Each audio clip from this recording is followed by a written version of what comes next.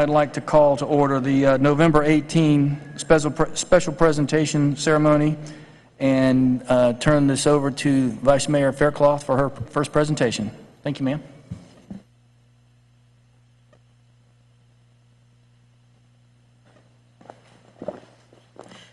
Good evening, Mayor, Council, and the General Homestead community. I'm excited to be here tonight to facilitate the swearing in of our newest Mayor's Youth Council members. The Mayor's Youth Council consists of 8th through 12th grade students in the Homestead community, and they are charged with the task of championing the interests of the youth in our community. And this is also essentially building our bench of future leaders who will carry on the torch when we can no longer, and essentially engage in the democratic process. And I'm excited to serve as a liaison to provide these authentic learning experiences for the youth in the Homestead community. So with that, I would like to swear them in individually, and I will call them up in the order in which they are seated. Rebecca Abreu. Would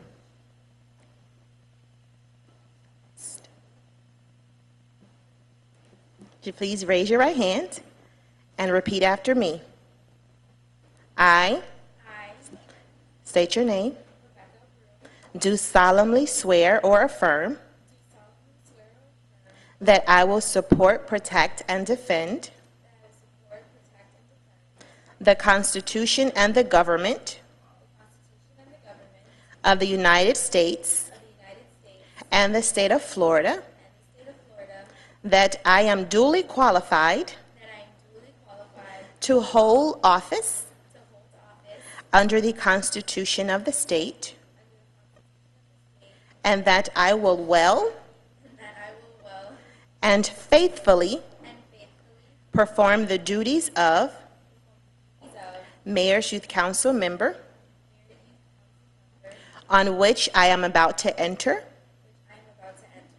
So help me God. Congratulations, Rebecca Abreu.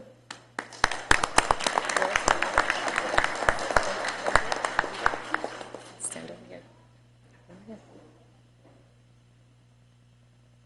Rebecca Abreu was my student in 2nd grade, so I love the fact that she's here with me now and I'm still providing her these teachable moments. Brianna Chirinos.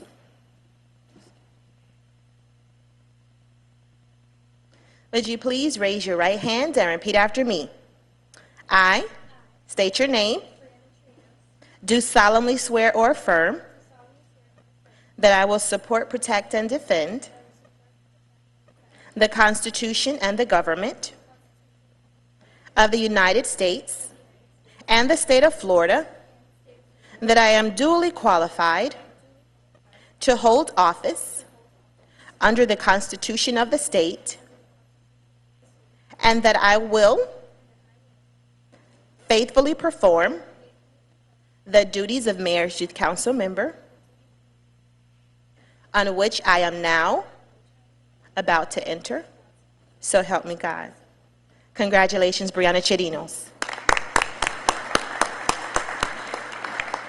Stephanie Chibas. Would you please raise your right hand and repeat after me? I state your name, do solemnly swear or affirm that I will support, protect, and defend the Constitution and the government of the United States and the state of Florida, and that I am duly qualified to hold office under the Constitution of the state, and I will well and faithfully perform the duties of Mayor's Youth Council member, on which I am now about to enter. So help me God. Congratulations, Stephanie Chibas.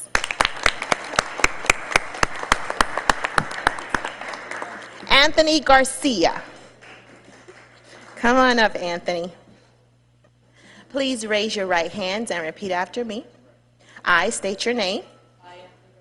Do solemnly swear or affirm that I will support, protect, and defend the Constitution and the government of the United States and of the state of Florida, and that I am duly qualified to hold office under the Constitution of the state, and that I will well and faithfully perform the duties of Mayor's Youth Council member, on which I am now about to enter. So help me God. Congratulations, Anthony Garcia. Antoinette Rivera.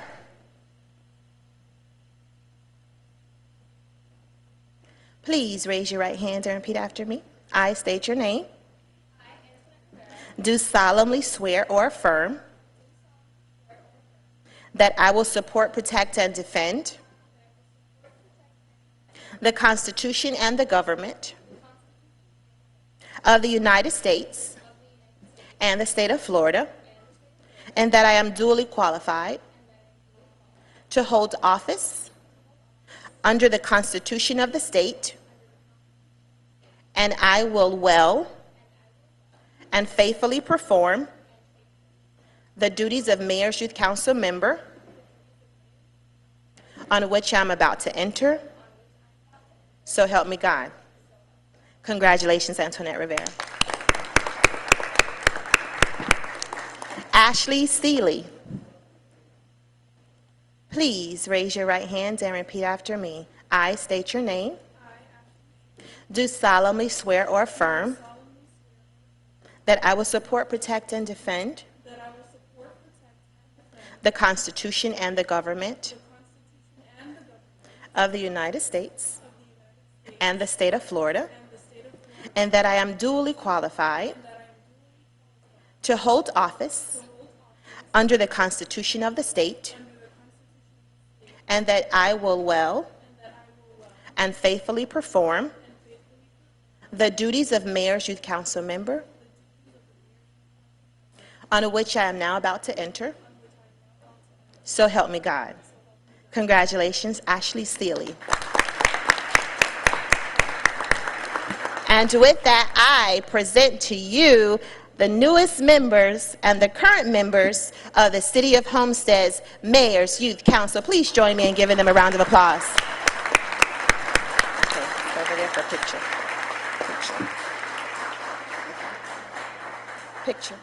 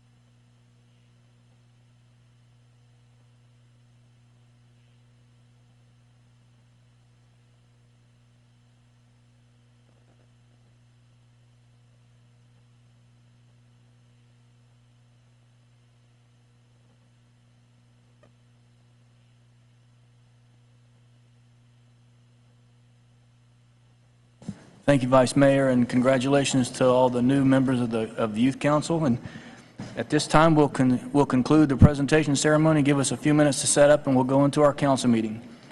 Thank you. 2015 council meeting to order. It's approximately 6:04 p.m. This evening, we'll have the invocation by Reverend Dale Golden, pastor of the First United Methodist Church, followed by the Police Explorers and the Pledge of Allegiance. Could you all please stand at this time?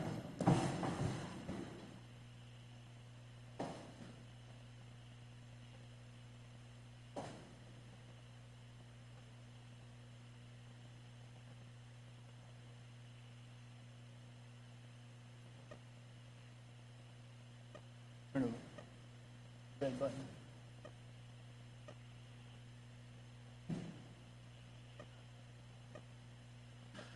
Apparently, it only works with a green light.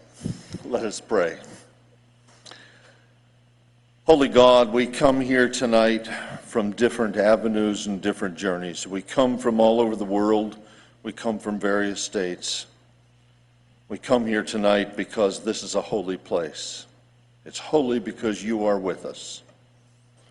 It's holy because you love us, Lord, and you care a great deal about us. As we look out into all the world, this last week we have experienced terror and fear, anxiety, the gamut of emotions.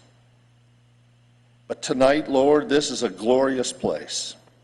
You are here, and you have brought to us, in all of our diversity and of people and languages, you've brought to us some amazingly gifted people, great assets.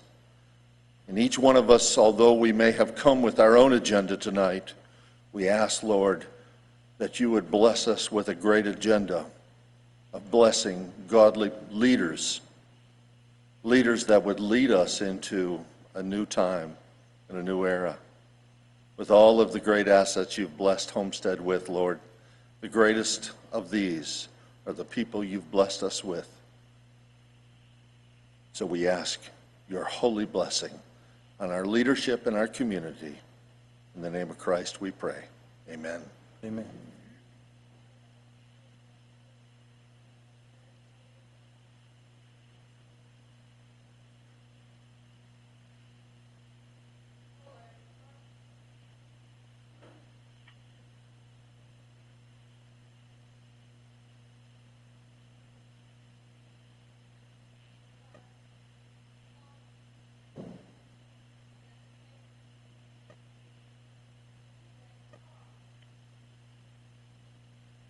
Would you all please join me in the Pledge of Allegiance? I pledge allegiance to the flag of the United States of America and to the republic for which it stands, one nation, under God, indivisible, with liberty and justice for all.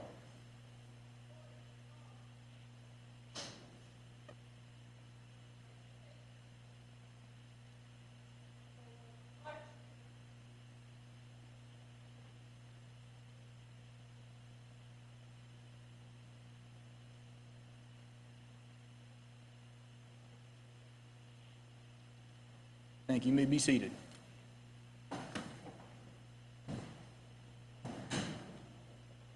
Thank you, Reverend, for the invocation. Lovely words. Appreciate it very much. Thank you to the Explorers for the procession. At this time, is there a roll call, Madam Clerk? Councilman Shelley? Here. Councilman Burgess? Here. Councilman Roth? Here. Vice Mayor Fairclough? Here. Mayor Porter? Here. And Jimmy Williams by teleconference. Williams? He's here. At this time, I'd like to invite up Colonel Garfield. He is the new commander at Homestead Air Reserve Station. Colonel, pleasure to have you address this community and introduce yourself. Thanks for being here. Thank you, Mayor, and your new Vice Mayor. Congratulations. Council member, distinguished members and guests, thank you for the opportunity to address you this evening. I'm going to just say a few words, give you a few updated items of what we're doing out there, and then I'll exit and leave my right-hand man, Mr. Ventura, to carry on the dance after that for me. So thank you very much to the City of Homestead, local community, for all the great support to our base out there. Many of our military and civilian members as well, to include our tenants. We're a one team out there, and we have one focus, and that's to protect and defend. For all the family members as well, you know, they're the extended entity of our military that have a lot of sacrifices and give a lot themselves. So everything that you've done and will do for them, I truly appreciate that. It was an honor just the other day to be the co-grand marshal with General Sontag. I've never done that before. It's been since I was probably a wee kid myself, 12 years old, that I went to Veterans Day Parade. Not too many of those occur out there, and especially in a small town USA like this, it was truly a pleasure. I had a great time. I keep hearing that the weather around here, this is the best time of the year, and that the heat is going to dissipate. I haven't seen it yet because I was burning up out there, but it was good. Let's see. As we stay busy, we're in a better phase now to start to get serious about dive toss, and that is our air show next November. So let me see, the dates are 5-6 November, and getting the key players together, and we're going to start to get a lot of things lined up and start to organize that critically soon, because we have other things on our plate coming up that we won't have a lot of time to spend, so we're going to do the upfront work here first. Recently, though, we had 12 F-16s that went out to Nellis Air Force Base. They participated in a support of the weapons instructor course. So those 12 F-16s trained with other platforms out there to help the future fighter weapons instructors gain their required course syllabus training. Those entities basically become the PhD of the fighter pilots, and then go back to their units with all the latest and greatest and keep their members trained to the high standards that we expect. So during that 2-week period, I believe it was about 247 sorties and over 300 hours and about 160 members.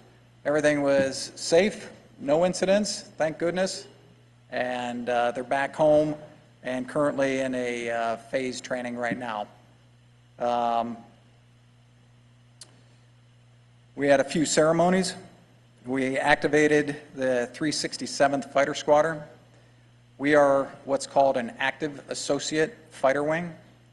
So there's a classic and an active associate types. That's where we integrate with the active duty component. So as an active associate, the reserves are the lead wing, where we have the active duty component embedded below the wing level. There's differences when it comes to operational and administrative control, but needless to say, it's invisible because it's basically one team, one fight. We work together, train together, and accomplish the mission together. With that, they became from a det to a fighter squadron. So we had a ceremony to designate them a fighter squadron, and it's kind of a big squadron. Typically, you'll have 50, 60 members of a squadron. This one has about 180, because it includes not only the officer flyer types, but also the maintenance component. So that was good to see. It was long overdue because the active duty member who runs this detachment needed that credit so he can progress in the ranks above lieutenant colonel. We also had a operations group change of command. We had some leadership fallout outside of the organization at other wings that caused the domino effect. So one of my commanders from the operations group, Colonel Dave Shooter Smith, he departed and is now the wing commander at the Classic Associate Reserve Fighter Wing 419th out at Hill Air Force Base. His change of command was the first weekend in November. At the same time, we had the change of command for our ops group. So on a Friday, we had the ops group change of command. Colonel Smith relinquished command to Colonel Mike Lessman. Colonel Smith got on a plane, went up to Salt Lake, to Utah, and on Sunday, he did his change of command, became the wing commander up at Hill. So he was a busy man. A few other things we have. We'll have our majority of our fighter package deploying next year in the latter part of the year. It'll be a phased-in approach. We'll have some members leaving early in the late winter, early spring, the majority of it in the summer, and that includes our flying package. So we're accomplishing what they call a rainbow operation with our sister squadron out at Fort Worth, Texas, the 301st Fighter Wing, to cover a air expeditionary force timeline for a 6-month period. About a year from now, we'll also start with our agile combat support, as we call it, expeditionary support entities, such as your security forces, your civil engineers, some maintenance folks, some admin folks. They will leave in block times starting about a year from now through the first part of fiscal year 7, or the calendar year 17, and they'll be deploying to an AOR for a 180-day tour. So there will be a period where we'll be quite thin out there with personnel at the wing. But we will be training with whoever is still remaining, and we'll still maintain security because we'll have enough entities around to accomplish the main tasks. Let's see, I think the last couple things are the Golden Knights for the Army. The precision parachute team will return in January. And then for most recent event coming up here will be the flyover for the NASCAR race this Sunday. So we'll have a 2-ship flyby for that, much like we had for the parade. And I'm looking forward to the race as well, because that'll be a great time for Homestead and for everybody involved. And that, sir, is all I have this evening. So thank you very much for your time, and I really appreciate coming out here. Thank you, Colonel, for being here and giving us an update, and congratulations on your, I guess it's a promotion to the commander, and welcome to Homestead. You got a council full of support, and anything we can do to help you, let us know. Yes, sir, will do. Thank you, sir.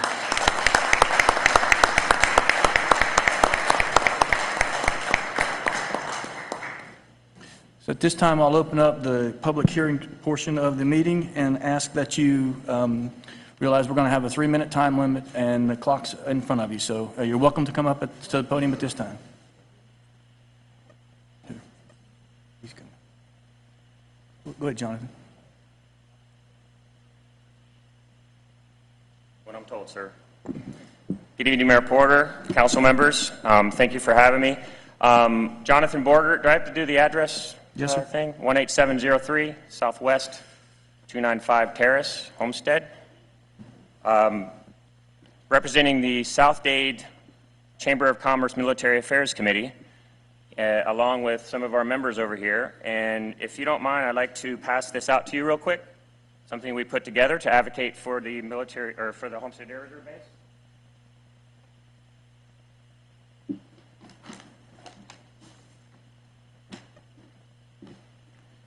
I just wanted to briefly show you what we put together to advocate for the long-term viability and health of our Homestead Air Reserve Base, along with the tenant units. The Military Affairs Committee is here to communicate the current status, promote future growth, and ultimately enhance quality of life for the South Dade community. So we put this book together to highlight some of the great aspects of our Homestead Air Reserve Base: the strategic location, the the tenant units, the variety of units we have out there, the financial impact that it has on the South Dade community.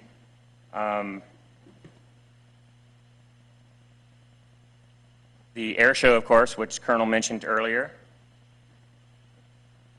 The partnership along with the community. They go out into the community, folks from the base, and they work alongside with community to enhance things going on at the local schools, food banks, etc. And along with some of my friends from the MAC and council members and local organizations, we also help advocate for the Homestead Air Reserve Base. So just wanted you guys to have a copy of this. If you know any politicians high up in the ranks in the state of Florida you'd like to get some copies to, we'd be more than welcome to pass these out. We got plenty. And that's all I have, sir. Thank you very much. Thank you, Jonathan. Thank you. Appreciate the update. Yes, sir. Hello, how you doing? Jermaine Page from Unbreakable Chains Foundation. Barry Softly, Unbreakable Chains Foundation, located 229 Northeast First Road here. We run a modest outreach in the community and have been for years. We aid a lot of the families here in Homestead, Florida City area, and we're having a few issues with like touching base with our city's councils and mayors. We've been making appointments for months. Miss Kate. Okay, we had a problem recently with the pipe bursting in the house, and the whole problem went down and became some sort of financial problem, and we have sick clients. So we've been leasing out hotels in the room. We're just letting the city know that it's a hard time after hard time, not to mention the police officers stopping us like we just anybody in the community. So we just wanted to talk to the city, see if we can schedule some meetings. We've been here before, many years ago, and of course there was like no set collaborations to meet up with anybody, or the city been through changes and a lot of council members. How you doing, Mr. Shelley? Some of the people here that we recognize from before. We just need a little assistance on the particular situation with the city of Homestead. We're still continuing to do, a good thing in the community. It's not really much media attention. We have had stories, but in 2011, and we asking for someone to help us to, or if you can just recognize that we still here, even though we don't get the newspaper coverage and we get the negative attention from the police officers. We're still here, and we're doing a good thing. You wanna? We also are having an event coming up this weekend for the NASCAR. So we're asking if you let people know that we're in need of volunteers to support our organization. So if you want to, I can give you guys some flyers. Okay. Mr. Porter, Mayor Porter, if it's possible, I would like to come by and schedule an appointment to meet with you to pretty much show you the development of our work and what we do. We wear a few titles. Homestead Behavioral is one of them with the Baptist Hospital. But we are active in the community and have been for a very long time. And the changing of council members and mayors prevents us from being able to flourish as far as network. So if possible, I'd like to meet with you. We'll set something up. Okay. Set something up. Thank you. Thank you both. Yes, sir.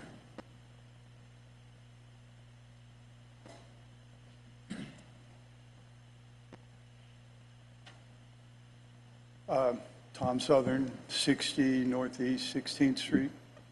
There's two things, but before I start with the first two things, I want to...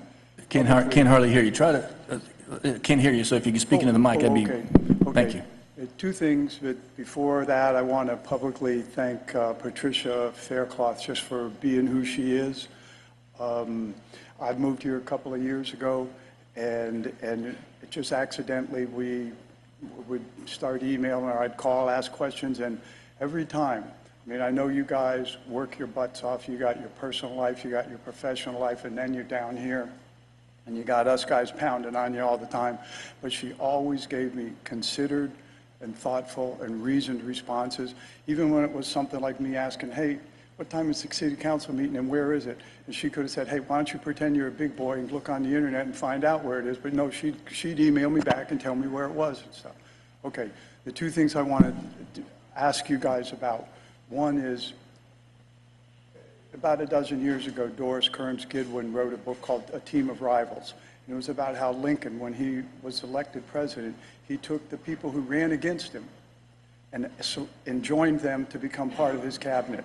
Okay, and when I was here a couple months ago during the debates for there were two other guys that ran against you, Jeff, that seemed like decent guys.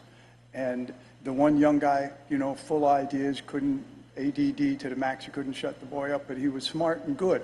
And then the Latin guy, the Hispanic guy, he seemed considerate and thoughtful and conscientious. And I was thinking, even if you just want to do like that old adage to keep your friends close and your enemies closer, bring those guys in. You know, we got a lot, if nothing else, we've got a lot of Latin people in this community, and none of them sitting up here. You know, and if you would bring those guys in some substantive way, not like some little decorative little nothing thing, I think that'd help make a better community and maybe allow you guys to do a better job. Okay. The next thing is global warming. I know it's a national, international issue, and there's not a whole lot the Homestead City Council can do about it. But there's a couple things you might be able to do. One, you could maybe say, you know what, let's be on the right side of history, so that when our great-grandchildren are old people and they're talking, and their daughter says, hey, Mommy, how come you guys did or didn't do such and such, either for the, or I'm really proud of your great-great-granddaddy because he did do such and such and such. You'll know that you were on the right side, okay? Maybe you go, well, meaning what? Well, maybe it might mean that you would proactively get the city attorney to write a resolution to say, hey, we got an issue here. We don't want it. We're demanding or urging or asking the state of Florida and the federal government to help us. If you looked at last month's National Geographic magazine, it showed what a conservative estimate of what Florida is going to look like in 2100. 5-foot sea level elevation. The Florida Keys they don't start at Florida City, they start at Campbell Drive. I know, and I agree. I'm sorry, but we're going to have to keep moving. Time's up. So you got two issues. We got two issues. Yeah, that's it. We've already reached out. I've already reached out to the two young gentlemen, and we'll talk with further discussion. Then the last one is Florida Power and Light. Turkey Point is 2 feet underwater at that point. Can we have a resolution opposing the addition if the city council opposes it? That's it. Okay, thank you. Yes, ma'am.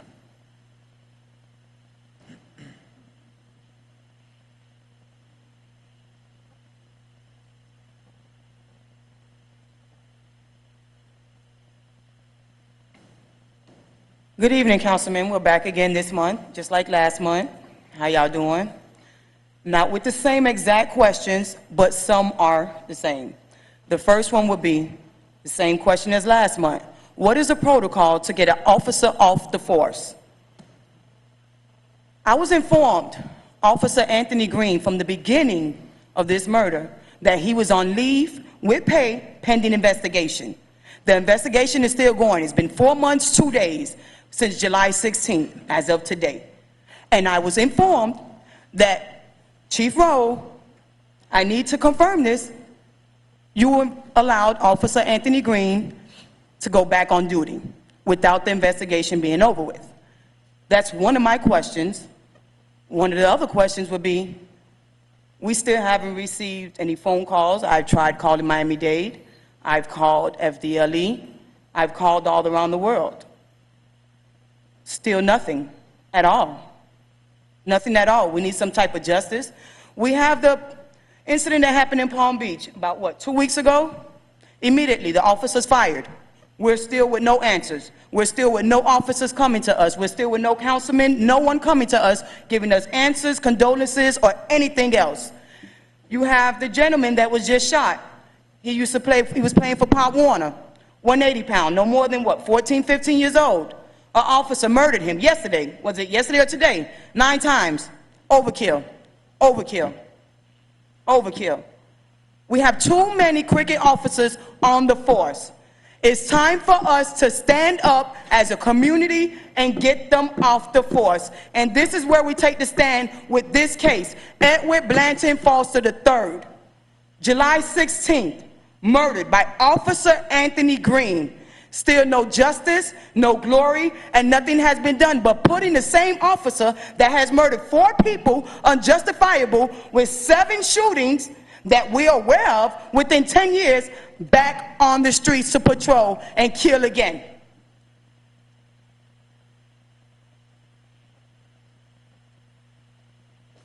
Crystal Foster, the sister, again, as you may all know, from Edward Foster, who was murdered by Homestead police officer. We was here last month, and I wanted to know, as a mayor, how do you allow the chief who represents us as a citizen, a taxpayer, to talk to us in the aggressive manner that he did the last council meeting, to tell us don't get it twisted, never got interrupted or anything, any apologies to us? We're the victims. Your officers killed our brother, and there's no justice. So how do you allow someone that's patrolling, protect to serve us, to talk to us in that manner? We didn't kill his family member, they killed ours.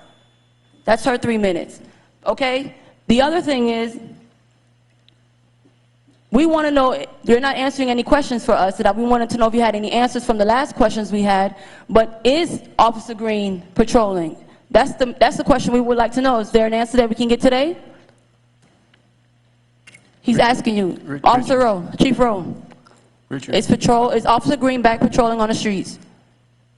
Richard, this is an active investigation. Give us some guidelines here. Sir, with all due respect, I think we had a discussion regarding this last time, and unfortunately, although I do feel terrible. I can't hear you. We had some discussion last time, they were here last time, and although certainly I have sympathy for the family, unfortunately, I have to advise you that because there's a threatened lawsuit here pending, I really don't think that we should engage with this. Disciplinary matters within the police department, the council are in the purview of the manager. And certainly that they have a right to be heard, but I really would recommend that you not really comment on it. Okay. We would advise not to engage in discussion. This is a comment section. It's a question. We spoke to Miami-Dade, and they said we can ask you today if Officer Green is patrolling on the streets. And matter of fact, Captain Washington gave us the answer, but we're just confirming the answer. So we would like to know if Officer Green is patrolling the streets. Okay. with all due respect, sir, the question of whether Officer Anthony Green is back patrolling the streets or not, that has nothing to do as far as with the investigation. We already informed Miami-Dade Police. They was not aware that Officer Anthony Green was back on the streets. They were aware, just like us, that he was still supposed to be on leave with pay pending the investigation. So they are the ones who told us that that question has nothing to do with the investigation, and yes, it can be answered by the councilman or the chief of police of Homestead, Chief Rowe. Okay. And it's sad. This is the community that we're living in, that you guys are supposed to be there. And as a taxpayer that we are, and a citizen of the community, you're not setting an example. What it looks like is you guys are covering up for what's going on in our case, and that's not what you're answering everyone else's questions that's coming up here. But we're asking a basic question. When you tell one lie, you tell more lies. When you rob someone, you rob more people. When you shoot someone, you keep shooting someone. When you kill someone, you continue to kill. If my sister killed someone as a citizen, you would want me to turn her in. So Officer Green has 7 shootings, 4 kills, and no one's turning him in. The Palm Beach case is under investigation. The officer was fired. The homeless man, he was killed. He was terminated. So why do you have an officer that's patrolling on the streets now and is still under investigation? You don't know if he's guilty or not. You don't know if he's going to be convicted. How are you allowing an officer to continue to work on the streets? We're going to continue to keep coming to the council meetings until you guys get tired, until we get an answer. Enough is enough. We are small in numbers today, but our words are powerful, and the world would know who Officer Green, the city of Homestead, is representing on our brother's case.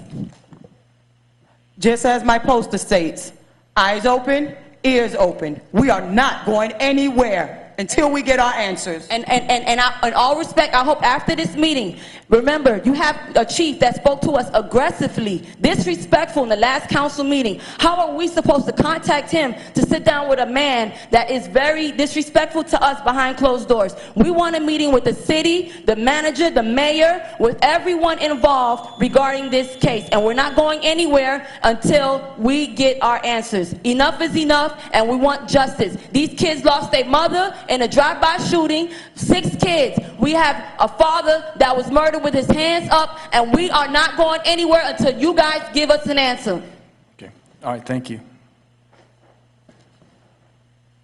Yes, sir.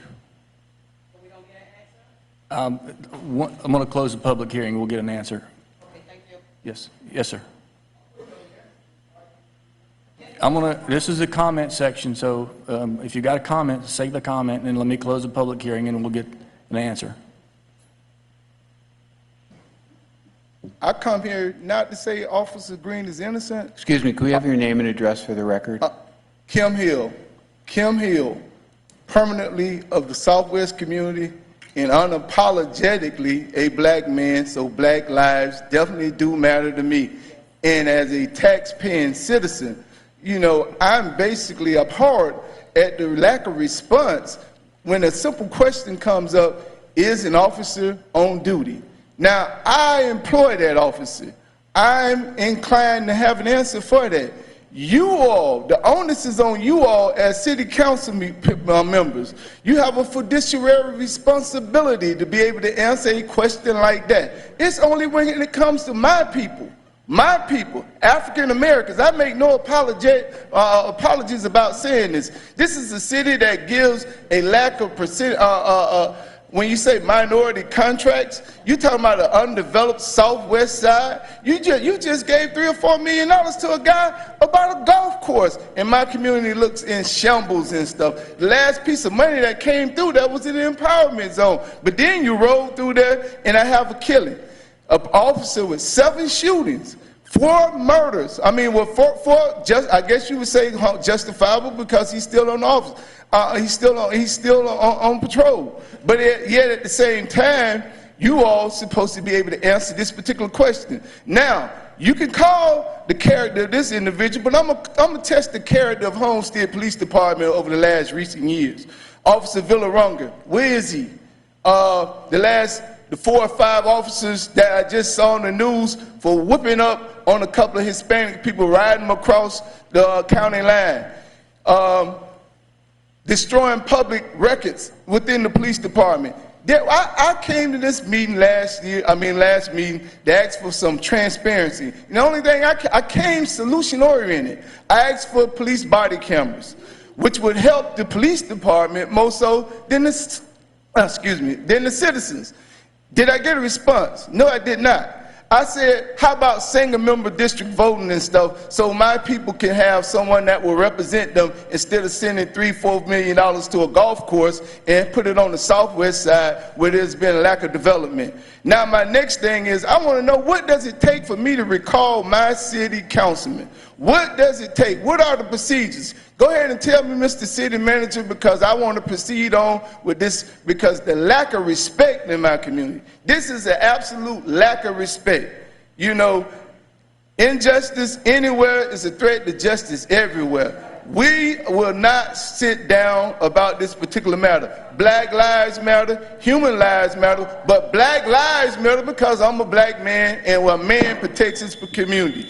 You would look around and you would see Save the Manatee, Save the Panther. How about Save the Negro now? Thank you, sir. Yes, sir.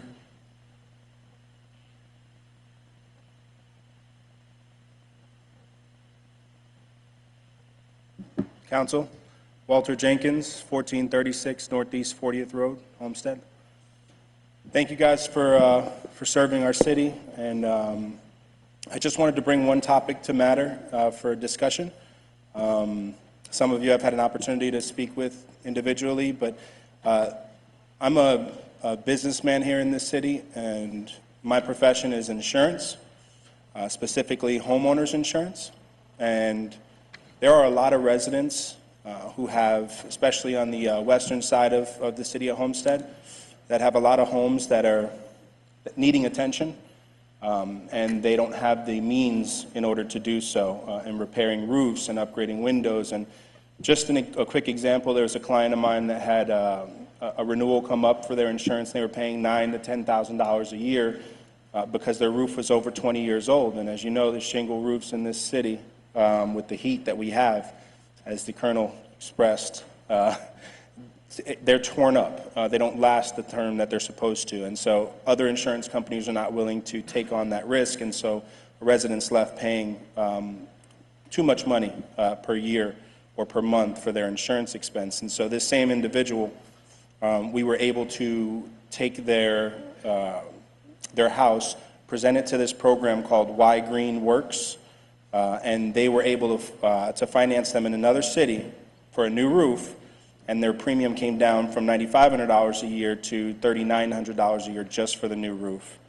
So that it ended up being a net decrease, even with the expense to their addition in taxes for the cost to fund this project. So I just wanted to come before you guys and ask you to please inquire, please put it on the agenda to discuss and talk about, because the city of Homestead residents could really benefit from this. It would increase jobs, roofing contracts, windows, anything that's solar, all of that stuff qualifies for it, and it doesn't have to be based on the person's financial ability. The financing is done based on the equity of the home itself. You may know a little bit about it, you may not, but I just wanted to bring it before the council and ask, would you be willing to discuss this and put it on the agenda in the future? Why don't you get in touch, leave your information with the clerk, and we'll do something in the future, okay? Just give us your information. Thank you. Thank you. Any other public comments at this time? I'll close the public hearing. Mr. Attorney, the question as to whether or not Anthony Green is working on the department now, what's the legal? I think that if the chief has that information, he could answer that question. Okay, this is not going to be a debate. Okay, all right. I don't know if he has it or not. Chief, do you want to answer the question? The specific question is Anthony back on the force, on patrol? Anthony Green has never been off the force. He was pretty much reassigned, and as of today, he's not patrolling the streets. Okay. All right. Thank you, Chief. Thank you, Chief. Okay, the public hearing's been closed. Next item is going to be additions, deletions, or deferrals. Okay, Mr. Mayor, I have several. Two you're going to be happy with, two not so happy. I also want to apologize. I've had a relative who was just passed away on a mountain in Chile, and so I'm trying to get them home. So that's why I'm on my phone, which I never would do during a council meeting. So I apologize. Thank you, sir. There'd been a request by the applicant to defer tab 10 and 11. That's the good news. And we would like to add, on your desk is a resolution dealing with declaration of public purpose, which I would suggest that you add as tab 21.5 between 21 and 22. And then there's a request for an emergency purchase from the manager's office, which is item number 1659. You could add that right after, just before the item I just gave to you. So maybe make it 21.2 and the other one 21.5. Okay. Richard, the tab 10 and 11, the land use items, the applicant has requested a date and time certain for the council meeting in January.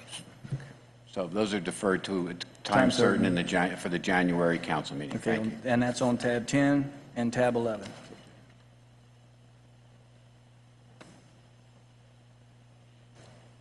Okay, so we'll deal with those in the motion section. Next, Mr. Mayor, I'm not sure if Councilman Williams is on the phone, but I had a conversation just before the meeting, and I think he had an item that he wanted to add, but Councilman Williams? Yes, I'm here. I'm here. Did you want to add that item? It's an item that dealt with the budget process back in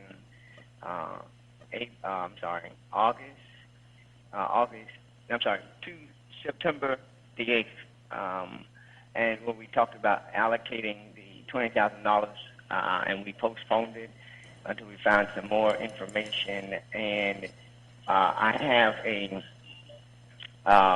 a piece coming up on Monday as relates to my Thanksgiving dinner that I need to abreast the council of, if that's possible to be added on the agenda. Because you want to add that, in the end here with the other motions? Right, put it at the end with the other motion, yeah. Okay. Okay, we need a motion to add those items. Motion to add the item on the end. Is there a motion to add it in? Is there a second? Move them all. Yep. Yeah, all of them. Yep. Yeah. Is there a second? All in favor? Aye. Motion carries. Mr. Mayor, just for the public, with regards to the land use items, the January City Council meeting is the 20th. Is that correct? I don't know. It's not on there. January, is that correct, Madam Clerk? That's correct. Okay. Next item is a consent agenda. Is there a motion? Is there a second? Mayor, sorry. I'd like to pull one of the items, tab 4. Tab 4. Yeah, I'd like to pull it out separate. Was there a second on the consent agenda minus tab 4? Second. All in favor of the consent agenda minus tab 4? Motion carries. Tab 4, Mr. Shelley? Yeah, tab 4. I was not here for the Cal meeting, so I wasn't able to weigh in, so it's really just a matter of putting my position on the record, and that is I don't support the extension of the amendment for American Traffic Solutions, which is the red light cameras here in the city of Homestead. So I just want to make sure my dissension is on the record. Okay, so as to tab 4, is there a motion to move it forward at this time? Is there a second? Second. All in favor? Aye. Those opposed? Nay. Nay. No. Nay. 3-3. Richard? I'm sorry. 3-3.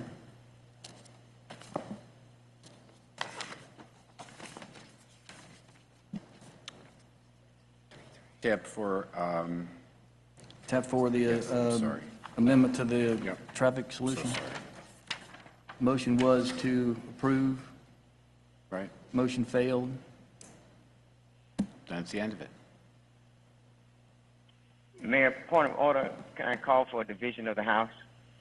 Go ahead, Mr. Williams. I mean, he wants a voice vote, You want a roll call vote? yes. Yes. Okay. Roll call, Madam Clerk. Councilman Burgess? Yes. Councilman Williams? No. Councilman Roth? Councilman Shelley? No. Vice Mayor Faircloth? Yes. Mayor Porter? No. It's a tie, so the motion fails. Motion fails. Okay. So that basically is the end of that. Okay. Okay, James? Public hearing, public land use hearings. Yes. Moving on to the quasi-judicial section of your agenda, please be advised the following items on the agenda are quasi-judicial in nature. If you wish to comment upon these items, please indicate the item number you would like to address when the announcement regarding the quasi-judicial item is made. An opportunity for persons to speak on each item will be made available after the applicant and staff have made their presentations on each item. Swearing in, all testimony, including public testimony and evidence, will be made under oath or affirmation. Additionally, each person who gives testimony may be subject to cross-examination. If you do not wish to either be cross-examined or sworn, your testimony will be given its due weight. The general public will not be permitted to cross-examine witnesses, but the public may request the council to ask questions of staff or witnesses on their behalf. The full agenda packet on each item is hereby entered into the record. Persons representing organizations must present evidence of their authority to speak for the organization, and further details of the quasi-judicial procedures may be obtained from the clerk. In accordance with Code Section 2-591, any lobbyist must register before addressing the council on any of the following items. At this time, council members must disclose any ex parte communications they've had concerning the quasi-judicial items. Hearing none, at this time, the clerk will swear in any persons who wish to testify on the following items. Please stand. Raise James, your right hand. James, hold on one second, Madam Clerk. Ex parte communication from a council member? Any council member that's had a conversation with any of the applicants? Correct. They need to disclose that now? Yes, that's So correct. go back to that question, please. Councilman Roth? We have Yes, two. I've spoken to the petitioner for tabs, looks like, I think it's tab 12. I've met with them. Okay. And the Vice Mayor, I've met with the applicant as well. Mr. Burgess, Vice Mayor, and Mr. Roth. Okay? Madam Clerk? Please stand and raise your right hand and repeat after me.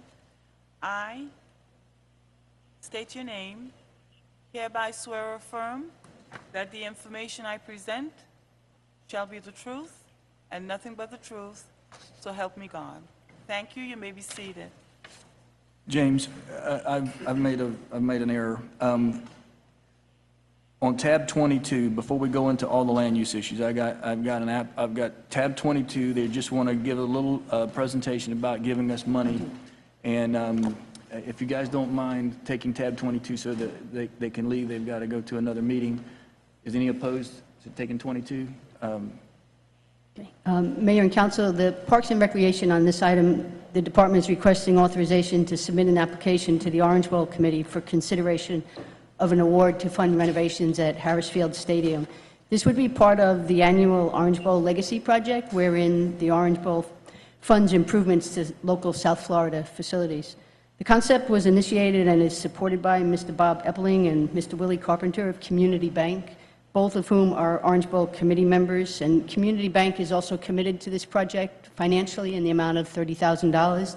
The overall cost of this project is approximately $1.1 million. It would include artificial turf, new scoreboard, lights, improvements to the locker rooms, restrooms, and a press box. The city contribution would be approximately $277,000, which is a scheduled and an approved CIP project for lights at that stadium. And the additional funds would come from, hopefully, both the Miami Dolphins and the Orange Bowl.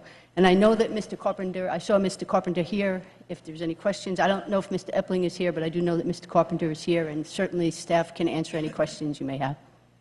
Does anyone from council have any questions? I mean, this is a great opportunity for the city to spend $277,000 and get, in essence, $1.1 million of improvements.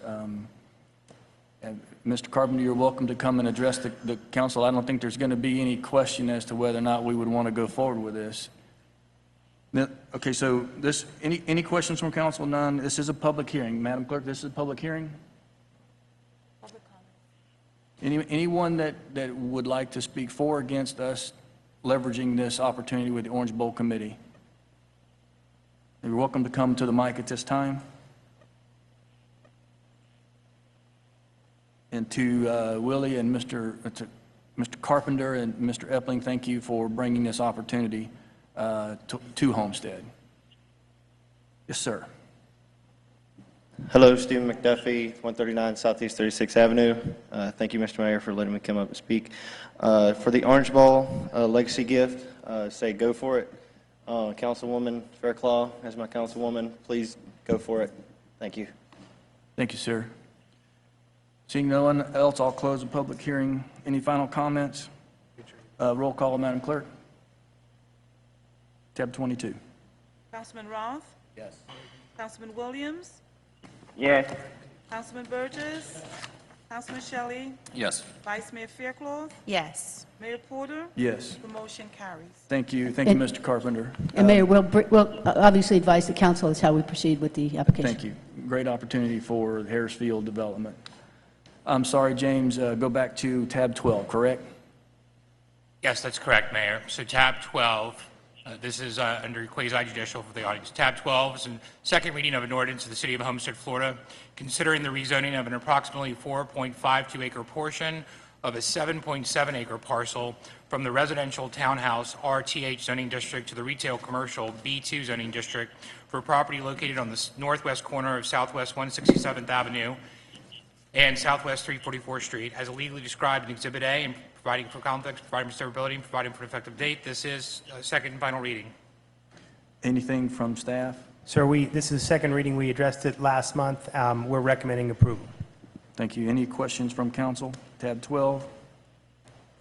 I'll open up the public hearing at this time. Anyone to speak for or against? Yes, sir. Good evening, Mr. Mayor, members of the council. Ben Fernandez, 200 South Biscayne Boulevard, here on behalf of the applicant, JFM Development. We are here to answer any questions. We believe that this is an appropriate location for this commercial change. It is immediately across from Homestead High School at the intersection of two major roadways, Palm Avenue and Tennessee Road. This is a second reading, and we will be back to you with a site plan for the project. This is the first step towards making that a reality. Thank you. Thank you. Any other public comments at this time? Any questions of the applicant? Close the public hearing. Is there a motion? You want to?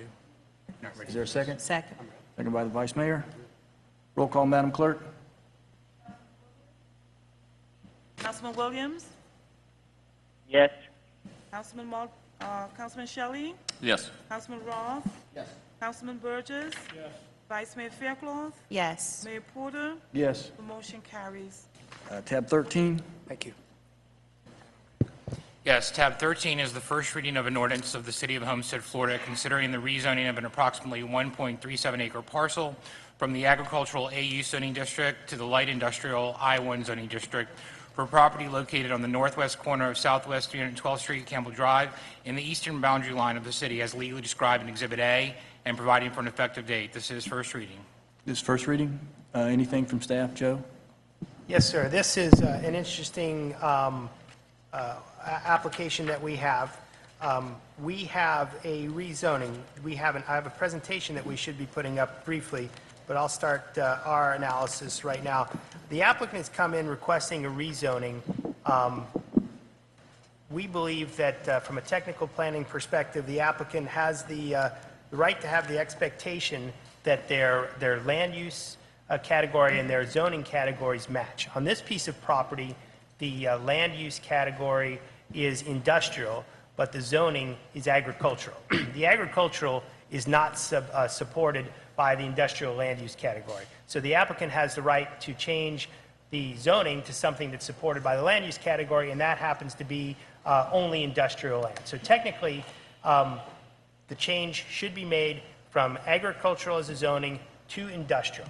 The fly in the ointment is, I'm going to show you this presentation that we have up on the screen now, that the piece of land that we're dealing with is in the airport zoning district. And that was, if you go to the next slide, please, that was a piece of code that was put in place in there we go. Let's see if this works. So that was a piece of code that was put in place in April of 2010. And as part of that code, it's got a set of definitions, some requirements, an overlay district. It talks about heights and hazards and noises, land use restrictions, which is very important. It gives a variance procedure, and importantly, it gives a procedure for appealing and a vested rights procedure.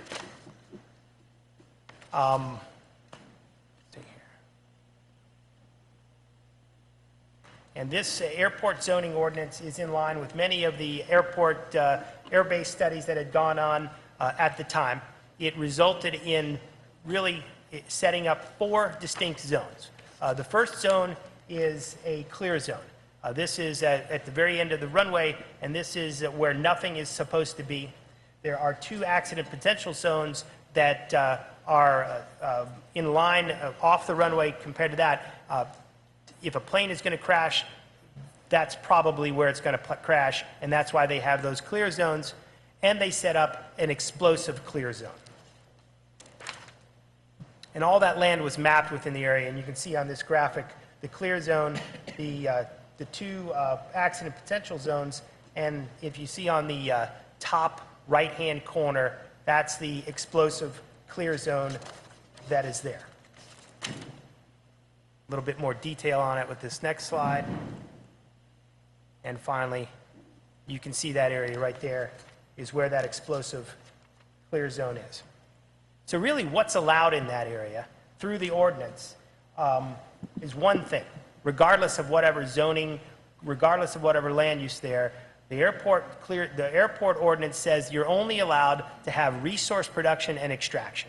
And it gives you two basically agricultural uses, any type of agriculture except for livestock, and then forestry activities related to services and related services. Additionally, the ordinance gives us a disclosure form. Anybody that's selling or leasing a piece of land in that area needs to disclose to the person they're leasing it to or the person they're selling it to that is in the clear zone. And it also gives us a vested rights procedure by which they had 120 days from the adoption of the ordinance to go through. Well, Joe, on that question right there, how long ago was that ordinance adopted? April of 2010. So the vested rights process doesn't exist any longer? Correct. It lasted 120 days from that period. James says September 2010. Okay. So into 2011, it should have been taken care of, but that time is well past. Okay. And so what we've got is that we've updated our city maps. You can see the location of the property on the land use and zoning map.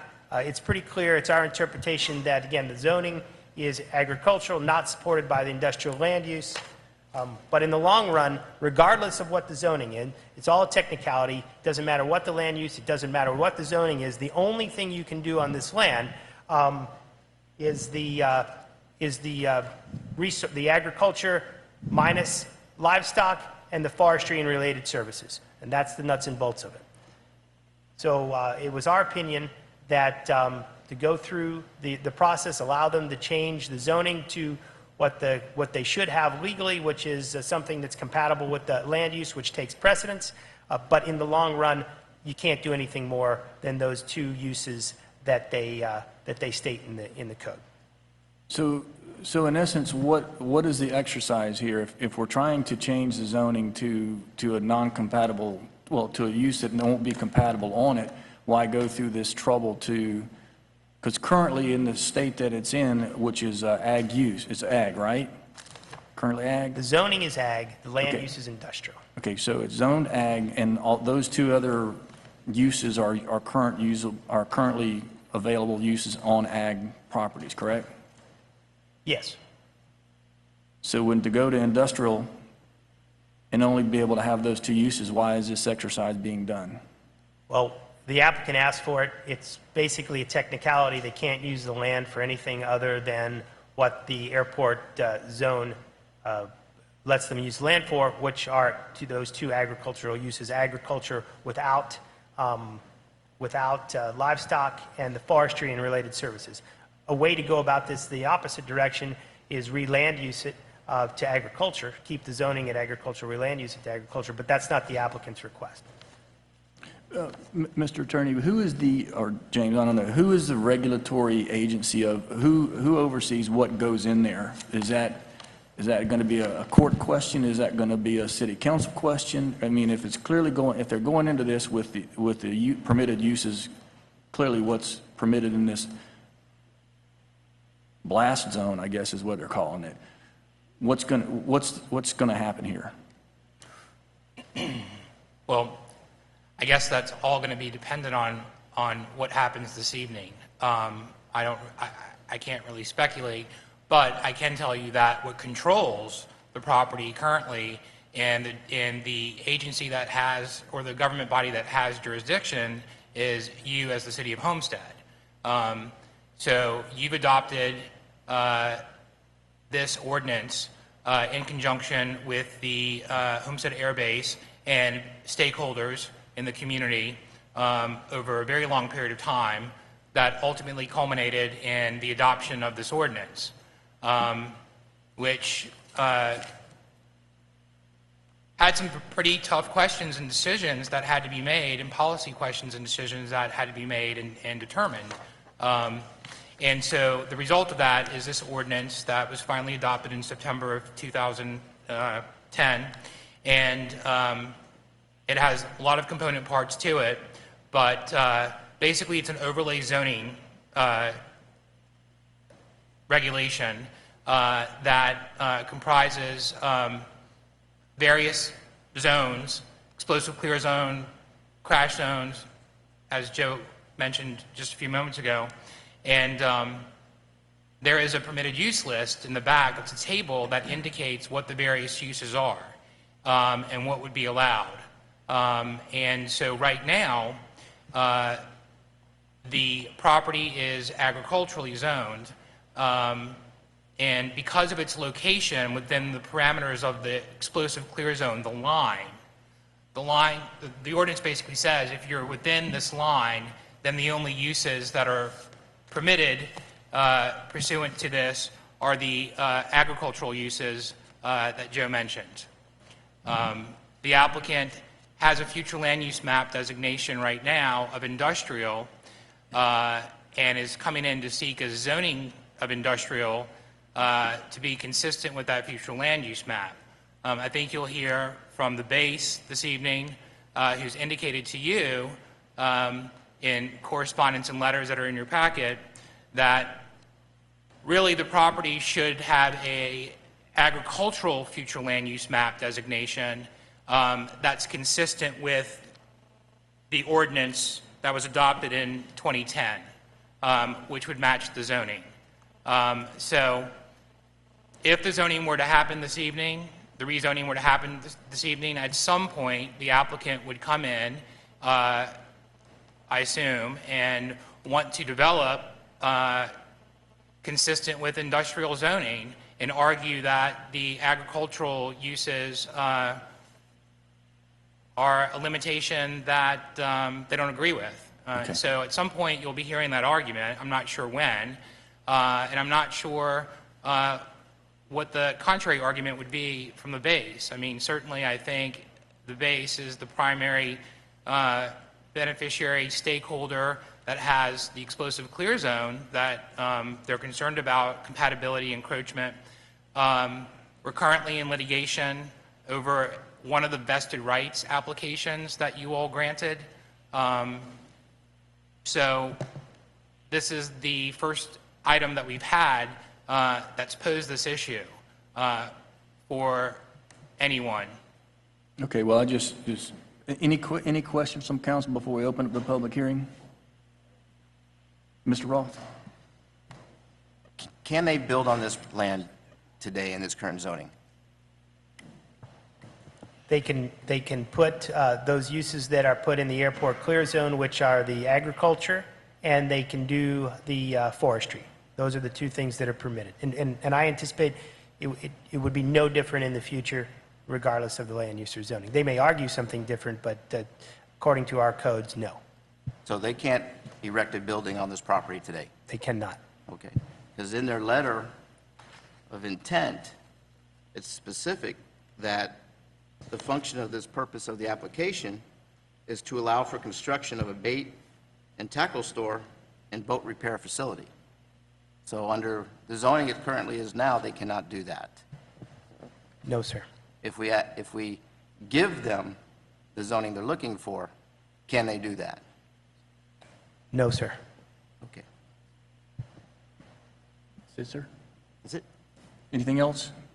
I'll open up the public hearing at this time. You're welcome to speak. How you doing, sir? Welcome. Good evening, Mr. Mayor, members of the council and staff. Jerry Proctor is my name. I'm an attorney with office at 1450 Brickell Avenue.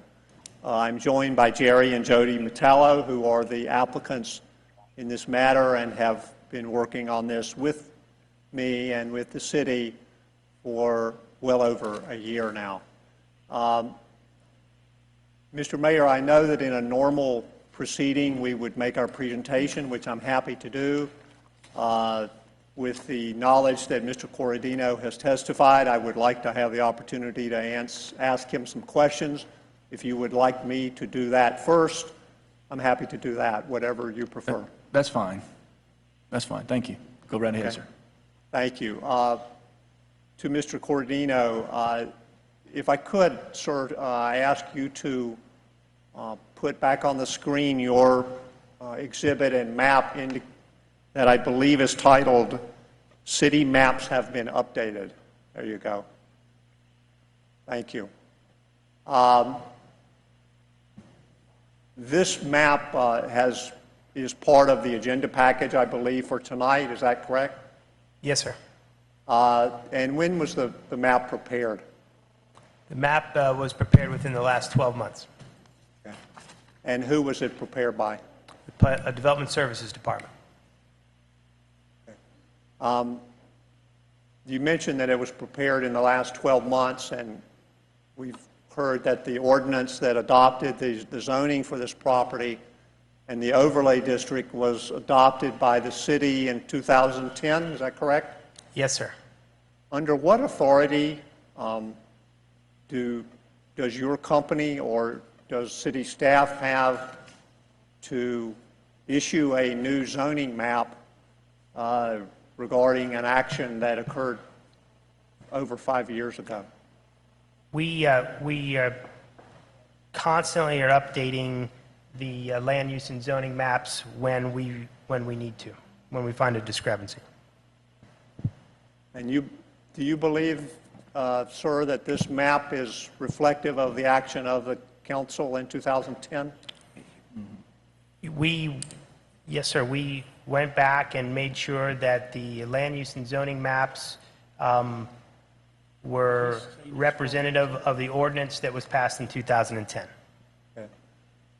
I believe you have another exhibit or map, if you could turn to it, that indicates the explosive clear zone.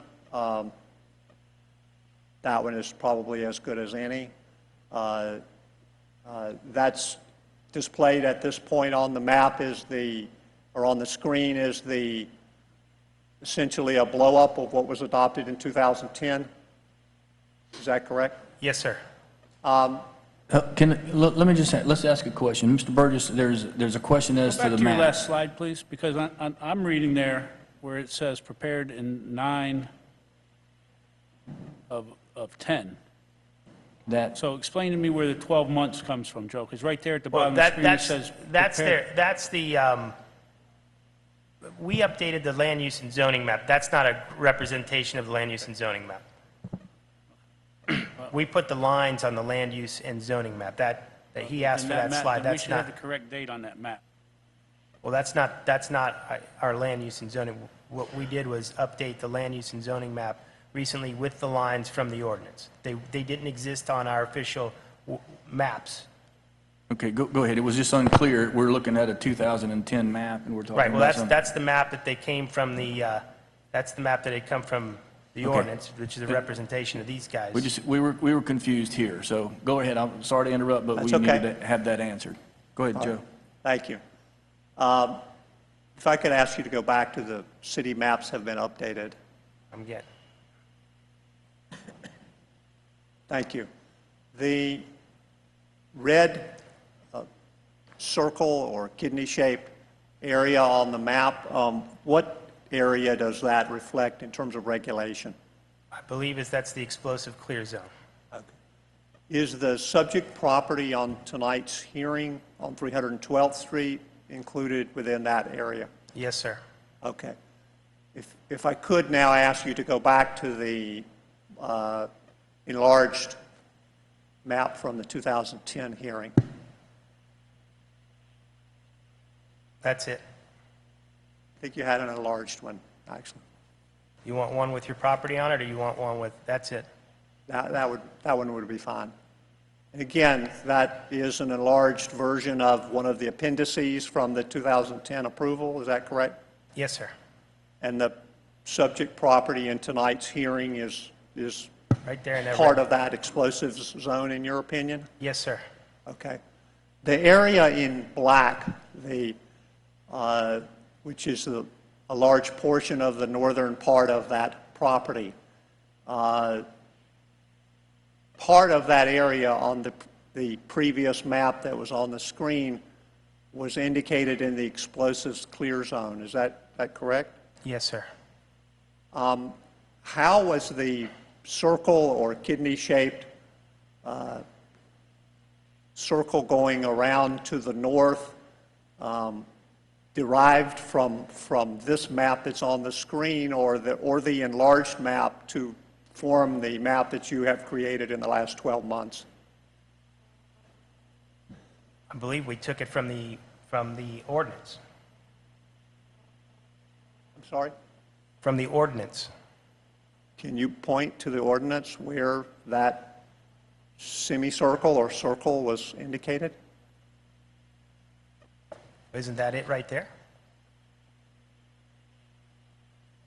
That's the map on the ordinance. That's the area where your property is, and that's where the area inside the hashed area is where your land is. Your land is the red dot, and that's the explosive clear zone. All else isn't germane to your property. I'm sorry, I didn't hear your last comment. That's where your property is, right there. That's where it's inside the explosive clear zone, which is the hashed area. And again, there's a circular area where your maps were changed within the last 12 months. I'm trying to derive where that was shown in 2010. I see the area, but I see it in a completely blacked out form with nothing else traversing the black crossed out portion. I'm not sure I understand your question. The circular area on the map that's been created in the last 12 months, the map entitled City Maps Have Been Updated, indicates a circular area that you have indicated as in the explosives clear zone. I'm trying to derive from what map or what evidence in 2010 this map that you have put on the screen was derived. I would have to go back and look exactly where that had come from, but I believe it came from the ordinance, like the other maps. Okay. Mr. Mayor, I have additional remarks, but I can withhold that if there are other speakers. Thank you, Mr. Cordino. Or I can continue. Again, it's up to you. Hey, Mayor? Mr. Williams? Yes, thank you so much. I just want to go on the record with this piece of property because, you know, we've always been concerned about encroachment on the base and its viability, which is a huge economic engine. Mr. Williams, you're breaking up really bad. We can't hear you. I said I wanted to put my statements on the record. Can you hear me now? Go ahead, sir. We can hear you now. I said, yeah, okay, great. I said I want to put my comments on the record with this particular time because we've always had the concern of the encroachment on the base, with the base being one of our major economic engines within Homestead. I think when we had the first process, which I was on council then, when we ratified a pass, this particular topic that we're talking about. That is my only objection to the applicant is that we don't want to continue to encroach more on the base than what has already been done. And so I just wanted to put that on the record. So I won't be supporting this application tonight. All right, sir. Thank you. If you want to continue, or we can ask Mr. Ventura, you're welcome to continue. Okay, I'll be glad to continue. Thank you.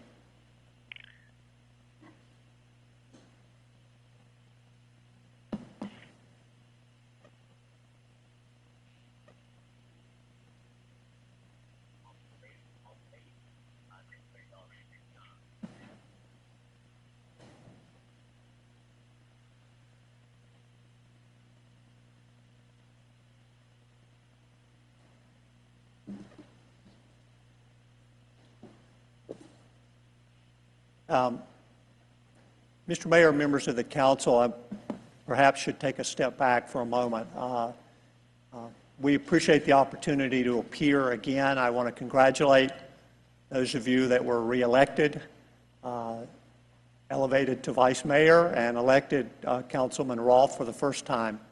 And again, we appreciate the opportunity to be in front of you. Just by way of some small background for the benefit of Councilman Rolfe, without repeating things from 2 months ago, I do want to incorporate our remarks and presentations submittals and so forth from the hearing in September. The written material and printed material that was submitted has been graciously included by the clerk in your agenda tonight, so we appreciate that. Just by way of brief background, because I think you've already gotten into some of the meat of the matter. This property and this applicant has property that they have bought in the last couple of years. They did not own the property in 2010.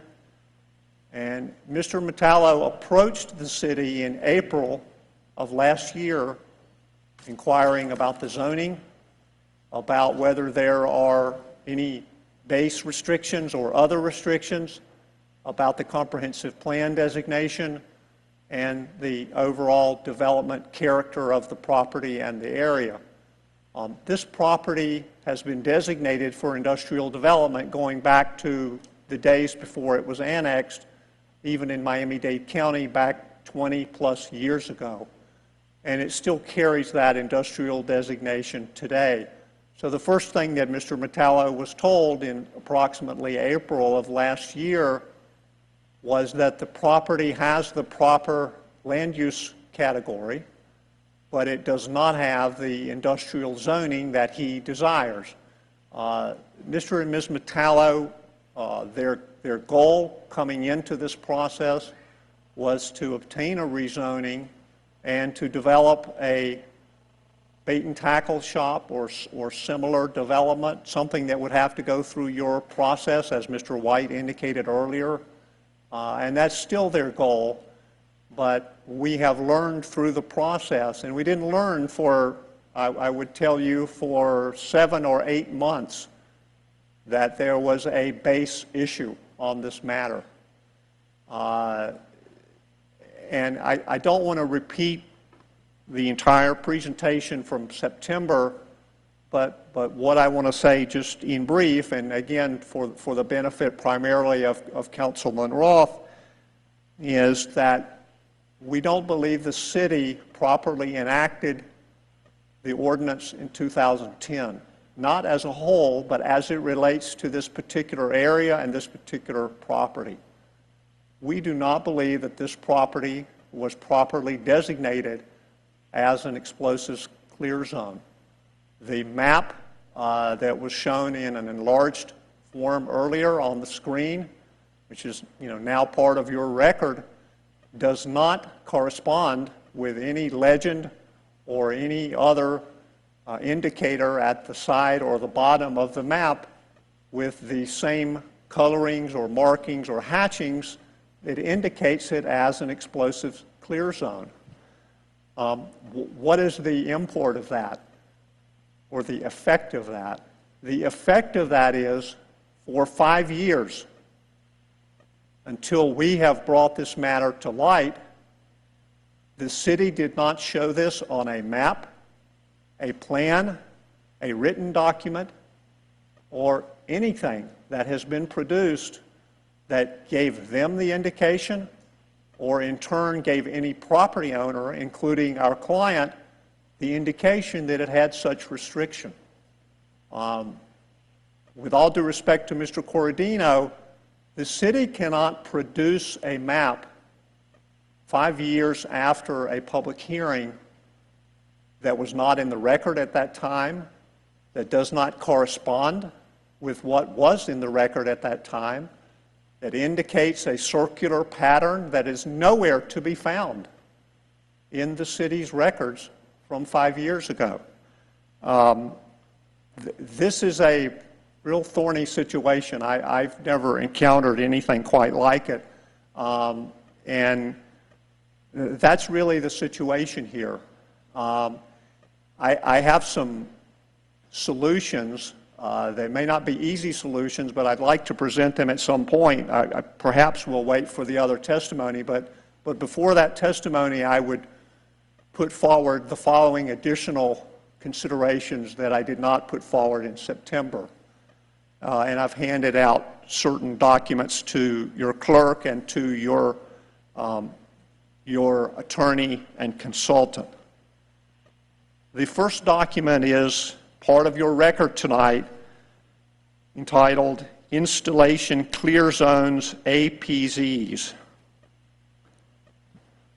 It indicates in a black and white form the same thing that was indicated on the screen earlier in a color form that was entitled City Maps Have Been Updated. This again is a map that has been presented just between the last hearing and this hearing. I became aware of the map on Saturday. The agenda was published on Friday night, and I became aware of it on Saturday.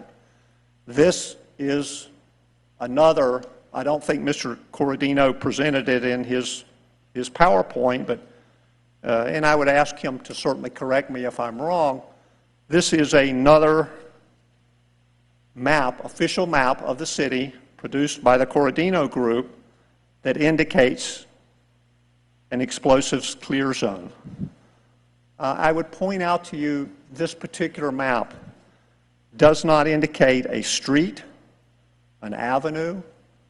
It's very difficult to determine where any property fits in relation not only to the explosives clear zone, but to the other markers on the map, the hatched area, the various zones that run from northeast to southwest, some of which don't affect our property. Again, this is a map that is now an official map of the city. This was not adopted, wasn't provided notice, wasn't part of the motion, wasn't part of the appendices, and it wasn't part of the record in 2010. And I have the certified record of that hearing that I'm going to pass forward to the clerk, as well as a certified copy of the resolution, which you already have. These documents are not included in that approval. I have also submitted to you just now a color zoning map of the city prepared by the Corradino Group, dated October 2015. I would ask Mr. Corradino if this is the latest map. I believe it is, but he can correct me if I'm wrong. This is a map that I'm not sure if it appears online. I believe it does. This is a map that's used by the city to regulate properties, to inform property owners when they come in and visit, and when they have questions. This zoning map, in color, indicates our property as part of the city limits. It does not indicate the explosives clear zone. There's no indication of it in the legend.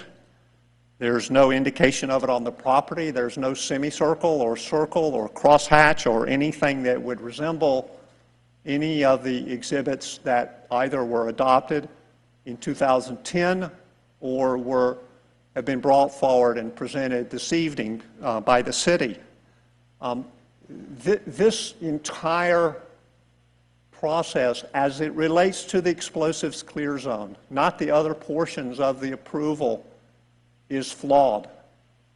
And it creates a significant burden for the city that I'll get into a little later. I want to also point out a couple of other things. I know you'll want to hear from Mr. Ventura. I've also presented a couple of pages from the 2010 ordinance. The pages from the 2010 ordinance, pages 11 and 12, indicate a couple of things, and I've tried to circle the requirements. That the Department of Development Services of the city maintained a copy of the geographic zones within the airbase regulations in a GIS format in the city's offices so that the location of properties and their regulations can be determined on a parcel by parcel basis. The next page, page 12, indicates that the director, who is the Director of Development Services, who I believe is Mr. Corradino, shall or will utilize best efforts to coordinate with the Miami-Dade County property appraiser to graphically link noise zones, accident potential zones, and so forth on maps that are available to the public. Page 13 indicates that the director, again, the Director of Development Services, will use best efforts to coordinate to maintain a list of all property within the Air Base Military Zone overlay. I would like to ask through the chair, Mr. Corradino or his staff, if any of these maps, either the GIS map, the list of properties with the property appraiser, if any of these maps or lists exist in the city. I have not seen them. I would ask through the chair, if I might, if these maps exist. The map that outlines the explosive clear zone, the clear zone, and the two APZ zones does exist in the city. It was part of the ordinance in 2010, and it's represented graphically on the screen.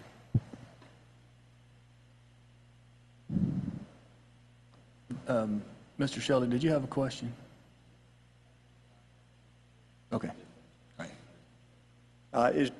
Corradino, is that map maintained in a GIS format in the department? I believe the map that you were in questioning, the color map is the GIS map. And to answer your question relative to the red line of the explosive clear zone, I think you were questioning the explosive clear zone as it related to the area outside of the city, and that was done by turning on the GIS layer that existed in the map from the ordinance, which was not on when we did that. That's the shape we got.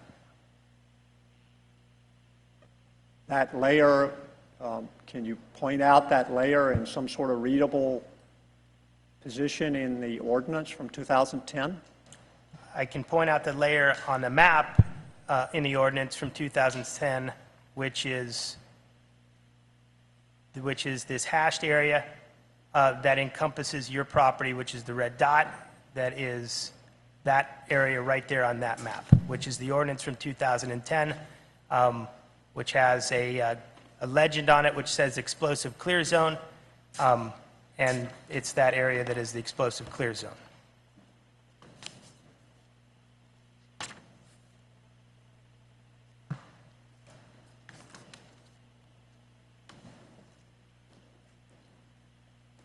Excuse me for 1 minute.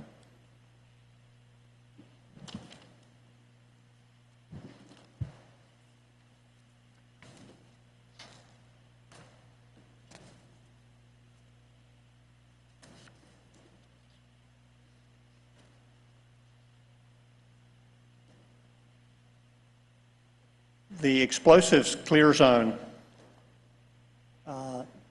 is shown on the exhibit in front of us in a black line running across in a northwest, southeast, or northeast, southwest direction. Is that correct? The explosive clear zone is that area inside the hashed arc to the northwest of that, northeast of that map that you're looking at.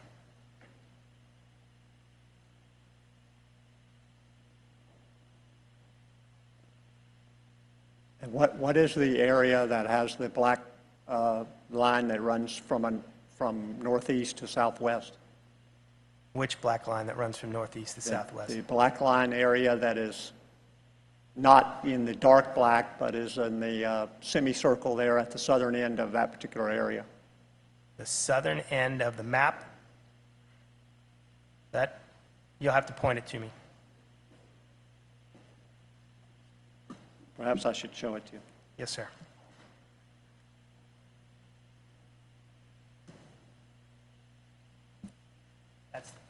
That's the explosive clear zone.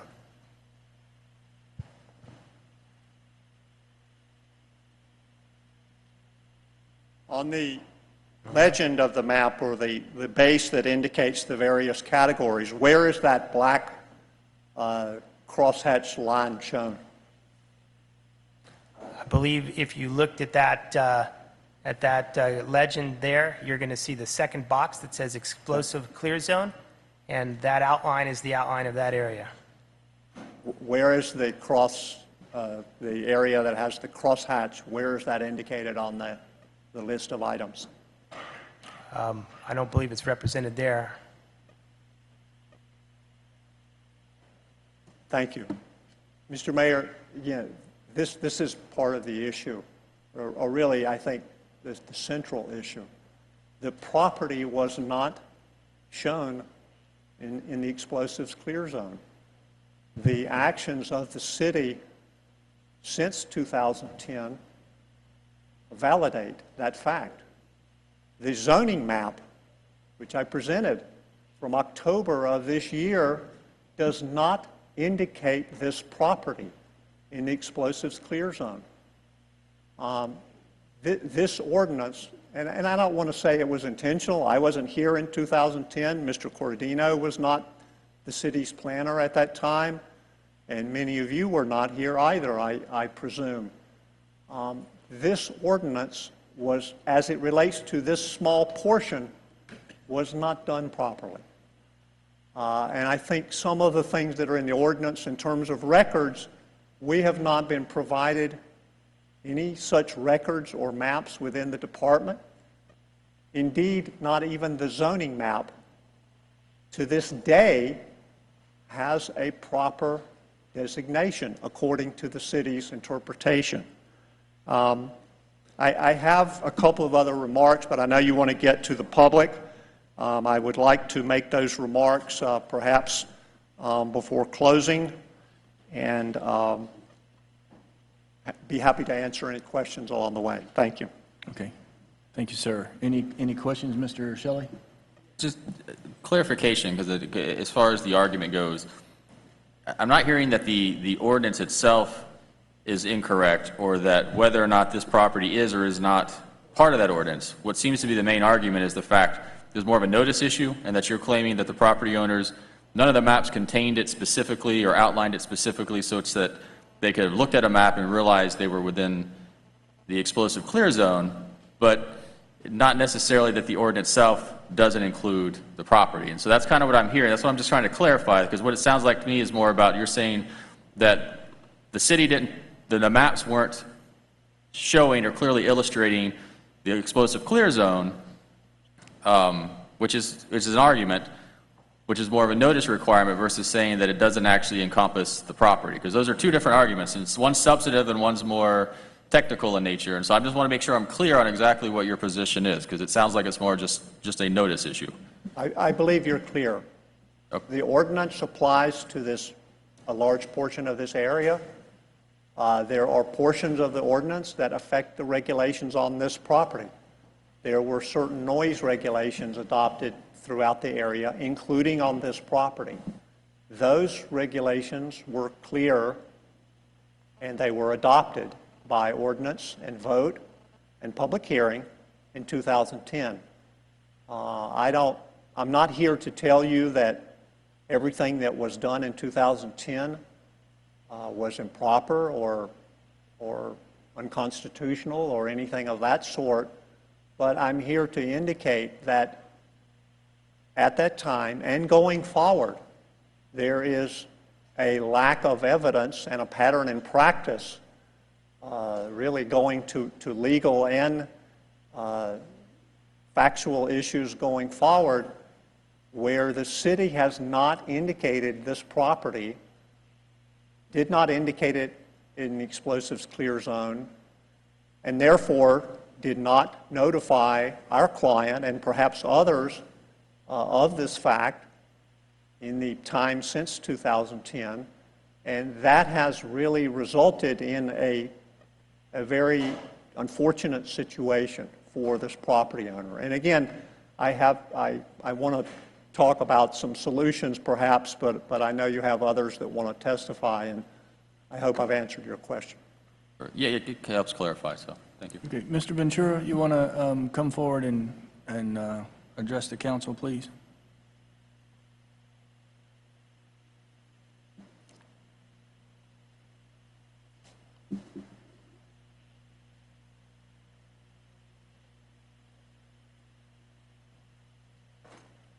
Mr. Ventura, you're not an attorney, right?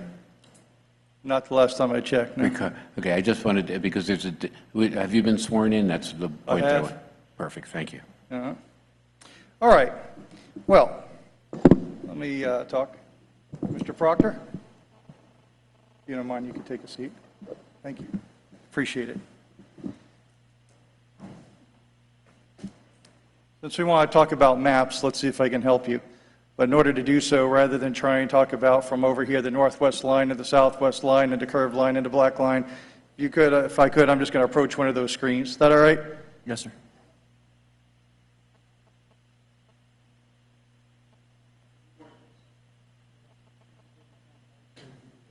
Speaking of this,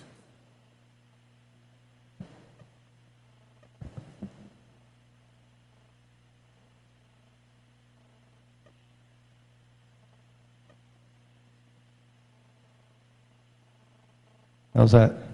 Okay, so this is the ordinance I'm holding here in my hand. This is the map that is Excuse me, Mr. referenced. Ventura, if we're going to do a document, what I'd like to do is have it introduced in evidence so it becomes part of the record, and then you can have it back. Sure. So if you could just give it to the clerk. Okay, they won't be able to hold it in my hand. And have it marked by her, and then after you're done using it, give it back to her, and that way we can make it part of the record. Sure. Thank you. You already have it, though.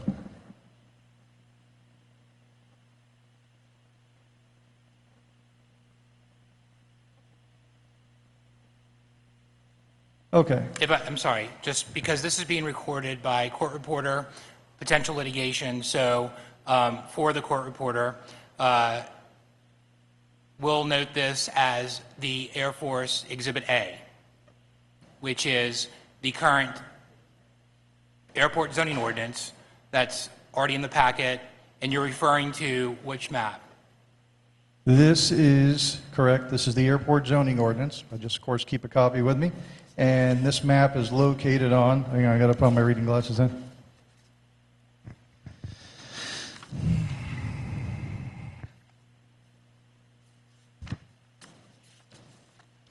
This is Appendix E, HARB Accident Potential and Hazard Map. That's all it is. This is your ordinance. That's all I'm holding up is your own ordinance. Okay? All right. So on your ordinance, it appears this picture, what they've simply done for presentation purposes is taken the legend down here and moved it. The legend is the same. On this ordinance, on this map, I'm going to switch hands. Right here is a dark, bold, dotted line. This line says, that's the second one down in the legend, says explosive clear zone. This dark, bold, black, dotted line is the explosive clear zone. I'm just going to point that out. That's not what I prepared to say today, but I thought I'd try and clear up some ambiguity with the map. It's all right. I'm going to go back to the podium and go back to what I actually had to say.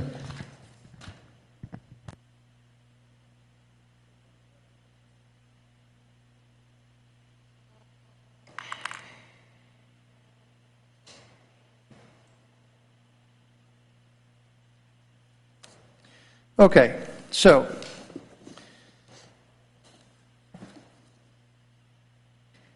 as indicated in a previous letter that I had already sent to the council, this area is within the explosive clear zone of Homestead Air Reserve Base. Whatever we want to say about the maps, whatever the council decides eventually about whether it was properly put in the maps or not, or clear enough, whether there was some ambiguity, regardless of any of that, this property is within the explosive clear zone of the base. This area is subject to danger from explosion of ordnance. Any structure that would be put in this area is not expected to survive such an explosion. Now, what I want to talk about is how we got to this point to begin with.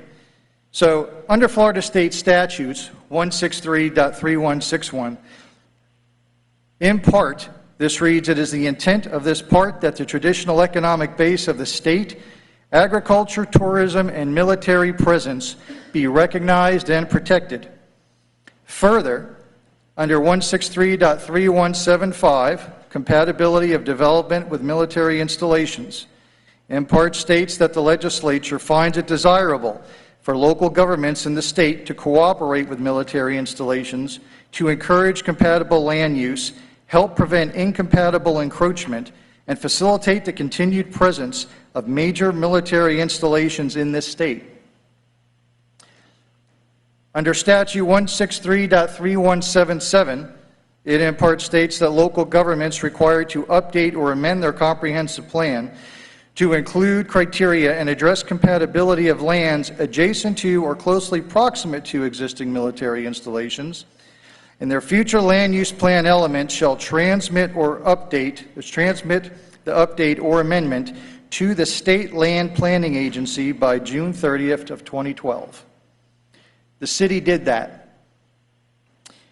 So in the city comprehensive plan then, Objective 13 states that Homestead Air Reserve Base, under Homestead Air Reserve Base coordination, part states to ensure the future development around Homestead Air Reserve Base, otherwise known as HARB, protects the public health, safety, and welfare by maintaining compatibility with current and foreseeable training operations and minimizing land use conflicts resulting from exposure to the nuisances and safety risks of aircraft use.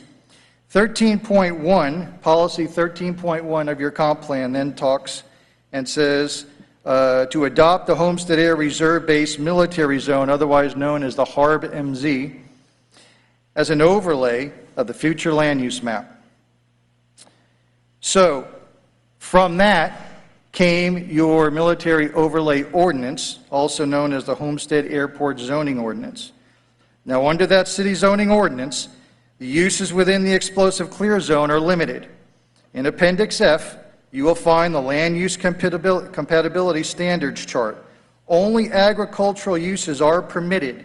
However, enclosed buildings are prohibited, and those are for the reasons I have already stated. Further, this area is shown as being within the military zone.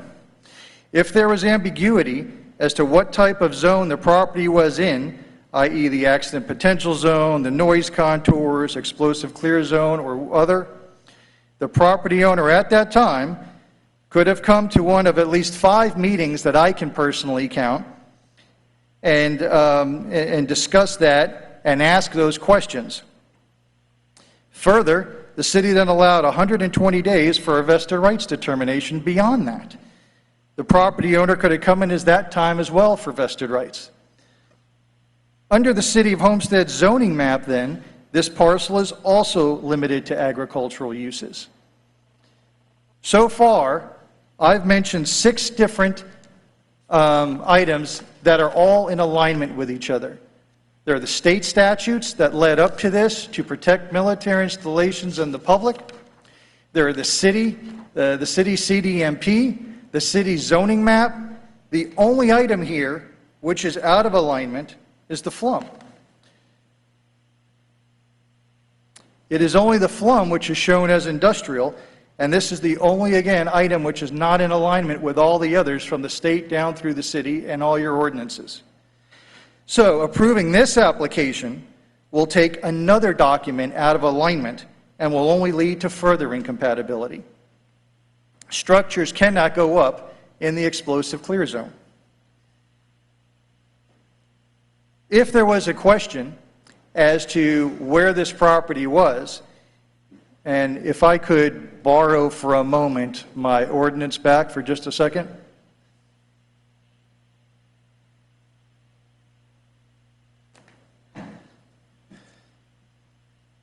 Right before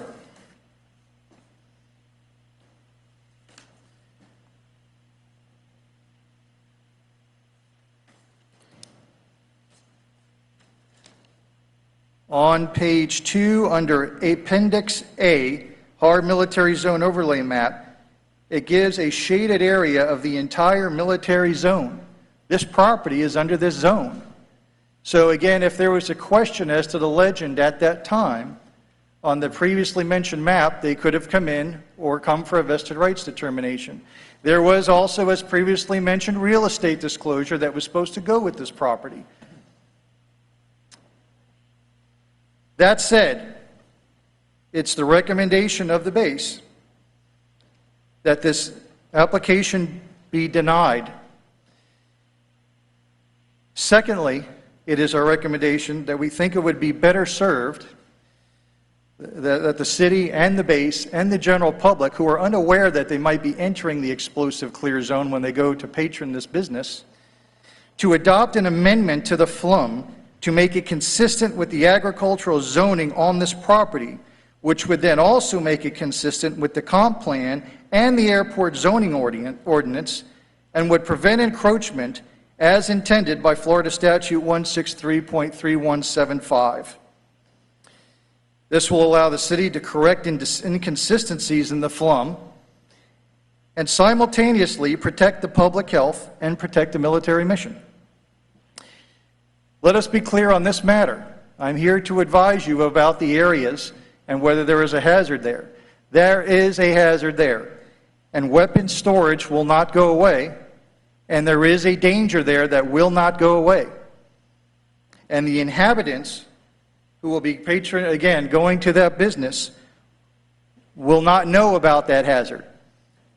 And so none of those things, that hazard, and will not be diminished as those people enter that area. So no matter what else happens, your fault, my fault, nobody's fault, whatever happened, this area is within the explosive clear zone. And to allow a structure and people to enter that area, again, they were talking about eventual customers who have no idea that they're in a danger area for something to happen, I think is at the least problematic. Those are my comments. Do you have questions of me, or shall I? Mr. Ventura, let me ask you one question. As we talk about encroachment, part of the problem has been to protect the approach of the runway, because one inconsistent use is a negative mark against the military and the components that are going on out there. One or two or three or four, you build up a reputation of having problems from the public. And in certain circumstances, it's happened in other bases where they basically shut down the air component because of complaints from people that were allowed to go into an inconsistent use with what is going on with the Air Force Base. Is this correct or not? That is absolutely 100% correct. We are, there comes a time, obviously I can't go into it, but there comes a time when one base is going to be held up against another, where one base is going to be judged against another, and where hard decisions have to be made. And if you have too many, as you say, strikes against you, it's not good for you, as far as I'll go with that without going into too much, treading into territory I shouldn't go into. But you are absolutely 100% correct. Any questions from council for Mr. Ventura? Yes, Mayor. Mr. Williams? Yes, are you able to hear me? Yes. Mayor, that's my whole point of it as well, is that when I look back at the P&Z minutes, they voted 4-1 to deny the application. And so we're talking more about not only the encroachment part of it, but about, the safety of that area. And that, as Mr. Ventura has testified or said, that, more strikes or what have you, and it's, when they're talking about closing bases, I mean, I think, and I wish the applicant well in that process, but I cannot go against what the P&Z board had recommended, and then also the letters that they have sent in from the base that has stated that. And so I think that, with that, it's more for me of, number one, safety, and also, as I said before, the encroachment on the base. Because as we continue to allow these applications to go forward is not going to be good for us in Homestead at the air reserve for space. So I just wanted to put that back on the record as well. Thank you. All right, so thank you. Mr. Proctor, you want to wrap your Let me finish up by saying thank you for your time this evening, and to also say I doubt that this is the only property in the city of Homestead, just a guess, where there might be inconsistencies between the zoning and the FLUM. So again, updating, doing an amendment to the FLUM might also help with a little housekeeping and clear up any other inconsistencies, and would be good for the city as a whole, protect the Air Force Base and the public health. Thank you all very much for your time this evening. Thank you, Mr. Ventura. Mr. Burgess, you had a question for Mr. Proctor? Mr. Thank Proctor you. Would, can he ask Mr. Ventura a question before you? You can ask, but I won't be answering any questions. Thank you. Okay, you can ask him, but he's not going to answer it. I'd still like to ask them. And there's only two questions, or perhaps three. Number one, to Mr. Ventura, are you a registered lobbyist at the city? James, does he have to be a registered lobbyist? He represents the base. I won't answer that. It has nothing to do with the actual ordinance. I am not a registered lobbyist. I do not have to be a registered lobbyist. I work for the federal government. Under Florida statutes, I am allowed to come and speak on behalf of the commanding officer. I am his official designee. In fact, he was here earlier tonight and mentioned that also. Under the military statutes, 163.3175, certain major military installations, including Homestead, which is named.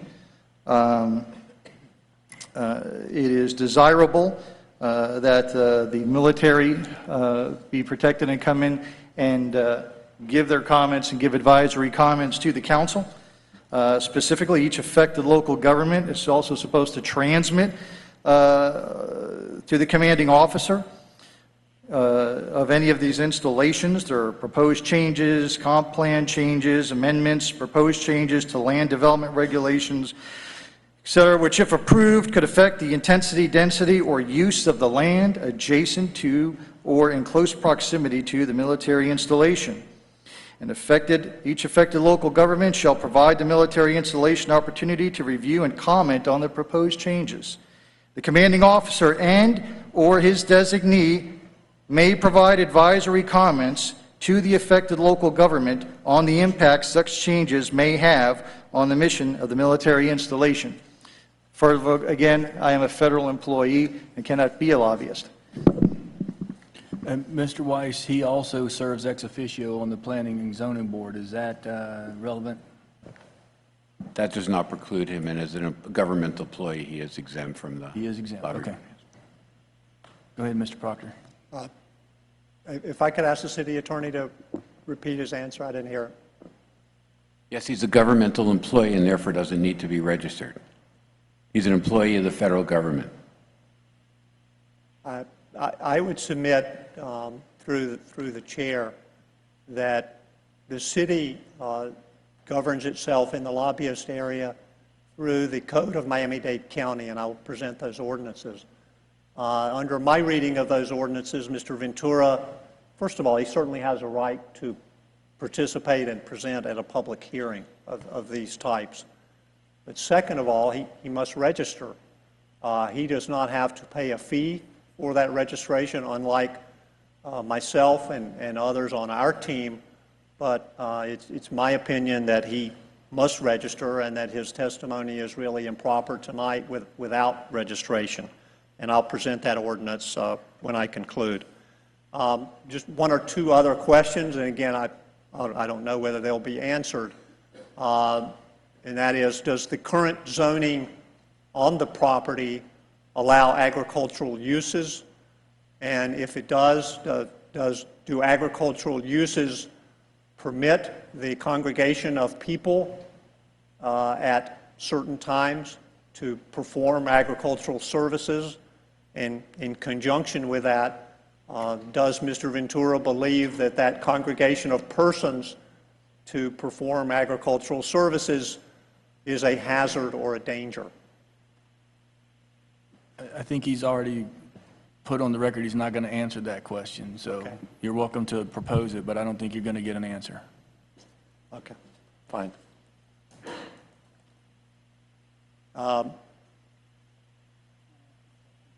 Mr. Burgess has a question for you, okay? Pardon me? Mr. Burgess has a question for you. Okay. Mr. Burgess. Mr. Proctor, thank you for coming here tonight. Back in 2010, pursuant to Section 30-6, the City of Homestead Code also says that real estate sellers must supply the buyer with a document. It's called the Homestead Air Reserve-Based Real Estate Sales / Lease Disclosure. Were your clients given that? And if not, then there's a fault there from the previous seller also, because it's right here that says that they must be given this. The answer to pursuant your to city question is codes. no, they were not provided those documents. Okay. So they were deceived from the seller also. Can I say one thing? Thank you. Yes, sir. Jerry Metallo, 27233 Southwest 157th Avenue. When we started this, before we actually purchased the property, we met with city officials. We were aware of the Air Force's needs. I'm an Air Force guy myself. I spent 4 years in the United States Air Force. But going to the city and asking what the restrictions were on this property, there were no maps. Sir, I understand, but what I'm referring to has nothing to do with the city. This was to be given to you by the seller. And I was just wondering, for the record, if this document had been given to you by the seller and you stated no. That was my question. And what we did, Nothing to do with the city. answer, This would have had to come from the seller. we didn't receive that letter, for sure. But we hired an attorney, John Moss, that closed on the property. We researched the property to our best ability to research the property, so we didn't make a bad investment. Our money it's not like we have additional funds that we can just This doesn't just spend. go with the particular zone, it goes to noise zones and everything. So therefore, the due diligence wasn't done either on that side. I hate to state that, but it wasn't done. Because it's not just for the crash zone, it's for all the different zones out there. But- This but- obviously fell under one of the zones. So therefore, it should have, when your attorney was looking at it also, this form should have been supplied to you by the seller.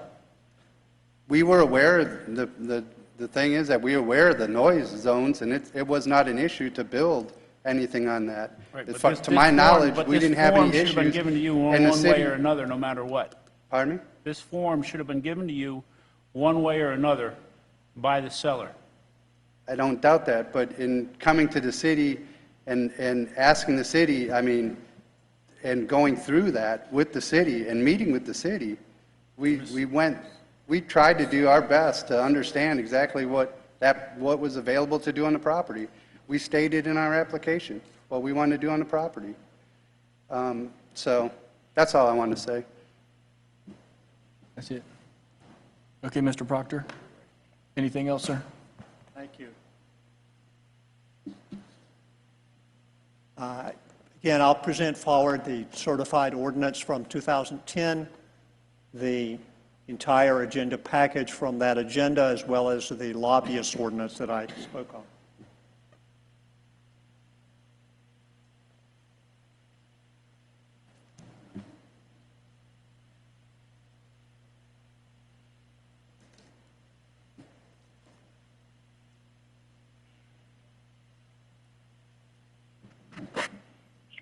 Mayor? Yes, sir, Mr. Williams. Yeah, point of order. I'm raising the point of order for a simple fact that we're looking at an ordinance which, my understanding, and maybe the attorney could correct me, that all federal, all federal governments, that it will always trump any kind of county or municipal government as it relates to some factor. Is that, am I incorrect in that? Generally, that's right, but in this particular case, the provisions of the Dade County lobbying ordinance specifically say that any public officer, employee, or appointee who only appears in his or her official capacity shall not be required to register as a lobbyist. So I don't need to debate that with Mr. Proctor. I'm sure he has another opinion, but that's my view. Well, I guess that's what I'm trying to figure out. That's my point of order, is that we're going off into a whole different direction, and that this issue, I understand, is very important to those who have vested interest in the land, and I agree with my fellow councilman, Councilman Burgess, that said that that the due diligence on their side should have been given that notice. Even if contact with the city, it was not the city's responsibility to provide them with that after they had already done their due diligence. And so I don't want it to seem as if the city did not do its part when it was not our part to do. We passed it in that comprehensive back in 2010 to ensure that anybody who buys property over there will know what could be done there. And so that when they're investing in that, and it's not our responsibility as a city to provide something that their attorney or the closing person or real estate agent should have provided them. And so that's why I raised the point of order. Because we're really not getting anywhere other than going in circles with this other ordinance. Mr. Proctor, anything else? Is that all, Mr. Williams? Go ahead, Mr. Proctor. Thank you, Mr. Mayor. I appreciate the comments by everyone. To Councilman Burgess, you're absolutely correct. There is a real estate sale and lease disclosure that is part of this ordinance. And it was adopted as such in 2010. Our contention when we learned of this issue, when we studied this issue, when we talked about it with staff, and our contention to this day is that upon investigation of our property and the overlay ordinance, it is part of the ordinance, as the councilman mentioned earlier. It has certain noise restrictions. It's located close but not in certain other restrictive areas. It is not in the explosives clear zone. The matters that have been presented as part of your package tonight, the matter that's still on the screen, indicates a crosshatched area where our property is located. There is no crosshatched area on the corresponding indication of what it means. What is the crosshatched area? There is no indication. And that's the reason for 5 years, until this matter came to light, that we've had this situation in the city, and that we still have it with the city's zoning maps. It's the reason why in December 2014, and as part of your package, there's a report from city staff regarding this application at our first hearing that does not make a single mention of the explosives clear zone. How is a property owner, a prospective property owner or a current property owner, or anyone else supposed to know how their property is regulated? Therefore, our contention is that even if this disclosure had been provided, that we would be in the same place this evening. Mr. Metallo has undergone the research as if he received this disclosure, because Mr. Moss told him, hey, you might want to check out the base regulations with the city because you're located close to the base. That's the dilemma that has been created here. And I want to say before I go too much further, I don't think it's anyone's intentional acts here. I can't begin to say that in 2010 there was some effort to misrepresent people that own property in this area. I wasn't here then, and I have every belief that the base wants to carry out its mission, and I have every understanding that it's an important mission, not only to the city, but to the community.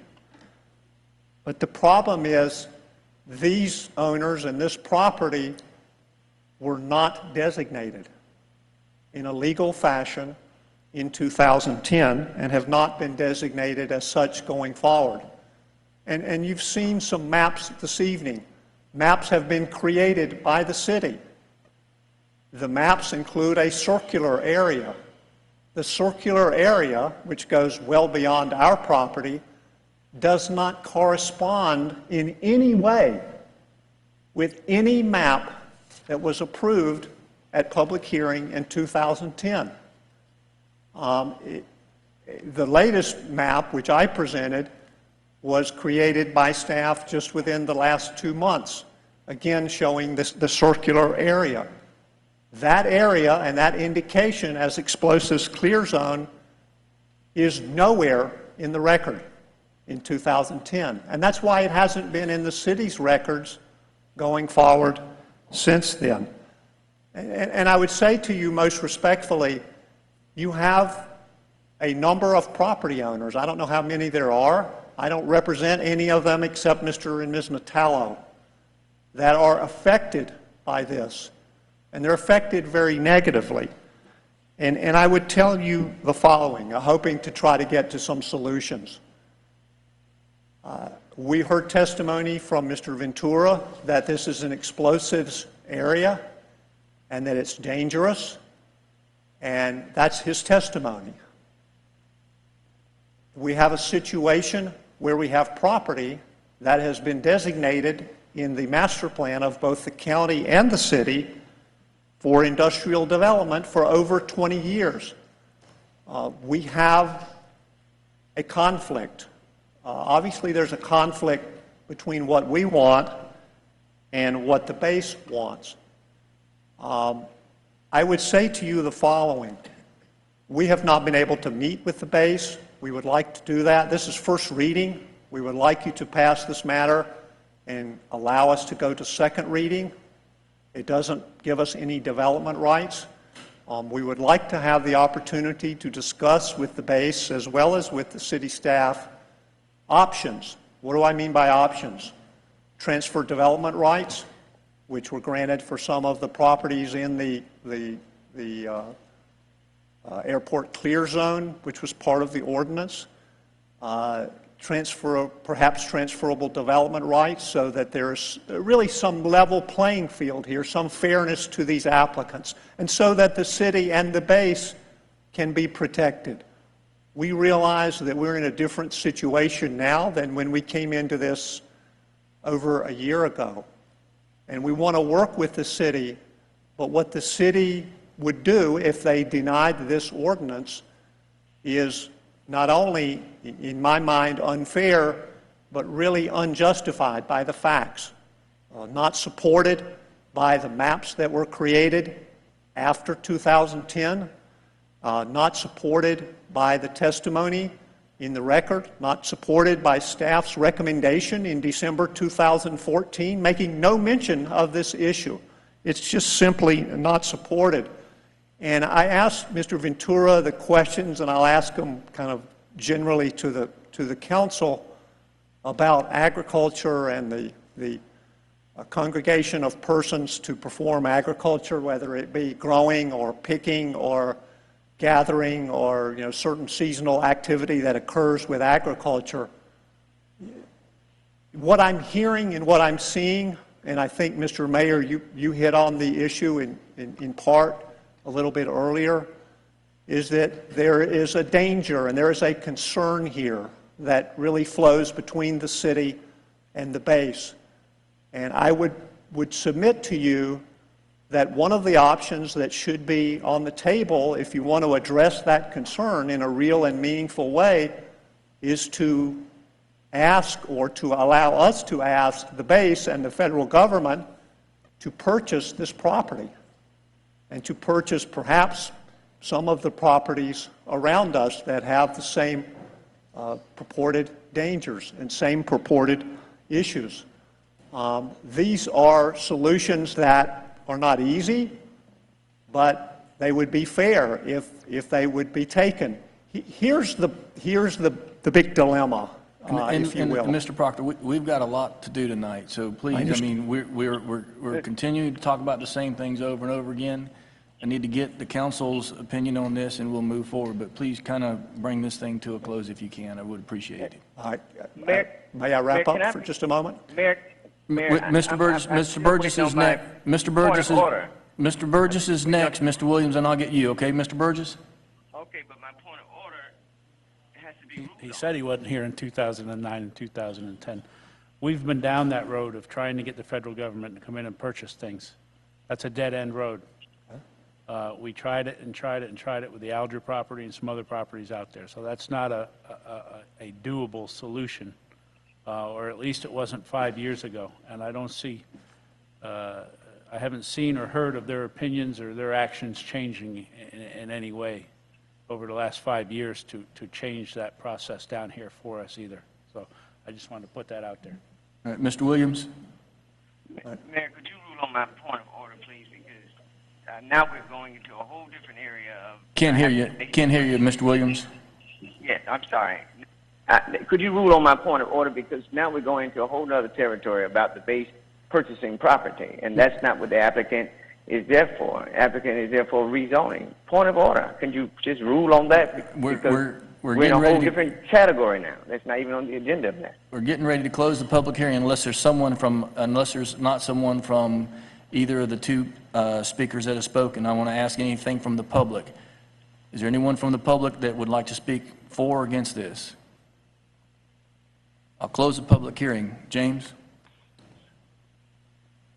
Mr. Mayor, we're in the middle of a quasi-judicial hearing, which litigation may ensue from. I don't know. But in the protection of the city and protection of the record, and to afford the applicant and Mr. Proctor due process rights, I want to make sure that Mr.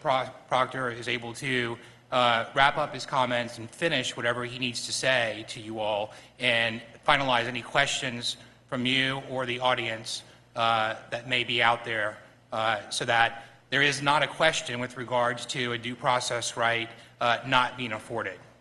And that's fair enough, and we need to get that closed off fairly quickly. So there's no other comments from the public at this time.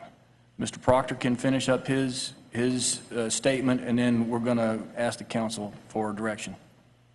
Mr. Proctor? Thank you, Mr. Mayor and Mr. White. I don't have very much more. The situation that you're in, and I appreciate that having land purchased may be difficult, but this is a new situation being brought to light to you for the first time. You weren't responsible for it. Mr. Corradino was not responsible for it.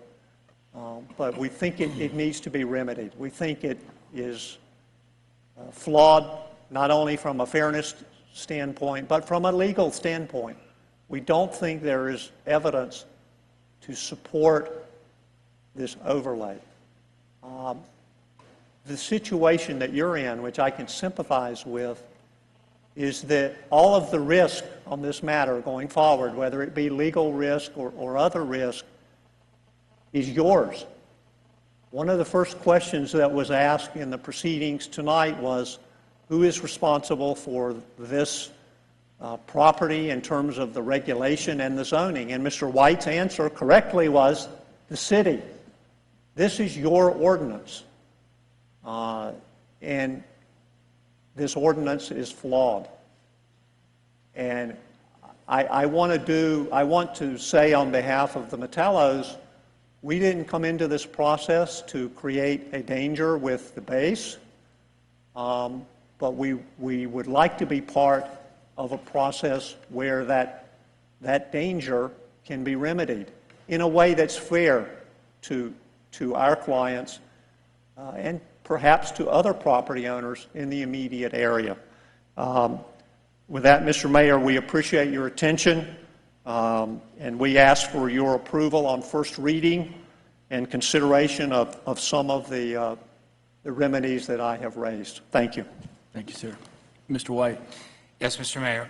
Before you close the public hearing, I would like an opportunity to say a few things, and I would also request the opportunity for Mr. Cordino to say a few things in rebuttal to Mr. Proctor's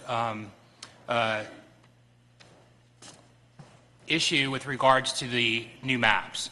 And Mr. Cordino can explain that those maps were primarily generated in the last month, 2 months, for purposes of discussion and for visuals to make it easier to see with regards to the lines on the maps. So if you'll give us that opportunity, we'd like to do that before you close the public hearing. Okay, and speak to the council. It's not a debate here. We just tell us your position.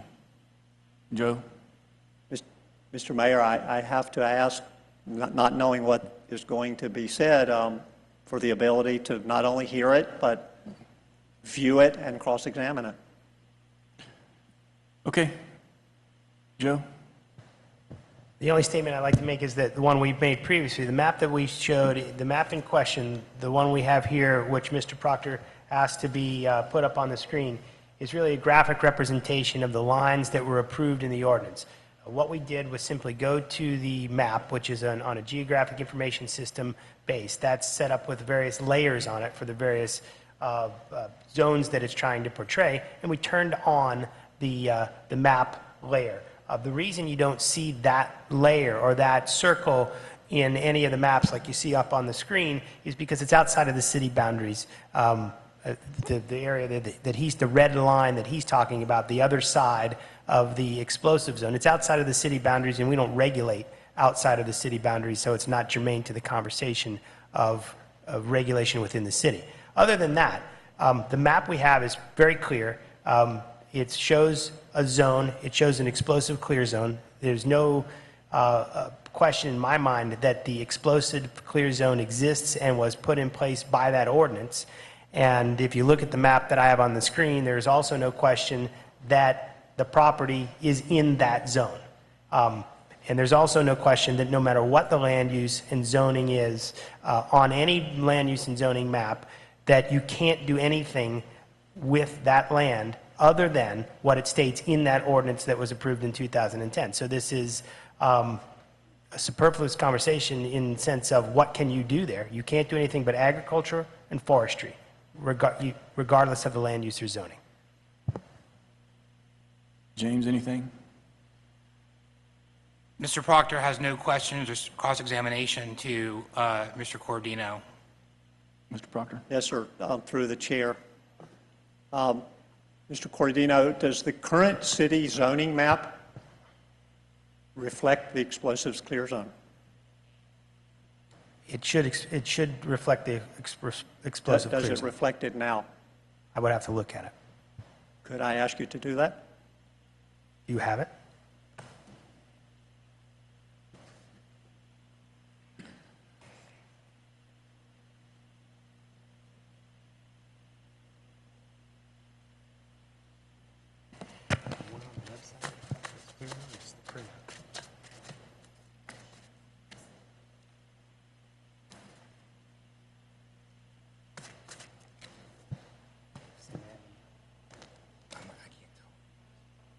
Oh, is that the official map? That's 2015 black and white. I'm looking at a February 2015 map, and it does not reflect the explosive. Well, I think it does. Yes, it does. Is that line right there? What are you saying, Joe? We can't understand. Can I ask through the chair if you would also look at the map dated October 2015 that I presented?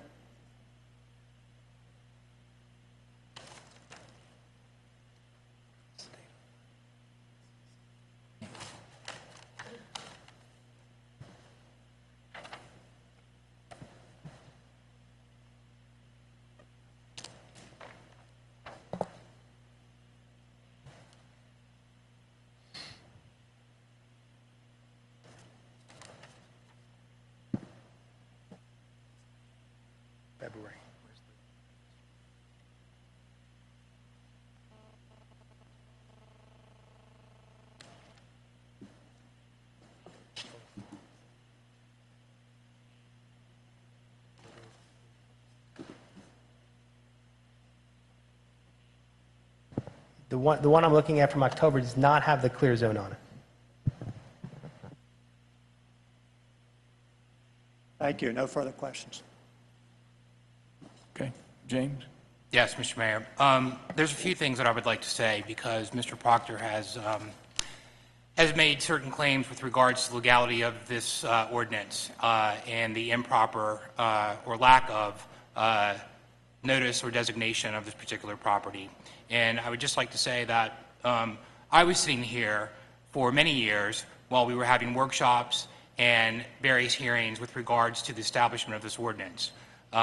The whereas clauses in the ordinance itself memorialize the legislative intent that form the basis of the regulation.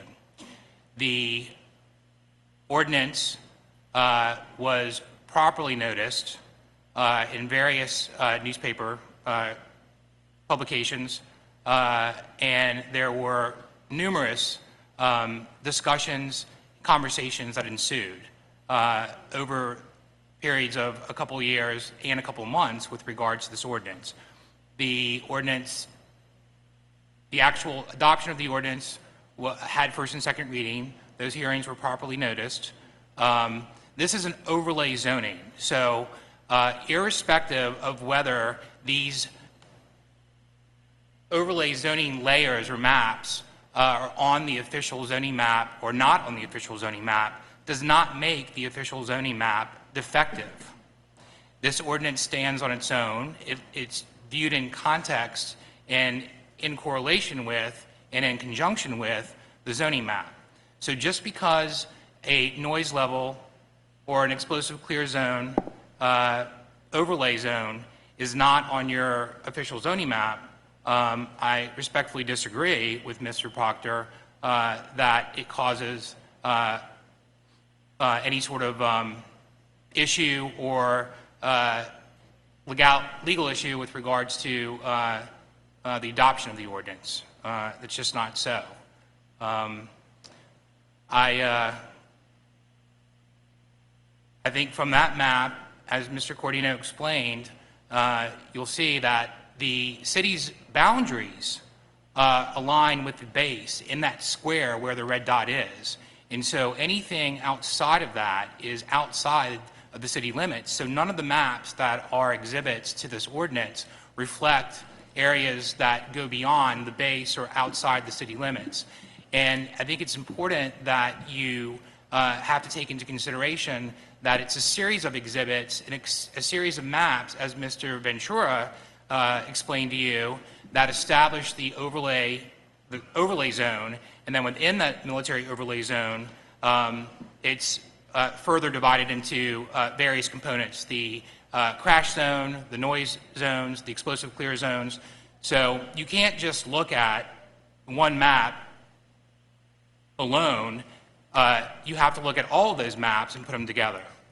The ordinance also says that if there's an issue with regards to a boundary dispute or a boundary issue, that Mr. Cordino, in conjunction with Mr. Ventura, or whomever that designee may be, are the ones who make the determination with regards to the boundary of the map and the legislative intent of the council or the city when adopting that particular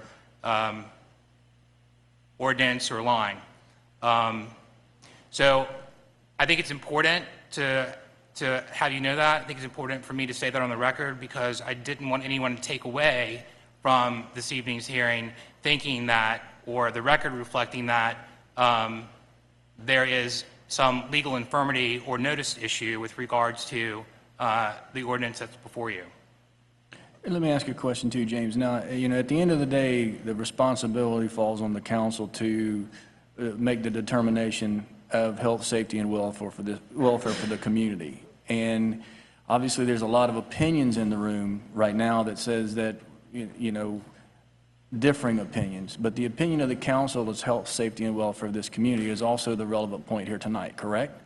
This is going to be challenged most likely someplace else on the rule of law, but right now we've got, a policy board here that's responsible to the community.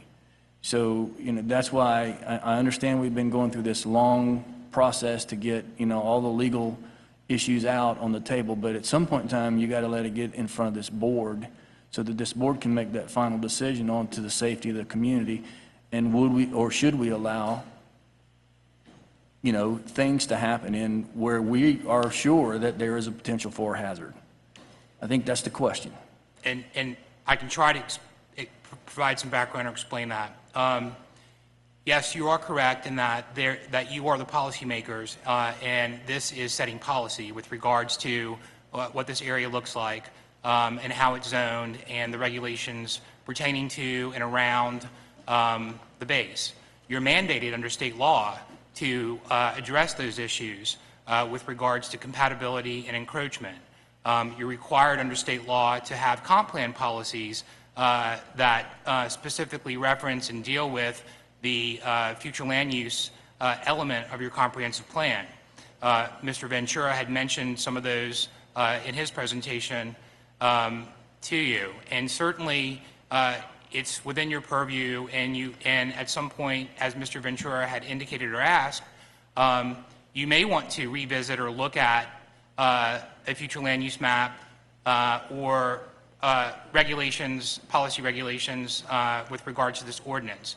And all that's important in background for purposes of this hearing, but the issue before you all this evening is a rezoning request. And the criteria in which you are looking at and viewing this quasi-judicial hearing is three things. And that is, one, whether or not the applicant was afforded procedural due process and notice, had an opportunity to be heard, cross-examine witnesses, and it was fair for the applicant. The second issue is whether or not the decision that you will make is based on competent and substantial evidence in the record. And the third is whether or not the essential requirements of the law were followed. So on the second prong, with regards to the competent and substantial evidence, so that is all the information that is in your agenda packet. That's the information that Mr. Cordino testified to. It's the information that Mr. Ventura testified to, and the evidence that were presented into the record. So whatever decision you all make tonight needs to be based on the evidence that you've heard this evening. And if there is a challenge by either the base or an affected third party or Mr. Proctor's clients, that results from your decision either for or against this evening, a judge is only going to look at the evidence in the record that was created this evening. Nothing else, just that written record that is utilized in making your decision. Any sort of challenge or issue related to constitutionality or taking, or whether or not your ordinance has legally been adopted or sufficient, that's a totally different lawsuit. That's a totally different claim. That is not part of anything this challenge would result from. So I just wanted to sort of provide the parameters of what you're dealing with this evening on this application. Okay, at this time, I'm going to have to ask for a motion to extend the meeting for up to an hour. We're past the 8:30 mark. Moved, is there a second? Second. All in favor? Aye. Motion carries. I'm sorry, we've run past the time limit, so I want to make sure everything's legal. Mr. Mayor? Yes, sir. Mr. Proctor? I just want to make one comment. I'll read something from it's already in your package. The minutes from the planning board hearing in December of last year, which are in your package. On page 2 of those minutes, and I'll simply read them, Mr. White advised that the applicable zoning district regulations and any overlay districts would apply at the site planning stage, not at the zoning stage. We are at the zoning stage. These issues, although they are in dispute clearly, are, I presume, will continue to be in dispute, certainly as it relates to the base. But your consideration tonight, and I think the reason that staff has supported the application, notwithstanding all of the back and forth, is this statement. The applicable zoning district regulations and any overlay districts, including clear zone, would apply at the site planning stage. Now, if and when we ever come in, or any property owner comes in for a site plan, they will have to come in front of this council. We're not here for a site plan this evening. We're here for a district boundary change. Thank you. Can we close it now? You may, Mayor. If Mr. Proctor has no further comments, no further questions, you may close it, and you can enter into debate and discussion amongst yourselves. And you're certainly able to ask any questions of anyone that's participated in the public hearing this evening, and you don't have to get into a back and forth or no more questions. It's only you as the council asking questions for clarification or of anyone. Okay. I am going to close the public hearing at this time. Questions from council? Is there a motion for approval or denial? Is a motion made for denial by Mr. Burgess?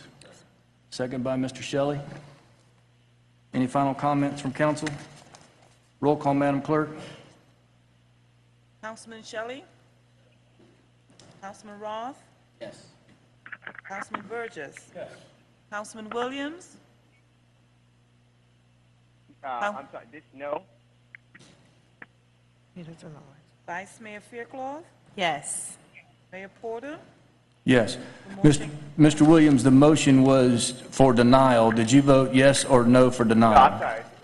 Yes, I apologize. Yes, I didn't quite hear it. Yes. You say yes for denial? Yes for denial, yes. Okay.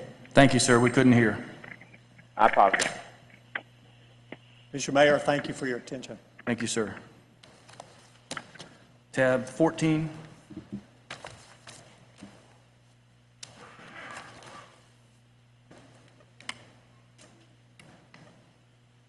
Yes, Mayor. Tab 14 and tab 15. Excuse me, James, it's 8:30. And so we extended it for up to an hour. Tab 14 and tab 15 deal with the same proposed single-family residential development. I can introduce both the resolutions. You can have a public hearing on both and then take a vote separately. Separate vote, okay. So tab 14 is a resolution of the City of Homestead, Florida, granting site plan approval for 16-unit single-family residential subdivision on an approximately 3.7-acre parcel for property located east of Southwest 162nd Avenue, Farm Life Road, and north of Southwest 320th Street, Maury Drive, as legally described in Exhibit A and providing for an effective date. Tab 15 is a resolution of the City of Homestead, Florida, granting tentative plat approval for a 16-unit residential single-family subdivision located east of Southwest 162nd Avenue, Farm Life Road, north of Southwest 320th Street, Maury Drive, as legally described in Exhibit A, consisting of approximately 3.7 acres and providing for an effective date. Mr. Cordino? Yes, sir. We are recommending approval of this. This is, like we said, a 16-unit single-family development on 3.7 acres of land. The land use and the zoning are consistent with one another, and the site plan meets all of the criteria within the zoning category. So we're recommending approval. And we also, on the subsequent issue, have reviewed the T-plat, and it also meets the criteria in the code. We're recommending approval. Both 14 and 15 recommended approval. Yes, sir. Mr. Shelley? Thank you, Mayor. Just a quick question, not really necessarily related to this particular project, but just in general, and I know we've already had a long meeting, so we can have further discussion later. But my biggest question is as our large parcels of land have been developed, and now we're kind of into these smaller parcels, 3, 5, 10, 20-acre parcels, how have other communities, I guess, addressed the issue of, not only having one way in and one way out? And so this is a particular smaller development, so it's not likely to cause as big of traffic backups, tie-ups, et cetera. But as we get into this one way in, one way out, especially as you have more homes in each one of these developments, how has that been addressed in other cities? And it's really more for just a future discussion. We don't have to address that tonight. But just something to be considerate of as we're now developing smaller parcels, smaller developments. There's not two ways in, two ways out, or multiple ways in, multiple ways out, which can cause traffic backups going in and out of these subdivisions. Well, obviously, you'd like to have more than one access point to these things for a variety of reasons. Safety is one of them. I think what other communities have done is try to look with foresight at developments that had come earlier in the stage and plan stub outs or some other types of connections so that you could have that access between developments. In this case, this is a very small parcel that's kind of it's pinned against the turnpike. So yeah, it's not really, it doesn't have four sides to it. If it had four sides, we would have given it more access. It's really just got one side. Right, and I'm not really about this particular parcel. Because it's up, this is the first time we've seen it, and I think we're going to see more of this as the development is picking up again, and what we have left is a lot of these smaller parcels. Just something for you guys to think about, and the staff side, planning side, and us to think about as a council, policymakers. Is this something we want to try to get ahead of, and can we get ahead of it, or we've already lost the battle at this point? So this is the illustrative development to just kind of use, even though this was smaller than I think would be able to address that anyway. So that was all. Just wanted to raise that. Thank you. And on the heels of that, Mr. Cordino, there is a lot of traffic on that road. It splits to 4-lane in the middle, and then it narrows back to 2 lanes. And so eventually you're going to have a full 4-lane, entrance and exit on that whole particular stretch of the road. Does this development have an impact fee that's collected to help us fund that? Well, we collect impact fees for parks, roads, and police. We ran it through concurrency. It didn't trigger any mitigation, but yeah, the impact fee is collected for those types of things. Eventually, that road, which I believe is a section line road, will have to meet the county standards. Julio could speak better to that, but I think that's a much wider section than it is right now. It will eventually be improved. Well, just make sure and take a real close look at that entrance and exit there, because it narrows from 4 to 2 right in that general area, and it's kind of a cumbersome area to begin with without the full 4-laning in there. Yes, sir. Mr. Burgess? Mr. Cordino, in the traffic review section, it says that the overall impact was deemed to be in compliance. In compliance to more failing roads? No, sir. It did not push the level of service above an acceptable threshold. We're already failing there. So how do we even accept a study? And don't tell me we're not failing, because I'm going to tell you that guy's clicker isn't clicking when people are driving over it on that road over there. Because anybody that drives up and down that road will see that any more traffic on that road without improvements is terrible. So how does our own traffic engineer tell me that this doesn't have an impact? Because it does. 5 cars, 10 cars, whatever more over trying to get in and out of that intersection over there where they're coming in and out has an impact.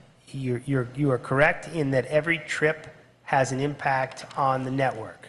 But the rules that apply to this mean that those trips needed to be... Was it Formula B or A that he used? Because I know how these guys go. We run over these things with a pretty stern eye, because we want to make sure that if they've caused an impact that they need to mitigate, that we take the opportunity to have them mitigate. I just want to make sure the city is getting a fair shake, because as the mayor stated and then I stated at the prior meeting, and I even asked our Public Works Director to call the county and see if we can get a light over there, because a light is needed in that vicinity. I just want to make sure we're getting a fair shake and that we're reviewing things properly and that we're using the proper formulas or whatever it is to make sure that everything is done to the best advantage of the city, not the developer. I can assure you we're looking at these very strictly and as your advocate. Thank you. Thank you, Mayor. And Joe, to follow up, this is a left-hand turn only, a right-hand turn only out of this development. You can only You can only go northbound, there's no cut across, correct? I believe that's the case, sir. They don't work. Is that right? Look at the one coming out of the public. You say that, it's on the plans drawn up that Yes. way. Yes, sir, that's correct. So if somebody wants to go southbound, they're going to go up and try to make a U-turn Right. in Yes, that, sir. in Now that. we're creating an even worse headache. So how can we address that? And where's the appropriate time to address that? Because that's, that is a problem. That whole road section is a problem because it merges together in a very tight place. I'd much rather see if we could address that, because I know what they're going to do. They're going to try to go down and make a U-turn, and then the oncoming traffic is, I drive that road every day, and as do a lot of people, but I think we should address that somewhere sooner rather than later. The widening of the road? Accommodate some right-hand and left-hand turn out of that that development. I know there's only 16 homes, but as you come to that intersection, you can only go northbound on Farm Life. You can't go southbound unless you go up to the point and make a U-turn. And it's 2 lanes there. And you're heading into, you're going from 4 lanes into 2 lanes. It's just setting up a potential problem for us. We can go back and I'll have to take a look at exactly where that stands in the recommendations, and perhaps we can facilitate both those movements. Well, we requested help from developers out on the Kingman intersection where we had a similar situation where you couldn't cross over the road and go southbound. I'd like to see if we could get some help here temporarily, because I think we're going to have problems. I know we're going to have problems with this. All right, I'm going to take a look at it and make a recommendation. Any other questions from council on 14 or 15, and I'll open up the public hearing. This is a public hearing. Gentlemen, go right ahead. Alex Arias, law firm of Holland & Knight, 701 Brickell Avenue. I'd just like to add that these 2 applications are a remnant of our rezoning application, which was heard last month. The reason it's back here is we had some minor issues with the HOA documents, which we worked out with the city attorney. The site plan as it stands is exactly what you saw last month. Nothing has been modified or changed since then, and that's all I wish to add. Well, let me ask you a question as a developer. Do you recognize from the drawings here a potential problem with access to the site where you're going to have, you have 2 entrances, but they're both going to be a northbound exit only unless there's some sort of accommodations, because that median is in the way, and I watch people basically risk life and limb to make these left-hand turns. Forget the fact if you go down the road and you do a U-turn. I think we need to address that somewhere, Joe. I don't know where the time is, if now's the time, but somebody's got to provide some sort of crossover. Jojo? Yes, sir. What I was going to suggest was, like we had done with development recently, Palm Ridge Gardens, is we had asked them to go and petition the county as part of the condition for this development that they able to do a curb cut or a median cut and provide that left-hand turning movement. This is relatively the same situation as we had with that, which is in the area. Is now the proper time? Now would be the proper time to Now's the proper time put to that ask. request in to the applicant. Okay. Mr. Shelley? Yeah, just on the heels of that, though, I mean, that intersection, as you're coming east on Maury to then go, north or south, it's to have another cut right next to that cut. As it is, the traffic backs up on Maury as people are trying to, so it just ends up being, I think we create more problems than we solve. I just think it's problematic all the way around. Well, it may be, and that's why I would suggest that they go to the county and get it permitted. The county will be able to tell us through their analysis if it's going to create more problems than it solves. If that's the case, because we didn't study that through here, we just have that the right turn movement out. If that's the case, they won't permit it. If it is safe and it won't mess up traffic further, then they will permit it. I think maybe the condition ought to be that we ask them to go to the county and get an opinion. So if it's doable, they can do it. If not, we're better off where we are. And then in the little area that's not developed, is that right-of-way property, or are you guys coming back in for additional houses for that? Is that going to be another one-way in with only like 5 or 6 houses? No, no, that's right-of-way property. After these 16 homes, the actual property, we own the 26 homes above. Right. The subdivision of Tropical Villas will be complete. Okay.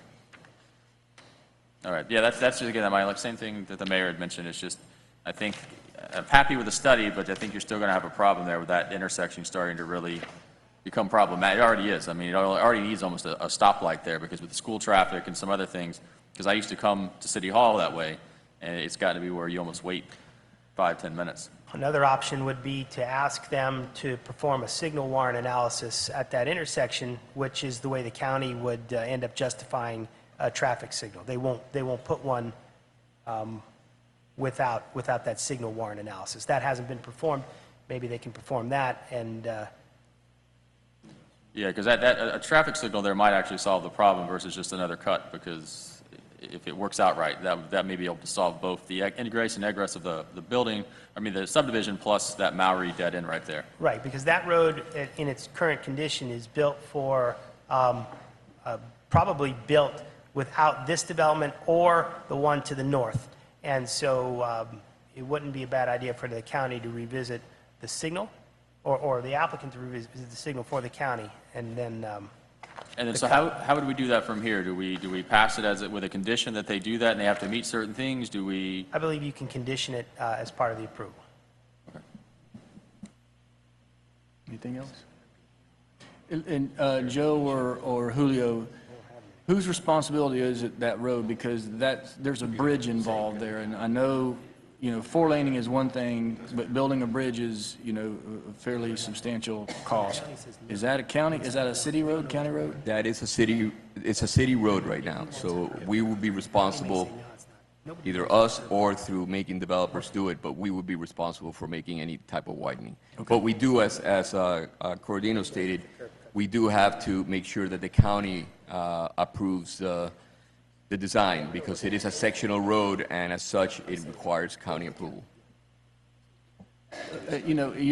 Would you be opposed, you've heard the concerns of the council, and we'd like to have some sort of comfort that we're not making things worse by either my idea or someone else's idea, but would you be opposed to, as a condition, going to the county? Absolutely not. We'd be willing to go to the county and see if it's a possibility of being able to conduct that process with the right-of-way, and if possible, then we would undertake it. Anything else from council?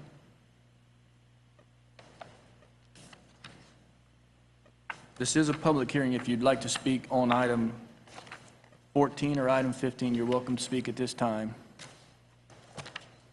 Seeing none, close the public hearing. Any final comments from council? Is there a motion on tab 14? Is that the site plan? If it's a site plan, I'd move to approve, but then with the condition, I'll have staff help me construct what that condition would be based on the agreement of the applicant. Essentially for the signalization, whatever that requires, to have that study done. I suggest the condition would be that the applicant perform a signal warrant analysis, submit it to Miami-Dade County to see if a signal is appropriate at that location. Okay. That's your motion? Yeah, that's my motion. The only question would be, let's say it comes back as no, then where are we in this process? Because now we've conditionally, on that one condition, they go through that process, the answer is no, and then... I believe the condition is only ask them to perform the analysis. We can't necessarily predict if it is warranted or not. So it's not that the signal gets built, it's that the analysis gets done and the county can decide whether that somebody would put in the signal or not. We're also... I'm not contemplating asking the applicant to install the signal, because that's over and above their impact, but we need to know if one is warranted. Okay, all right, thank you. So your motion is to approve tab 14 with that condition of a signalization study? Yeah, the signalization study for sure. I mean, I think it's still for you guys to debate and figure you want to add some additional requirements to that motion. For me, the ultimate goal is to solve whatever traffic problem we might could foresee and try to get ahead of it if at all possible. And the answer may be it may not be possible, but so at least at a minimum, my motion is for the signalization study. Okay. Is there a second? to the motion? It's seconded, properly seconded. Any final comments or discussions or debate on tab 14? Roll call, Madam Clerk. Councilman Burgess? Yes.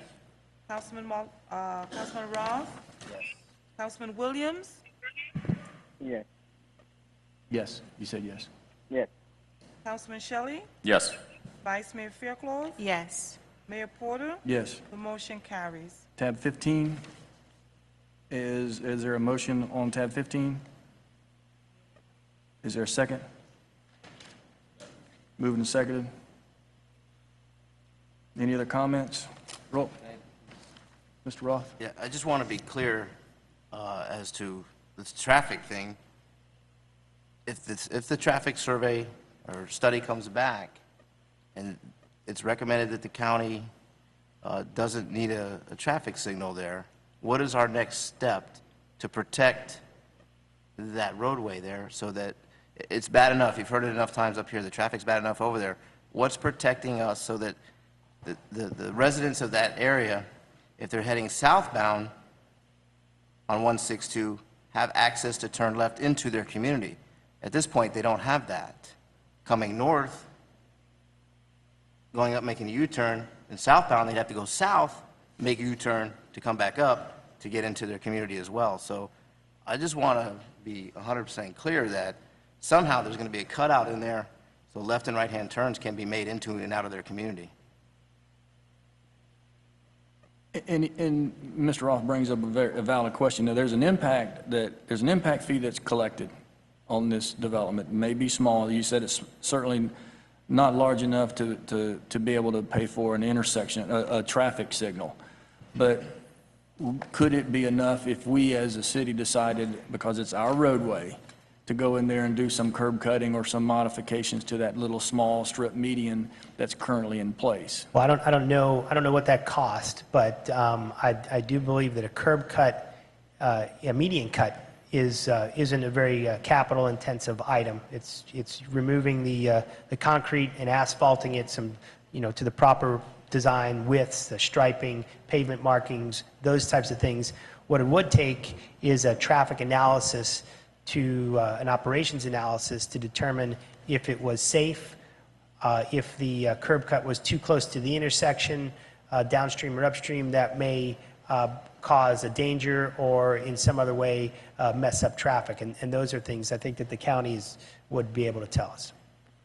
So to Mr. Roth's question, have we put enough in this to get that done? I don't know the answer to that question. I don't know what it costs to do that. So, and we collect the impact fees at the time of building permits, and I would have to do a calculation on what that would be.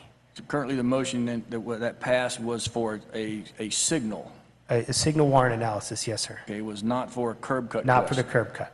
Okay, so where would we apply that? I would believe that you would insert that as a condition as well, like we did on the Palm Ridge Gardens, and ask them to analyze and then implement a curb cut if warranted. Here, on this ordinance? Yes, sir. Okay. There was a motion? Was there a motion? I'm sorry, Mr. Burgess. Mr. Burgess? Thank you. Joe, I believe when we did Palm Ridge, it was 750 or 1,000 feet from the next driveway or intersection or whatever. And I don't believe that's going to fall under this. Yeah, there's a good chance that it's too close to an intersection and therefore not an appropriate place for a curb cut. I don't know the answer to that question. Anything else, sir? Mr. Burgess? Is that it? Mr. Shelley? So if we do the condition, this condition, this new condition for the curb cut on the tentative plat, or would we need to do a motion to reconsider the last one and then add it? I'm sorry. I would do it on the site plan. I didn't mean to do it on the tentative plat. Because we've already voted, so we need to do a motion for reconsideration. All right, so I'll make that motion, and, well, before I do that, is that what the will of the council is? Mr. Roth brought up a valid question as to U-turns, and in order to get some clarity to him, where is the appropriate place to apply that question? Okay. Here or as you suggested in the previous. Yeah, well, I don't want us to go through the exercise of reconsidering to then re-vote on the same thing we just reconsidered. So I'll let you guys, if the will of council is, I'll make that motion, or anyone else can make that motion, if you guys want to have the curb cut added to the signalization study. So I'll let you guys figure that out. Mr. Roth, you propose, you would like to see that? Yes, I do. I think that's a fair analysis to ask for. But where it happens, is it in the last one or is it in this one? Well, he'll make a motion to reconsider. James had something if you want to. Okay, so you made a motion to reconsider. Yeah, I will make a motion to reconsider, but I know James is looking to speak. I just, in speaking with Joe, I think I just want to make sure that what you all are saying is going to be properly memorialized. So I think Joe alluded to that in order to assess whether or not a curb cut can be done, there's a separate operational study that will happen. You're saying install the curb cut. No, I'm saying study. Study. It's not the curb cut is not mine. I'm just doing the motion to reconsider. That's Mr. Councilman Roth is the one that's requesting the curb, so I'll let him set the condition there. But first, we need to get back to that item, correct? Motion to reconsider the site plan approval. Right. So my motion is to reconsider the site plan approval. Is there a second? All in favor? Aye. Aye. Okay, so, Mr. Roth, are you comfortable with adding in a study to see whether a curb cut is suitable or recommended? Or allowable? Or allowed? Yes. Yes. So the motion would be approval with the study for the traffic light and with a study as to the availability of a curb cut. Correct, and I would just add that we'd want them to go to Miami-Dade County and see if those things were permittable on the county's behalf. They'll be the determinant on that. Okay, if that's the motion, is a maker of the motion? Who's offering the motion? I'll make that motion. Mr. Shelley, is there a second? Is there a second by the Vice Mayor? This is on tab 14. Mr. Mayor, if I may, if ma'am. Mr. Bray can speak to the issue of what the city would be able to do at that location in the event that the study comes back and says, yes, there should be a curb cut or whatever the case may be. Mr. Bray? Yes, I just wanted to bring up a couple issues here. First, Mr. Corradino was correct in stating that in the motion there has to be a requirement of them to go to the county to get guidance from them regarding that, because they're the ones that have jurisdiction regarding pavement markings, traffic flow, etc. So they would be the ones that would make that recommendation. And of course would then approve or disapprove the plans once it goes to them for these curb cuts, etc. On the roadway. In addition to that, if they come back with basically a statement that it is necessary to have that curb cut in there for it to work properly, and it does, then the question comes up as who pays for it. Whether the city pays for it under our CIP program, or is it something that the developer would have to cover under their expenses. So that is also important to keep in mind, that once they decide one way or another whether it's needed or not, is then who pays for that improvement.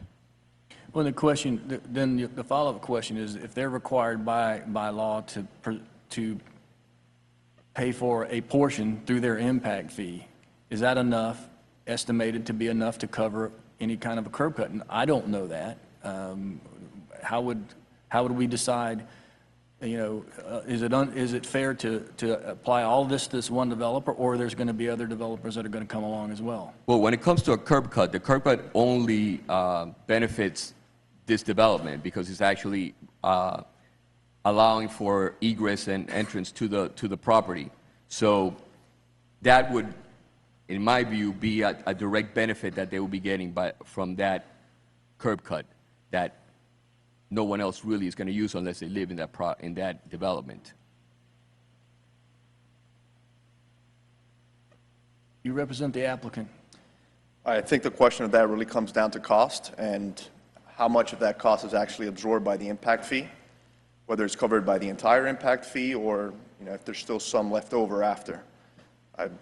again, it's an issue that's related to the ultimate cost of the curb cut, which I don't think. So right now, the motion is to just have the studies. There's nothing in the motion that says as to cost and who pays for it. So as to the motion for approval on tab 14 with the 2 additional requirements, roll call, Madam Clerk. Councilman Roth? Yes. Councilman Williams? Yes, yes. Councilman Shelley? Councilman Burgess? Vice Mayor Fairclough? Yes. Mayor Porter? Yes. The motion carries. Tab 15. Is there a motion? Is there a second? Second. Any final questions? Roll call, Madam Clerk. Councilman Burgess? Councilman Shelley? Councilman Williams? Yes. Councilman Roth? Vice Mayor Fairclough? Yes. Mayor Porter? Yes. The motion carries. Tab 16.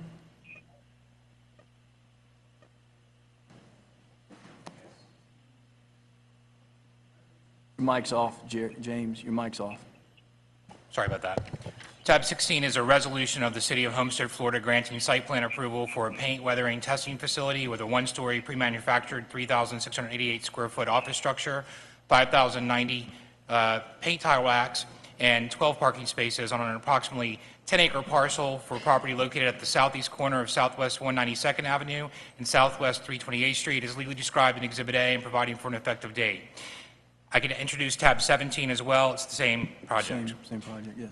Tab 17 is a resolution of the City of Homestead, Florida, granting a variance request from Section 30-276A, uses permitted, the City Code of Ordinances to permit outdoor storage of materials, products, and operations in conjunction with the operation of a paint weathering testing facility on an approximately 10-acre parcel for property located at the southeast corner of Southwest 192nd Avenue and Southwest 328th Street, as legally described in Exhibit A, and providing for an effective date.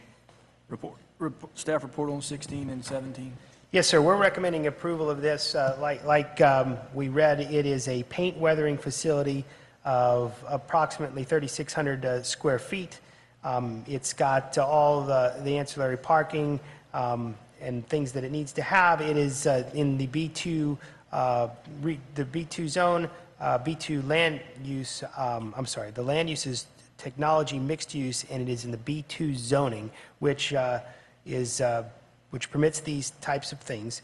The site plan is consistent with all the criteria in the zoning code. The issue that we have and why this needs variance is because the B2 zoning has a provision in it that provides that all storage of materials and products and operations of work of every character needs to be conducted entirely within the walls and under the roof of a building. And one of the items that is not required to do this is something like a nursery. We are recommending approval of the variance in this case because a paint weathering facility is very similar to a nursery in the sense that you can't weather paint indoors. So while it's a permitted use in the district, you just simply would be foolish to build an indoor paint weathering facility. I don't think you'd accomplish your goal there. That's why we're recommending the variance approval on this one. And there's a facility just to the south of that that's exactly the same. Yes, sir. Okay.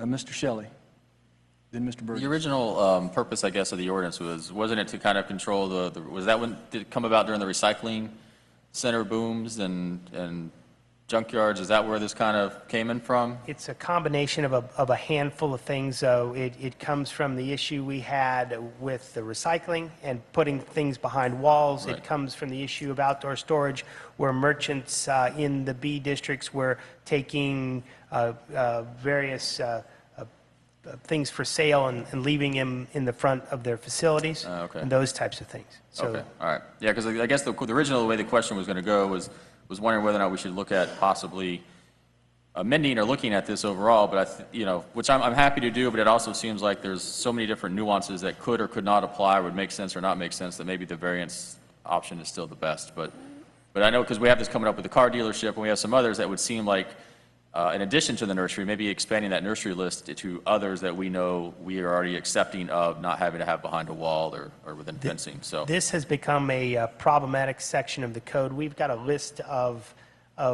code amendments or policy decisions that we want to bring up to you. We'll do that in a subsequent COW. This is on the list, and we happen to have 3 things winding through the system right now that are all touching on this provision and requesting variances.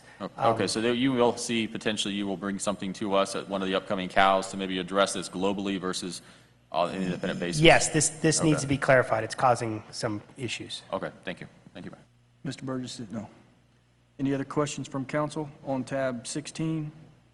I'll open up the public hearing at this time. You're welcome to speak. Good evening once again, council members. Alex Arias, Holland & Knight, 701 Brickell Avenue. I'm representing the applicant Lucy Street Commercial LLC.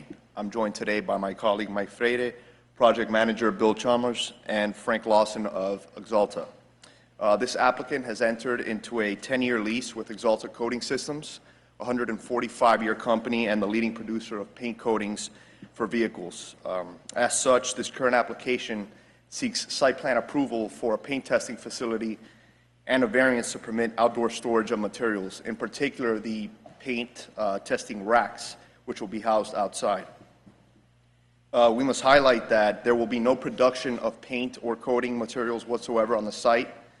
The function of this facility is really to expose the paint tiles outside to the natural elements for an extended period of time and see the effect that it has on it. So literally, Exalta will be watching the paint dry on the site. That's the full function of this.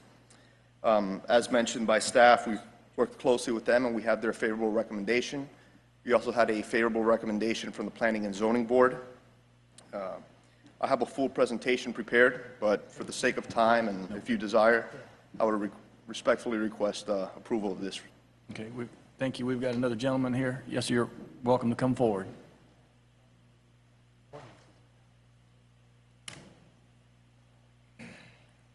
Yeah, my name is Mike Crudson, and that's spelled C-R-E-W-D-S-O-N,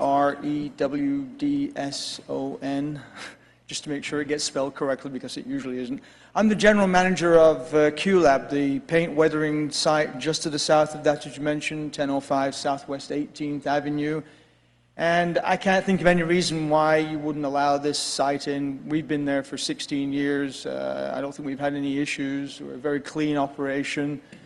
And very good for the environment. It is the cleanliness that I'm here to address tonight, in that what I would like to ask is that the developers here get in contact with us about some construction dust mitigation measures. While they're building this property or while they're developing this property, we need to maintain the cleanliness of our site, which is adjacent to the suggested property here.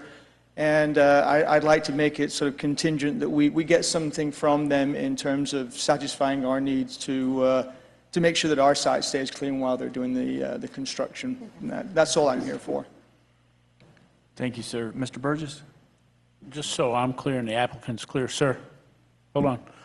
What are you looking for? Construction fencing to be put up, watering of the site, or what do you need so that you can continue on with your facility down there without interruption of service? I'm not sure what they would be able to come back with us now. We've got right now what we have to mitigate ourselves from the dust next to us, which is an agricultural property, is we've allowed the trees and the vegetation to grow within about 10 feet of our fence line. Their site plan calls for removing that vegetation line and building their fence within about 2 feet of our fence line, which will create an unusual 2-foot no man's land, I guess, between the two properties. But if we could maintain a vegetation layer, like you said, a hedge, a tree line, tall grass, something that keeps just the dust down and provides some separation, if we can talk to them about doing something like that, I think we'd be more than satisfied. To the applicant, you guys willing to work with your neighbors, I'm sure? Yeah, absolutely. And actually, we have I have another landscape diagram here which shows that the perimeter of the property will be lined with buttonwood trees and other foliage that will protect against any dust or construction-related issues. So they're going to be put in prior to your build-out of your facility? Well, it was going to happen regardless of the build-out. We were going to actually landscape the perimeter to actually reduce the impact of the racks on the neighboring community. That way, all you would really see is a nice landscape. And it also has a chain link fence that runs with the landscaping that would run along it. And with respect to the actual construction that's going to be undertaken on the property, it's a prefab 3,688 square foot building, which is really centered on the middle of the property. It's about 400 feet from the abutting paint testing facility to the south. Other than that, it's really the paint tile racks, which is, a metal post that holds up the racks. So we don't see any real debris coming from our construction of the property. Okay, thank you. Thank you, Mayor. Okay, this is a public hearing. You're welcome to come speak at this time. Any other questions from council on tab 16? Close the public hearing on tab 16. Is there a motion? Moved and seconded. Roll call, Madam Clerk. Councilman Shelley? Yes. Councilman Burgess? Councilman Roth? Yes. Councilman Williams? Yes. He said yes. Vice Mayor Fairclough? Yes. Mayor Porter? Yes. The motion carries. Tab 17, variance. Is there a motion? Is there a second? Final comments, questions, roll call, Madam Clerk. Councilman Burgess? Councilman Roth? Councilman Williams? Yes. Councilman Shelley? Yes. Vice Mayor Fairclough? Yes. Mayor Porter? Yes. The motion carries. Tab 18. Yes, Mayor, that concludes your quasi-judicial. Moved into your legislative matters. Tab 18 and tab 19 both pertain to the same proposed development. They are two separate future land use map amendment requests. I can introduce those ordinance titles, read them, and you can have a public hearing and talk about them collectively.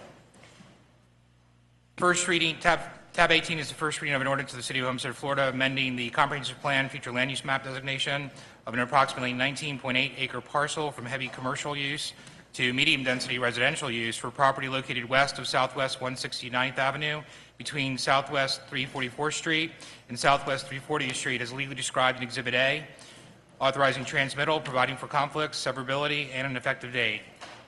Tab 19 is the first reading of an ordinance of the City of Homestead, Florida, amending the comprehensive plan future land use map designation of an approximately 34.3 acre parcel from light commercial use to medium density residential use for property located northwest of the corner of Southwest 167th Avenue and Southwest 344th Street, as legally described in Exhibit A, authorizing transmittal, providing for conflicts, providing for severability, and an effective date.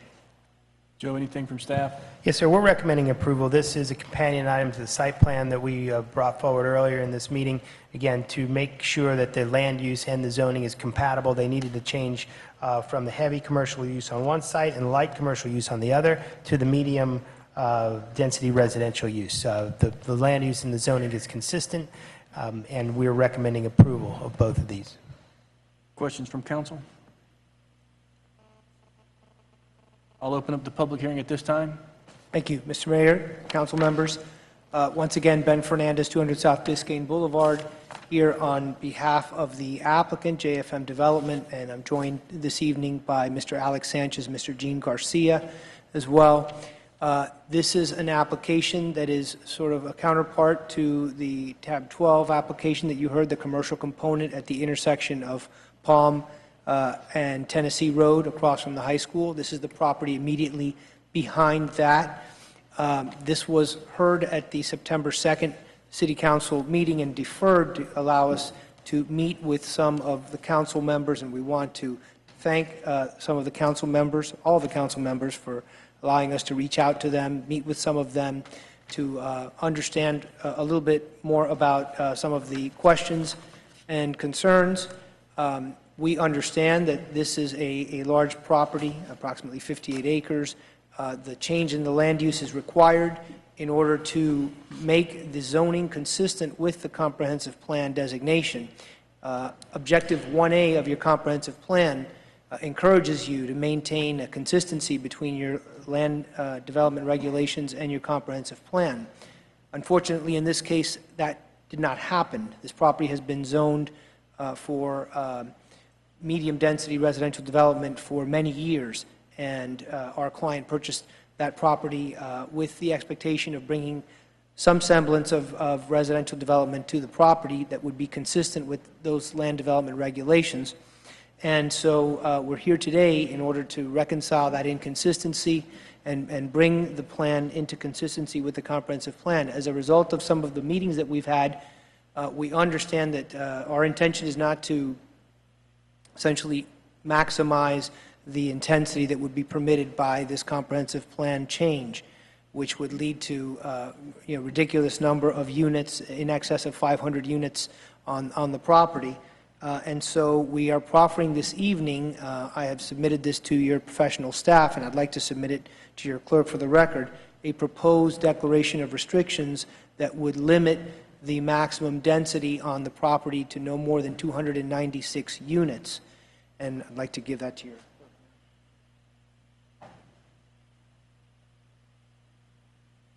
This would ensure that the density on the overall property would remain in the vicinity of 5 to 6 units, certainly less than 6, and around 5.5 units to the acre, which we think would be appropriate and would lead to a development that would be compatible with some of the other multifamily development that you have along Palm Avenue and Keys Gate, the Shores, Keys Landing, to the west of this property. Would also be consistent with, of course, the proximity of the high school to this site. We think that it makes sense to bring development, residential development in particular, to the high school area and to take away the potential noxious uses and incompatible uses that the heavy commercial land use designation that you have now, over 20 acres, approximately 20 acres of that could bring uses that would be incompatible with residential and the high school. Of course, we have your professional staff recommendation. We'd ask you to support that, and we're here to answer any specific questions that you have. We'd like the opportunity to bring this back to you for site plan approval, where you can take a better look at what we have in the works and that we'd like to meet further on with staff. Okay, Mr. Burgess? Thank you, Mayor. I just wanted to reiterate, at the last meeting, I was vocal, I was worried about what they were going to bring there. And Mr. Fernandez brought up one of my points, was that I was scared that we were going to end up with 500 units on 30 acres. And so they've addressed that tonight, so I want to thank them for that. I want to thank them for their time. They came down and saw me yesterday. The product that they're offering is not the cookie cutter that we've seen, or at least what they're proposing as of today is not the cookie cutter. So my views have changed a little bit on this, and that with them limiting the amount of units they're going to allow, and with the product that they're offering, it's a little bit, it's above where we've been on some of the other products or projects that have been offered here in the city. So my views have changed, and I'll be able to help them, to give them a vote of yes tonight. So I just, with the work that they've done and that, they've gained my confidence with a good product over there. So I just wanted to state that on the record. All right, sir, thank you. Vice Mayor? Yes, thank you, Mayor. My concern with this item was the quality of the product that would come to the community. And as a result of the meeting that I had with you as well, I feel a bit more comfortable with the product that you have proposed to bring to the community. I would just respectfully request that you follow through on that and not bring us back something that we wouldn't all be proud of to come into the Homestead community. So at this point, I'm very comfortable with moving forward with this, considering the quality of the product that you have proffered. Thank you. Thank you, Vice Mayor. Any other questions from council?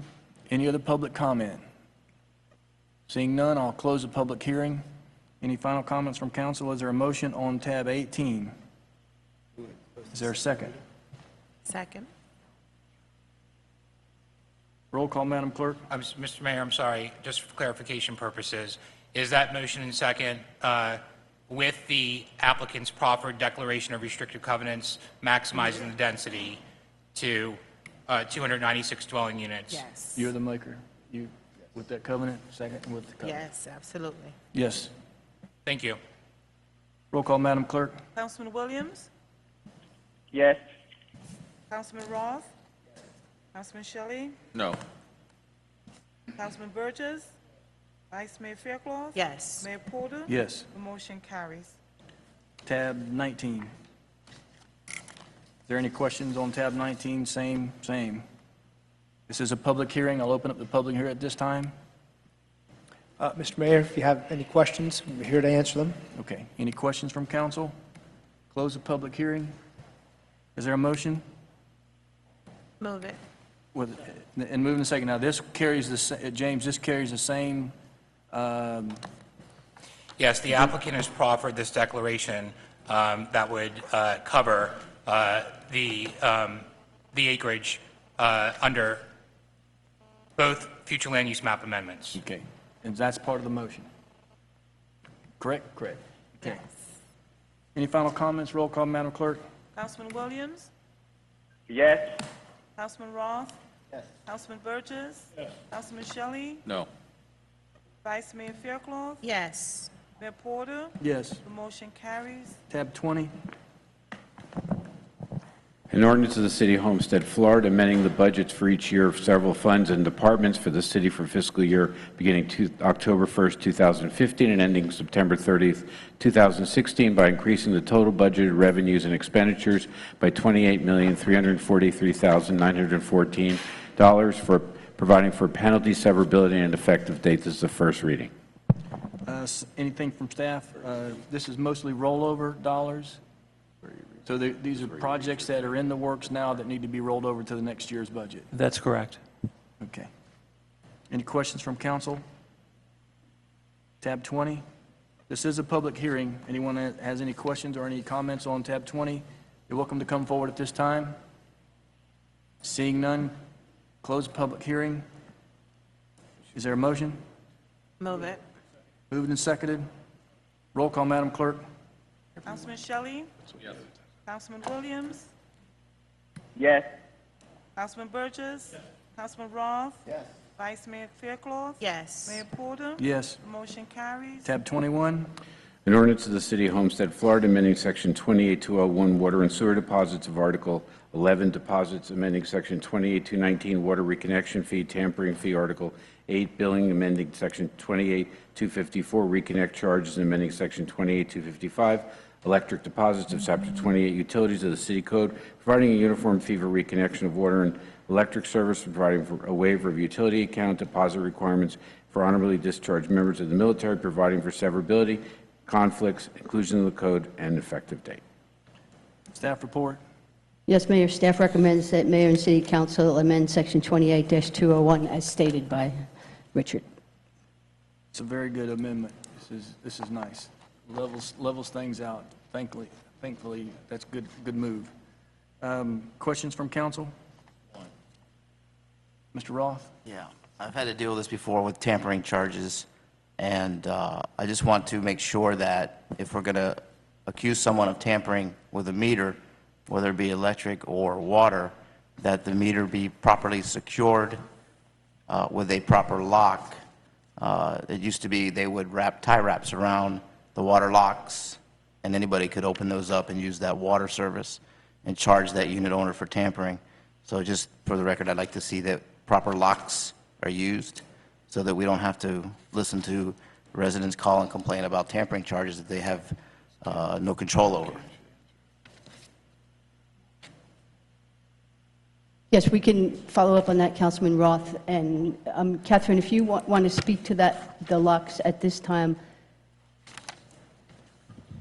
At this time, what we're doing is sealing the meters the same way we seal the electric meters. We place a red or blue seal which designate whether it's on or off. We only lock in the event that there's tampering.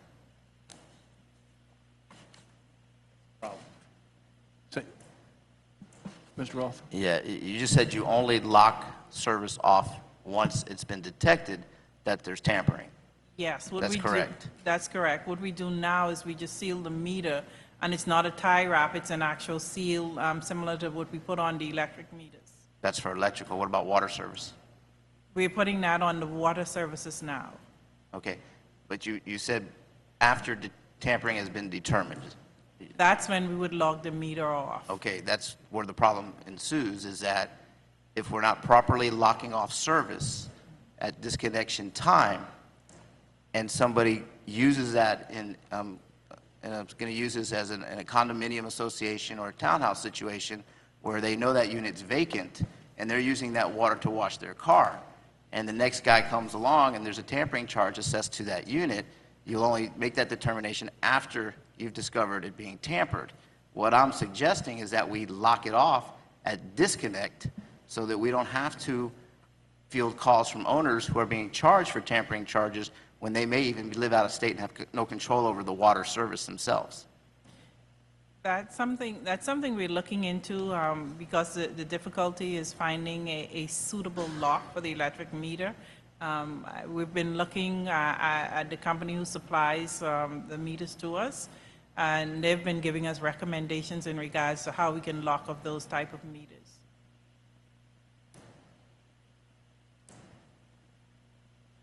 You're talking about the electric now, No, I'm talking about the water. the water. Yes. Okay.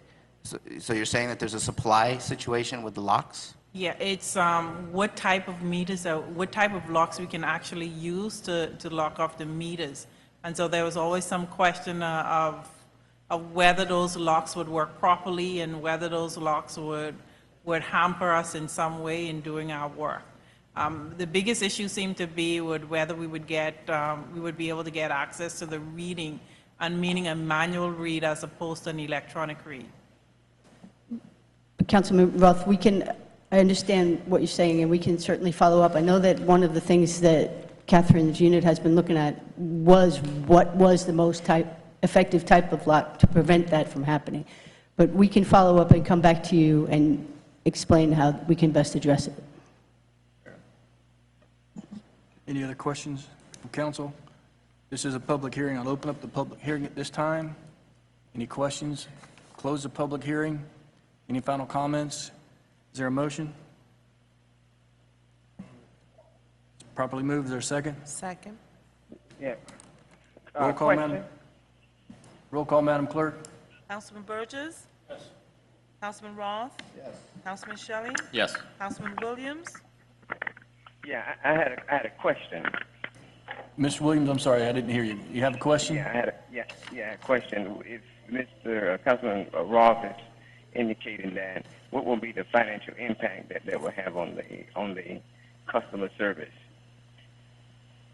No one could understand. Would anybody do an analysis on that and then come back later to report? Is it checking on other things? Councilman Williams, I think you're asking if somebody's going to come back with a report with respect to Councilman Roth's question, and yes, staff will come back. Right, but what I'm saying, with a financial impact on the locks of, being more secure. I'm sorry, I didn't hear that last, Councilman. The last piece on the financial impact that it will have as it relates to the locks. If we go into a new mechanism of locks, and what would be the financial impact that the city would have to absorb in that? That's what I'm asking. What's the financial impact of the lock? If you're asking what the financial impact would be, that would be part of what we would be bringing back.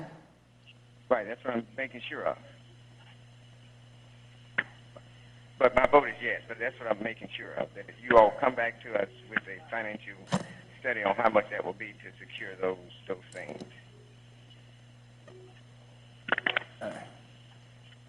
We're not able to hear you, Mr. Williams. I'm sorry. We're not hearing anything. My question is that the financial impact of those locks, if Mr. Roth is indicating that because of the tampering, and he's indicating something a little bit more secure, what will be the financial impact on the city for that? Or if somebody can do an analysis and then come back and report. Yes, sir, we will include that as part of our analysis. Okay, thank you. Councilman Williams? Yes, I said yes. Vice Mayor Faircloth? Yes. Mayor Porter? Yes. The motion carries. Okay, this is going to be Tab 21.2. 21.2, resolution of the City Council of the City of Homestead, Florida, authorizing the purchase of furniture for offices, emergency operations center, conference rooms, staff rooms, and public areas for various city departments from Empire Office, Inc., an authorized distributor of one uninterrupted power supply unit for its, pardon? That's the old resolution. This is the blinds, right? It's attached.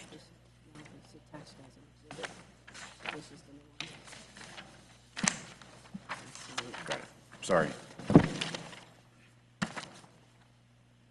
Resolution of the City Council of the City of Homestead, Florida, authorizing the purchase of window blinds for various city departments from Cube Care Company, waiving competitive bidding in accordance with Code Section 4-11B, as reconfirmed by 4-4111B.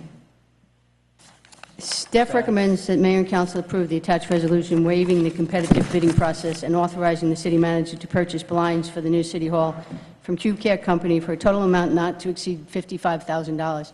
And Mayor and Council, you may recall, and Councilman Roth, to bring you up to date on this, back in September, we came before Council and we asked for furniture, fixtures, and equipment, which included an amount not to exceed $60,000 for blinds from HD Supply.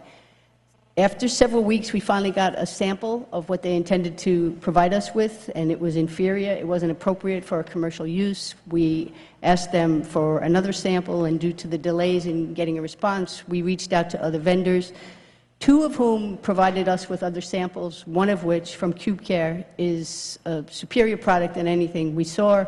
They're able to provide the product for the amount that was originally, for less than the amount originally approved by council, and they're able to do it in 4 to 6 weeks as opposed to 6 to 8 weeks, which some of the other vendors had asked for us. So we wanted to come back because essentially we'd be changing the vendor on this. And when it was awarded to HD Supply, that was under a competitively bid U.S. Communities contract, but this vendor is not under that contract, and that's why we're asking, under the circumstances, that the process be waived. It's a better product for less money. Yes. Better product for less Yes, money. and on time. And on time. Any questions from council? This is a public hearing. I'll open up the public hearing. Seeing none, close the public hearing. Is there a motion? Is there a second? Second. Roll call, Madam Clerk. Councilman Shelley? Yes. Councilman Williams? Councilman Williams? Yes. Councilman Roth? Councilman Burgess? It's 21.5. Vice Mayor Faircloth? Yes. Mayor Porter? Yes. The motion carries. 21.5 is the resolution. Resolution of the City Council of the City of Homestead, Florida, determining that the attendance of the mayor and city council members at certain events serves a valid public and vital public purpose, authorizing distribution of event tickets, providing for implementation, providing for an effective date. Staff report. Yeah. The report on this is at a prior meeting, you asked the manager and I to talk about this issue that comes up regarding tickets and for events within the city that this council feels very strongly serve a public purpose, and that because of recent rulings from the Ethics Commission, you're prohibited from either going or taking your significant other or spouse with you to these events.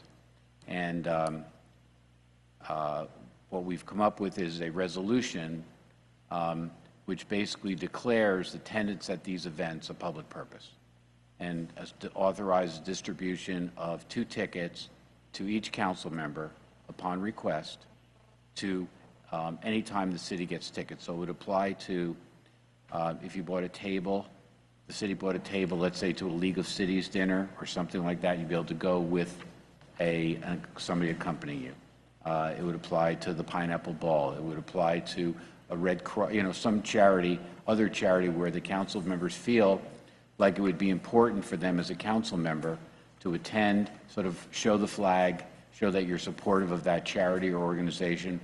And one of the points that we make in the resolution is that these charitable organizations really supplement the activities of the village, of the city, and that the government just doesn't have enough money to pay for all the needs of all the citizens. And so when you have these charitable organizations within the city They certainly serve a public purpose by supplementing and aiding in things that the city just can't do because of lack of money.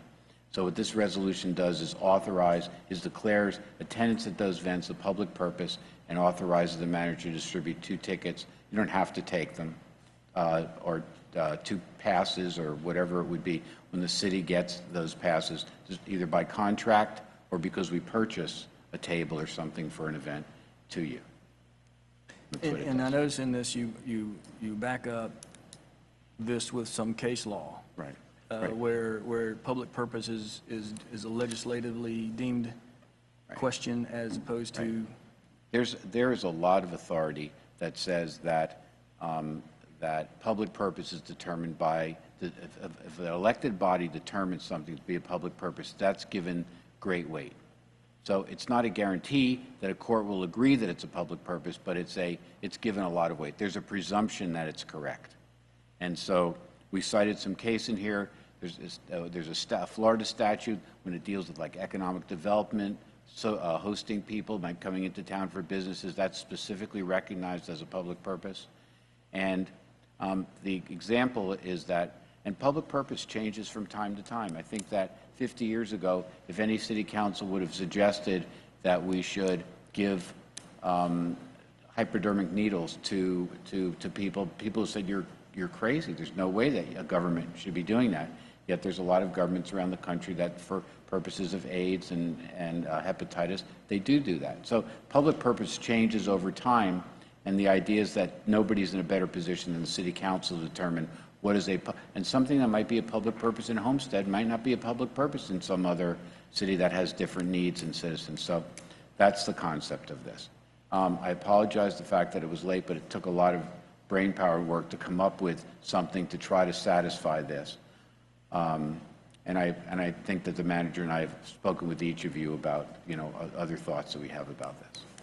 And currently, the opinion has been that the public purpose is being decided elsewhere. Yes, it's being, right now, we have several opinions from the executive director of the Ethics Commission, some of which have been endorsed by the Ethics Commission itself, saying that they basically are the ones who determine what a public purpose is.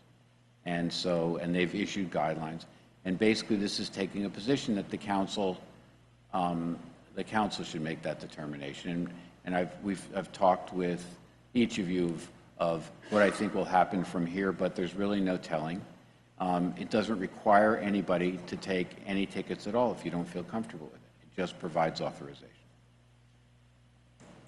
But it just sets up the question as to who decides public purpose. And you backed in this ordinance, you stated case law. What we do here basically is we say that, again, in sort of 2 different categories. One is charitable, where, when we have the Pineapple Bowl, which supports the program for children. I mean, the council's basically determining that those kind of events in the city, whether they be a big event like that or a smaller event, is a public purpose. And it doesn't come back to the council on an individual basis. It's just that those type of events are public, they serve a public purpose in Homestead. Any questions from council? Mr. Shelley? Yeah, I guess in principle, I agree. I think that this council, as policymakers, has the ability, or should have the ability, to determine what is and what is not a public purpose, versus having somebody who has no clue what the impact is of the event or of the function making that determination. So I support that. The only concern that I have is just kind of the late nature of receiving the resolution, having it kind of on the dais at the last second versus being in an itemized agenda, having a chance to look at it. I have 1 or 2 concerns about some of the language as it's drafted. I'd like to have a better chance to have a discussion with the attorney before I had to make a decision or a vote on it. So that's my only concern about having to force a vote tonight on this particular item, as I personally would prefer to have a little better opportunity to review it and ask some questions of the attorney before I have to weigh in on it. And clearly, this is open for discussion. It's just that at this particular point, there's been a position taken by others that has basically said we can't decide what's important for us to do in our community. This is not to say that any of us are required, like you said, if you feel like in your mind it's not a public purpose and you don't want to, or take your spouse or significant other with you, certainly you don't have to. But I think at some point in time, there are a lot of things that we all do individually that are public purpose that currently we're not going to be able to do based on the information that's been provided to us by the ruling body. This is questioning, this is in my mind questioning their ability to question our ability to decide public purpose.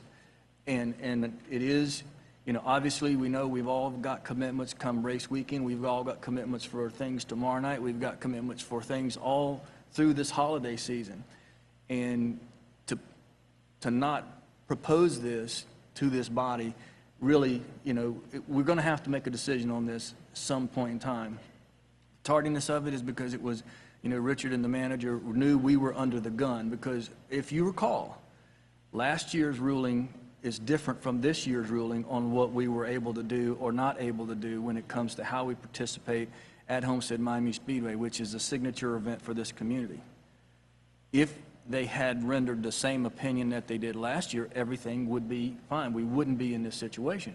But we've got to get some clarity, and we've got to find some common ground that recognizes the fact that as we are legislators for this community, we should have some right to make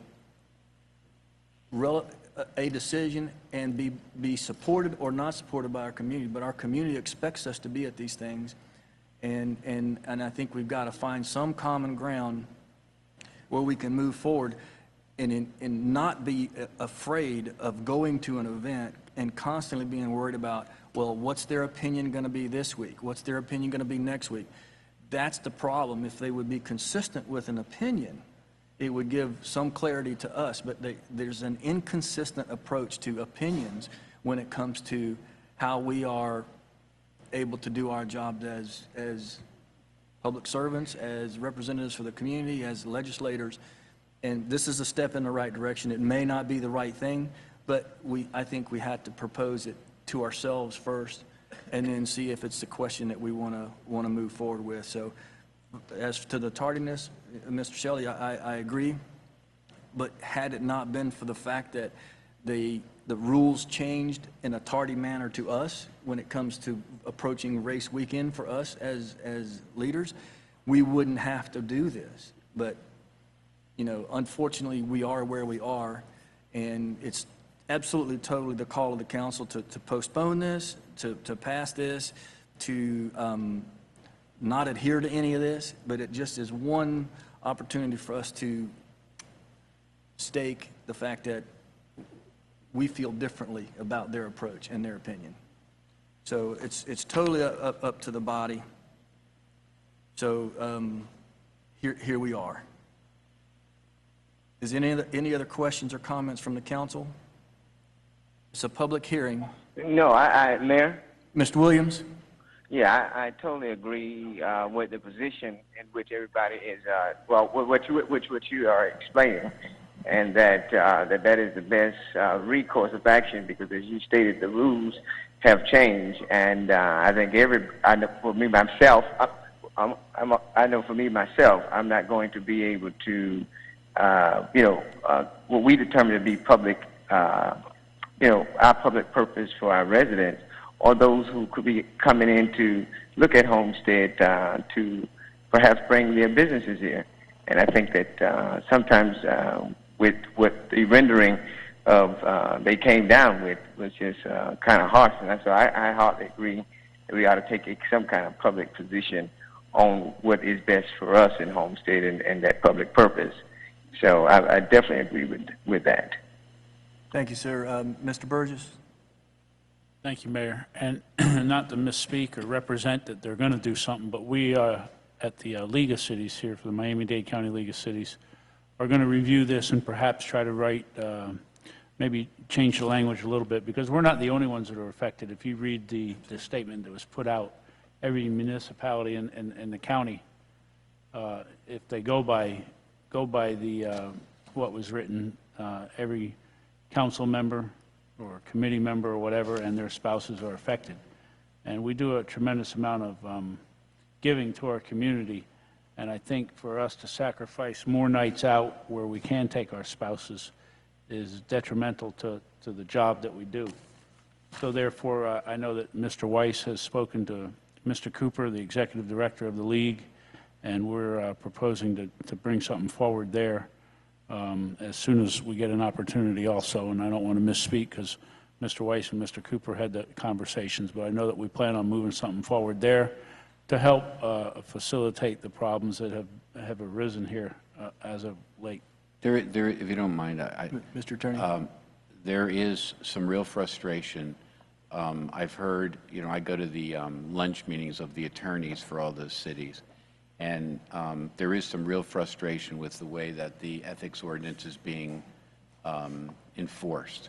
And I did have a detailed conversation with Richard Cooper, and he indicated to me that there was some real dissatisfaction on behalf of league members. I think having on different subjects with the way that the Ethics Commission was operating in some of the rules, he did offer to sit down with us and to sort of strategize with sort of how this goes, what's the right way to do it, and all of that. And I think that would be a very good idea to sit down with them and do it with him. And the question I would ask, and I've asked some of you, but if this needs to be done tonight because of some pending issues, then then you make it. If there's no immediate need to do this tonight, I think we have a good basis. And if some of you have questions, then you could do it another night. But it's here and it's ready for you to vote on because that's what you asked us to do. But that's up to you as to whether it's sort of an immediate issue or whether it can sit. Because what I would do if you decide not, I would meet with Mr. Cooper, might have him at the meeting, because the mayor's expressed to me that it would be very good to be with people on something like this as opposed to be alone, to have some cover and some friends in high places. So, but as to the urgency of it, that's up to you. Mr. Roth.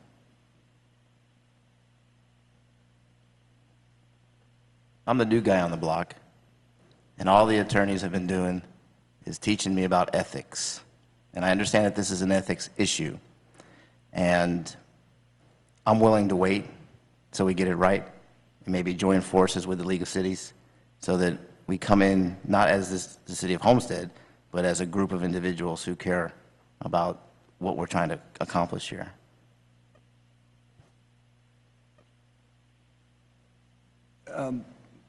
At this particular point, obviously, the question's been proposed. The other question would be is who has unfortunately made commitments to folks that may be coming to the races that had an opinion of last year that they felt like was going to be the same opinion that's this year, and that opinion has changed, and can you undo some of those things? In my particular case, my wife is so upset that she wouldn't go anywhere with me right now because she's treated like undesirable person, and I think it looks bad for me as a man with a wife having to go all places all by myself because my wife is not allowed to go because of some opinion that she serves no purpose to this public. And so it's somewhat personal at this particular point. Timing is not the key. It's personal that I think that they've crossed some lines. And if you talk to just regular people on the street and you tell them that, the parameters in which you have to work in, they're like, that's crazy. That makes no sense. And it does make no sense. So again, we're gonna be out there anyway. There's not a lot of other cities. Miami Gardens has the Dolphin Stadium or whatever they call it. City of Miami, Miami Beach, they have a lot as well. So they're high profile. City Homestead has a speedway. We're high profile. But this is not just to the high profile cases. This is to the little issues where you're invited to go to the not-for-profits, to the, and again, if you never know when you're going to be dragged on the carpet for something that you're just trying to do your job, and you're just trying to take your wife or your spouse or your significant other, but that's that's the clarity that I'm just hoping that we can get to at some particular point so that we can go on and do our jobs. That's all I'm asking for. If you don't want to do it tonight, I'm good with that. But I think we need to keep this on the burner. And Mr. Burgess, you know, you being the president of the league, you're the, you know, the big man on campus. And I think that, you know, you've got a lot of respect and you carry a lot of weight. And I kind of have to lean to you to say, you know, what you think. But let me get Mr. Shelley, and then you, Mr. Burgess, okay? Mr. Shelley? Thank you, Mayor. I personally would be more comfortable, again, just because of the late notice, and there are some things on here that if the goal here is dealing with the race tickets, I mean, if you I read some of these paragraphs, you could be interpreted to say specifically that now from getting the multiple tickets that we only get 2 now. Because if you read it in its strictest form, then it changes things as well. So the thing I don't want to do is rush tonight. If the goal is if there's a reason to accomplish a certain goal, then this may or may not accomplish that goal, or it may muddy the waters up even more. And now we're coming back and having to pass a resolution, amending our resolution to get further clarity. So I just want to make sure that if we do this, we do it right. I concur with everybody in that I do agree principally that we should be the deciders of what is or what is not a public purpose. I think that all of us know that we're out there working very hard on behalf of the city. We have to, part of our job duties is go to events that we would much rather be spending time with our family and doing other things, but because we want to make sure that we're good stewards of our city, we want to represent our cities. And also, when we show up, it helps bolster the organization and the events that we're attending. So I think clearly there's a public purpose for all of us attending those events. So I would like to further this discussion, but I also like the idea of joining forces with some of these other cities that have similar problems so that it's not just a Homestead issue. From a public perception standpoint, you know, Homestead's come such a long way in rehabilitating its image, you know, countywide and statewide. And so what I don't want to see is have somebody who have a public or someone who just wants a reason to throw stones at Homestead again to have the perfect reason to just throw at us. And so I do like the idea of working with the league and working with other cities that are similarly situated so that we're addressing this issue holistically and we get the right resolution and the right solution versus maybe running forward with this to address a quick problem to find out that maybe the language that we chose isn't accomplishing what we wanted to accomplish and or opening us up to attack publicly. And now instead of talking about all the good things we're doing here in the city of Homestead, our downtown and everything else in between, now we're defending off why we think it's right for us to do this or that. And so I think there's a right way to do this, and I think let's regroup and let's do this the right way versus rushing forward. So that's just my position. Before you do that, you extended the meeting to 9:30, so I'd like you to retroactively extend it to I was going to say we're late again. 10:15 maybe? 10 o'clock. It's 10 o'clock. It's 9:56. That's what Jerry wants to do. 10:15. Who's got 10 o'clock in the pool? We're going to split it. Is there a motion to extend it to 10:15? Is there a second? All in favor? Aye. Mr. Burgess?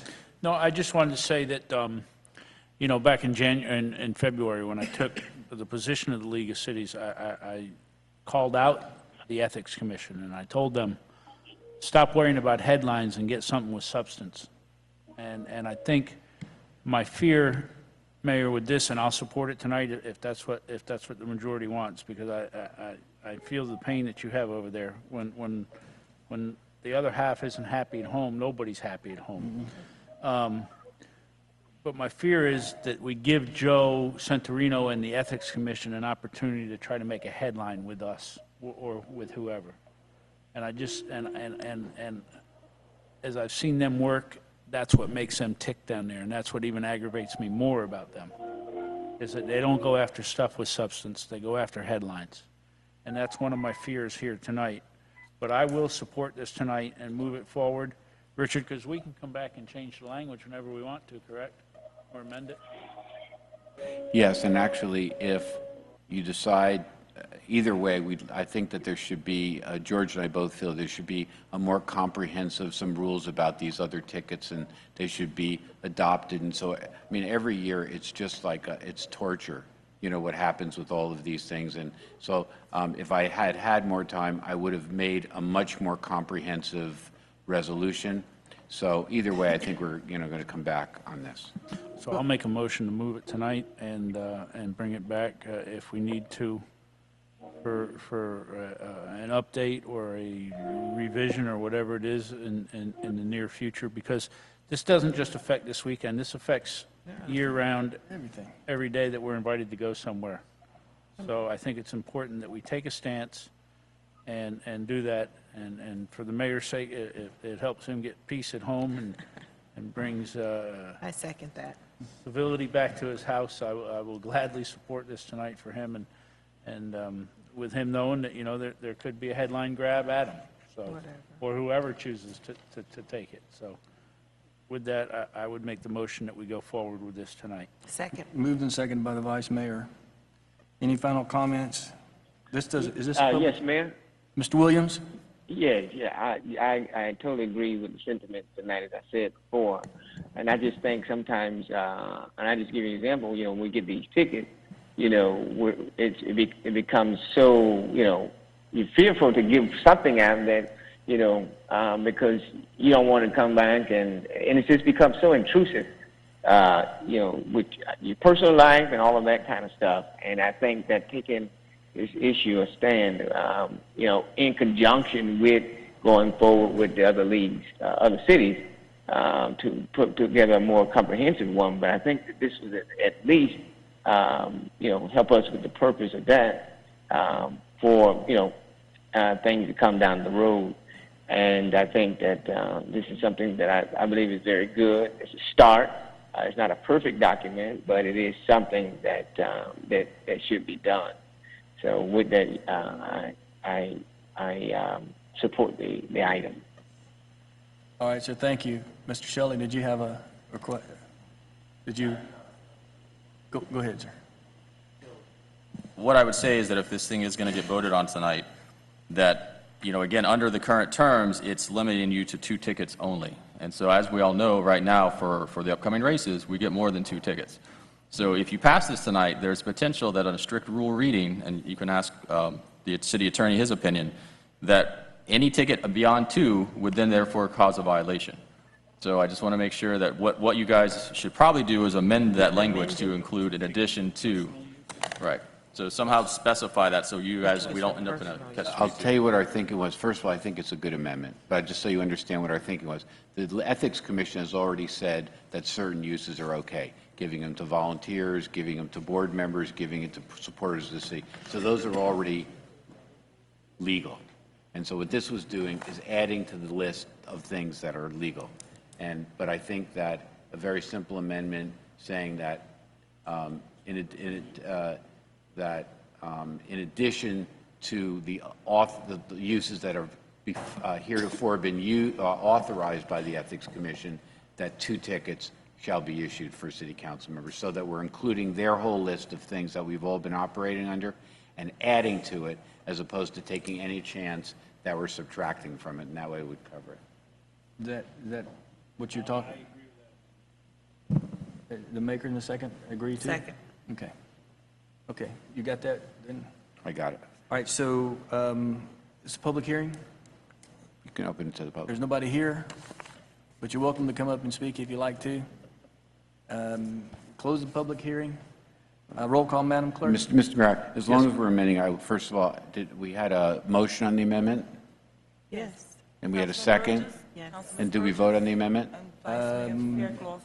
We didn't vote on the amendment. No, we First didn't. This then- is on the amendment. This will be on the amendment. Okay, I'd like to add one other amendment. As I'm reading this thing, and again, I apologize, we don't like to do things fast, but we did this fast. I think you should authorize us to add a whereas clause specifically dealing with, I'm going to call them significant others, and that the fact that, as I think about this, I mean, it's really protocol when you're invited to something like this. If you're invited to dinner with, it's really protocol to bring, if you have one, to bring a significant other with you. And I'd like to be authorized to add a whereas clause and some clarification to the end of the resolution, making it very clear. And I'll add some language dealing that, it's a representation of if you show up without somebody, if you have somebody, that it shows less respect to the group that you're being with. Of course, if you're single, it's no problem. But if you show up without your wife, let's say, or something like that, I think it's much more respectful to show up with your spouse, because it shows that it's an important event. And I think that if you could authorize me to make those additions to it, I would like those two as the second amendment. So you're voting on Councilman Shelley's amendment. Go. You didn't like to move that amendment? John Okay. made the amendment, and Patricia seconded it. Why don't you include my comments in your amendment? Is that all right, Mr. Burgess? Okay, and is that all right with the second? Yes. So we Okay, gotta so vote just on vote on both the of- amendment first. On the First Amendment? He didn't make the first amendment as a whole. Amendment as a whole, okay. Okay. Roll call on the amendment. Councilman Burgess? Yes. Councilman Shelley? Yes. Councilman Williams? Yes. Councilman Roth? Yes. Vice Mayor Fairclough? Yes. Mayor Porter? Yes. Motion carries. And on the original motion As as amended. amended. Roll call. Councilman Williams? Yes. Councilman Roth? Yes. Councilman Burgess? Yes. Councilman Shelley? No. Vice Mayor Fairclough? Yes. Mayor Porter? Yes. The motion carries. And we will work with Councilman Burgess in terms of coordination with the league. The league has a meeting here in Homestead on December 3rd. We're hosting the League of Cities, and Mr. Cooper said that if we want him to, and it's a matter of strategy and talking about it, he'll have a resolution, if I draft it, he'll have a resolution on the December 3rd agenda for the League of Cities. So we'll talk about the right way to do that and move forward with that. Okay, great. Okay. The next one is Tab 23. tab 23, the budget amendment. Staff report. Staff recommends that mayor and council approve and amend the appropriations for departments within the general fund for fiscal year 2015 budget as per attached Exhibit 1. The total budget for general fund will not be affected. According to Florida Statute 166.241, Section 2A, appropriations for expenditures within a fund may be decreased or increased by motion recorded in the minutes if the total appropriations of the fund is not changed. Throughout the fiscal year, some departments within the general fund incurred the expenses for reasons detailed in Exhibit 1 that were not contemplated during the budget process. Appropriation for those departments is required to be amended, but the total appropriations of the general fund will not be affected. Okay. Questions from council? I will open for public comment. Seeing none, hearing none. No one here to speak in support or opposition. We'll close public comment. Any additional questions or comments from council? I'll entertain a motion for approval. Properly moved and seconded. Any final comments from council? Roll call. Councilman Williams? Yes. Councilman Roth? Councilman Burgess? Yes. Councilman Shelley? Yes. Vice Mayor Fairclough? Yes. Motion carries. And the last item is the item that Councilman Williams added regarding the allocation of funds within the budget. Councilman Williams? Yeah. Thank you, Madam Vice Mayor. Back during our budget hearing, we had allocated $20,000 to be put into a special event fund. As you all are familiar with, that the MLK musical was not funded, or we were looking for more backup material, which we never really got. And so it was the consideration of one of the council members to put it, I think on the recommendation of the finance director, Carlos, to put it in a special event fund, so if there was something that would come up, that those monies could be used for it. Well, on Monday, as many of you all know, we will be feeding the community within the city of Homestead and the southwest area in particular. Last year, we fed almost 380 people.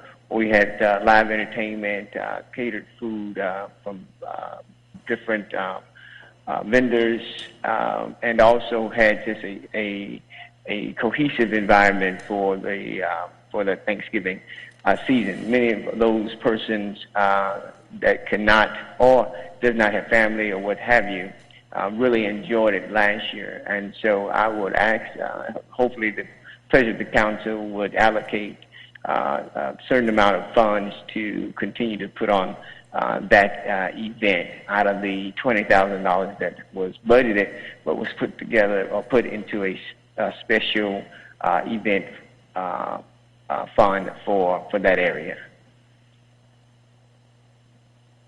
Any questions or comments from council? Councilman Williams, is it accurate that you're asking for $10,000? Yes. And this is for one feeding for Thanksgiving? Well, we have yes, we entertained all of the persons open to the public, as always. And the following day is our turkey giveaway. So for any other logistical things that may come up with those 2 days. So it's Monday and Tuesday, but primarily the funding is needed for that Monday. Councilman Burgess, you still have the floor. Do you have any additional questions? Okay. Councilman Shelley? I remember from that conversation, I thought that we kind of envisioned using those monies for, when we said special event, it was going to be related to maybe doing something within the theater, or some sort of programming there. As part of the Seminole Theater, it's kind of fuzzy. I remember having the discussion, but I don't remember all the details. I don't have the minutes in front of me. Does anybody else remember that discussion? No, if I'm allowed to, I'll read the minutes of that meeting and the whole conversation. That's why when I had a meeting with conversation with staff of the interpretation of it, it was, the intent of it was that, but then after we made the adjustment to perhaps use it for any special event that would come back before the council for that. So last year it was a huge success, and people really look forward to that event. Councilman Shelley, you have any additional questions? Councilman Burgess?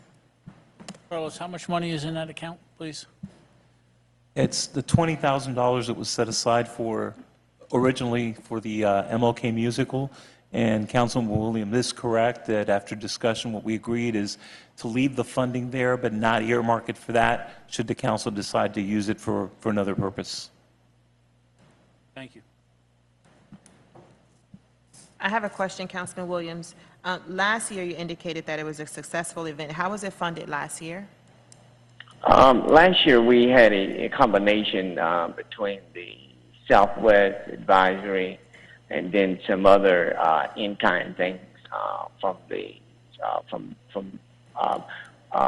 other vendors of that sort within the community. And so this year we'll come up with some challenges in trying to secure that. So that is my primary reason of coming to the council for its hopefully approval for it. I think it's a kind gesture for the community and spreads goodwill. My only concern, I have two concerns. My only concern is that, from what I understand, it has been marketed as a Southwest Advisory Committee event and not a city event. With the musical, it was a city-sponsored event, and there were multiple showings of the MLK musical, and this is a $10,000 price tag for a one-time feeding for an event that has been marketed for the Southwest Advisory Committee. Can you weigh in on that, please? Yeah, well, I think the marketing part of it was that the facilitation of the event was kind of spearheaded by the Southwest and myself, but it did not preclude anybody else from the planning part of that. Where are you at this point as far as funding for this event? Perhaps it can be scaled down?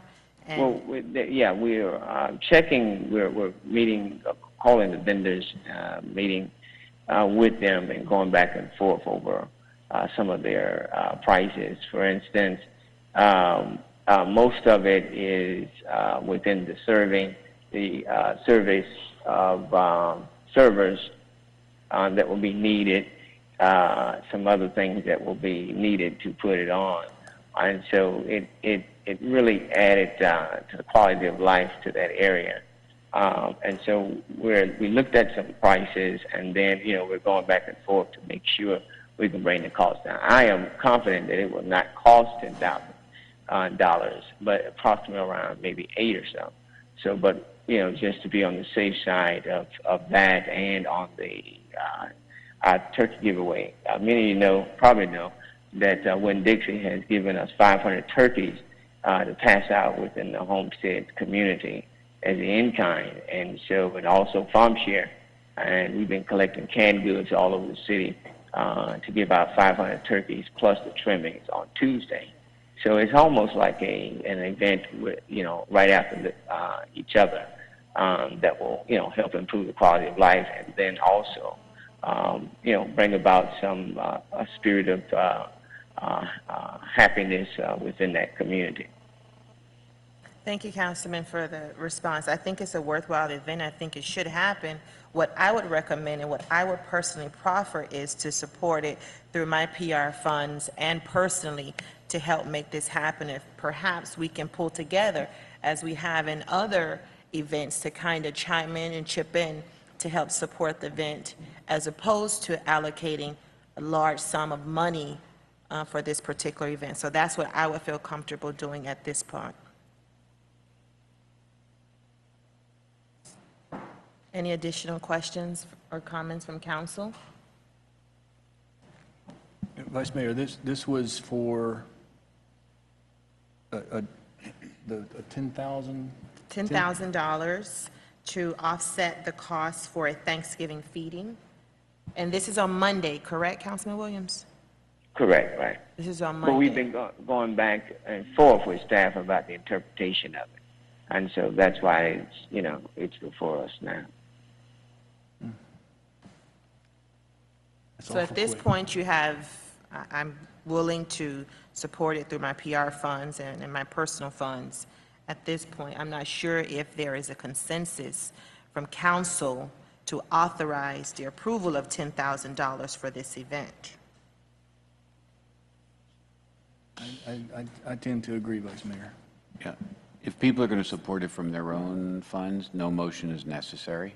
If you're going to take it from the fund that Councilman Williams has requested, well, can I ask this? Then what portion of that could a portion, maybe not 10 or what have you, so that at least we have a kind of amount to work with? I have a problem scaling it down and then going with your recommendation and such. I'm sorry, can you repeat your question? I heard you say what portion of that?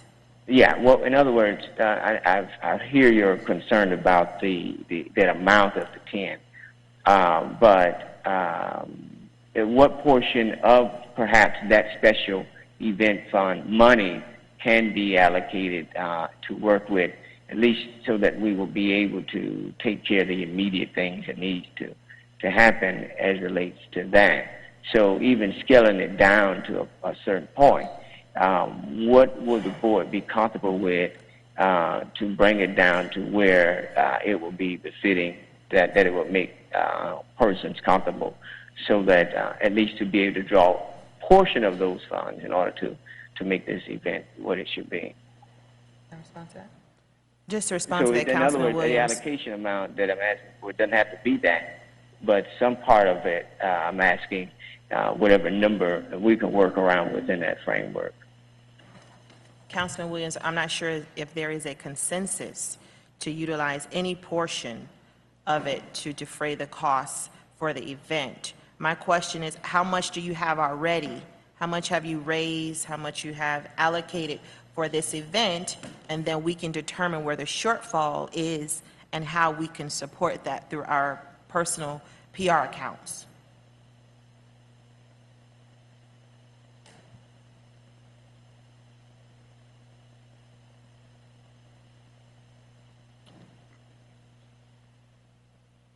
Councilman Williams? Yeah, I'm here. Yeah. Okay. Do you have an amount that you have already collected so that we can determine the gap? We have pledges. We've not collected. We have pledges.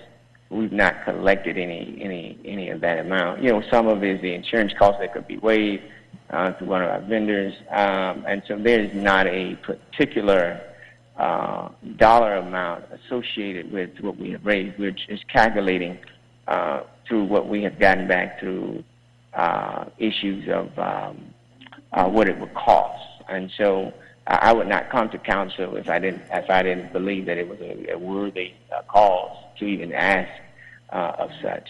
So.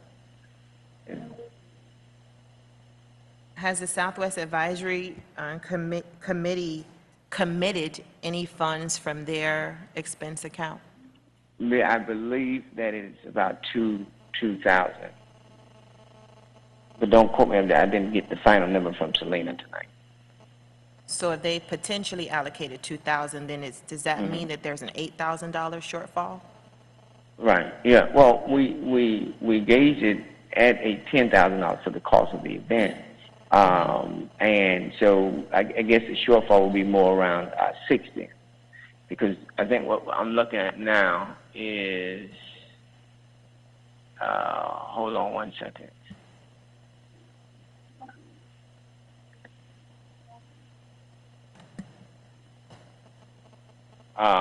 Of course, it's really basically the food, the servers is where the big, the setup and the service where the big cost is.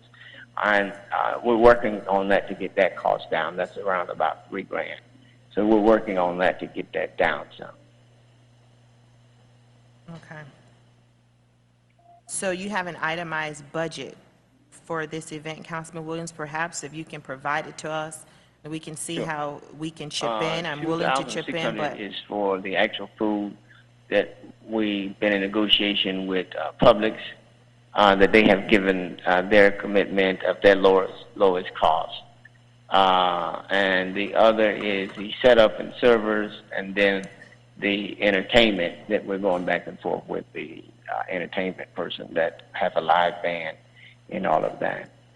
And that, I think, was around maybe right under 1,000 or so that we're trying to go back and forth and negotiate with.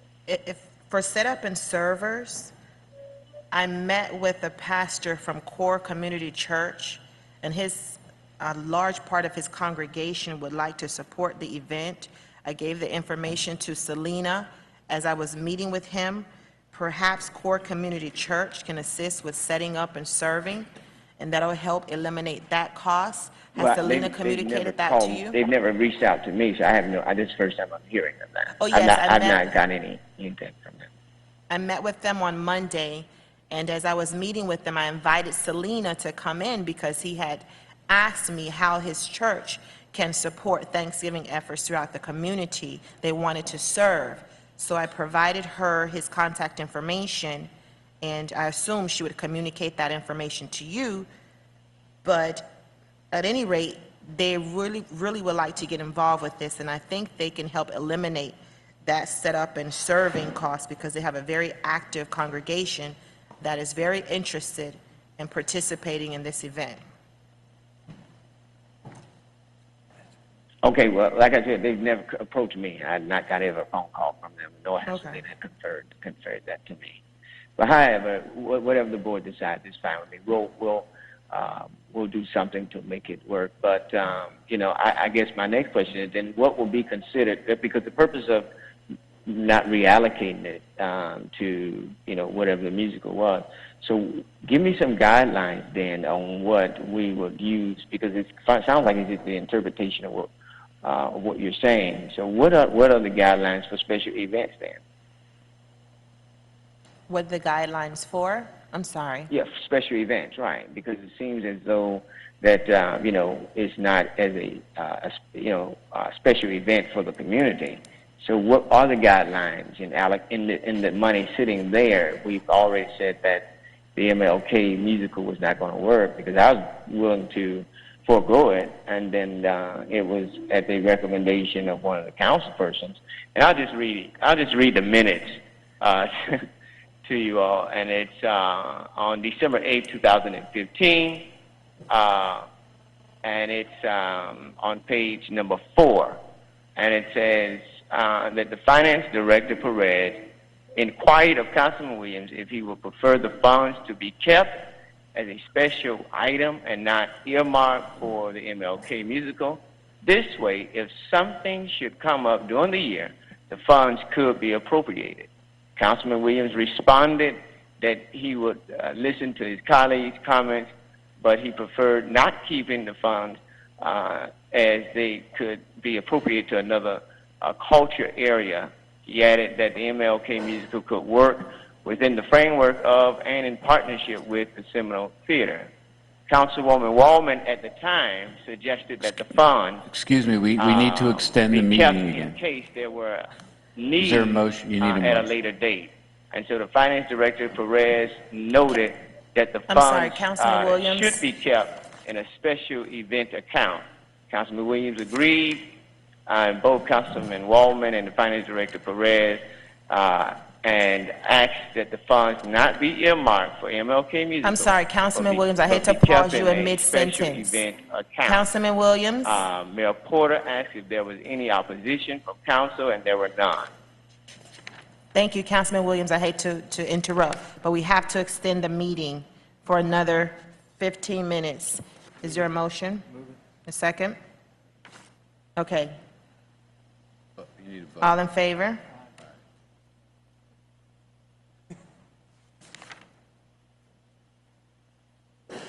No? I'm checking the rules. I think it needs to be unanimous. Okay, we have another 15 minutes. Did you want to continue? No, I finished. I read it. I read it all, Okay. that portion. Can we get clarification on what constitute a special event? From my understanding, special events would be considered city events.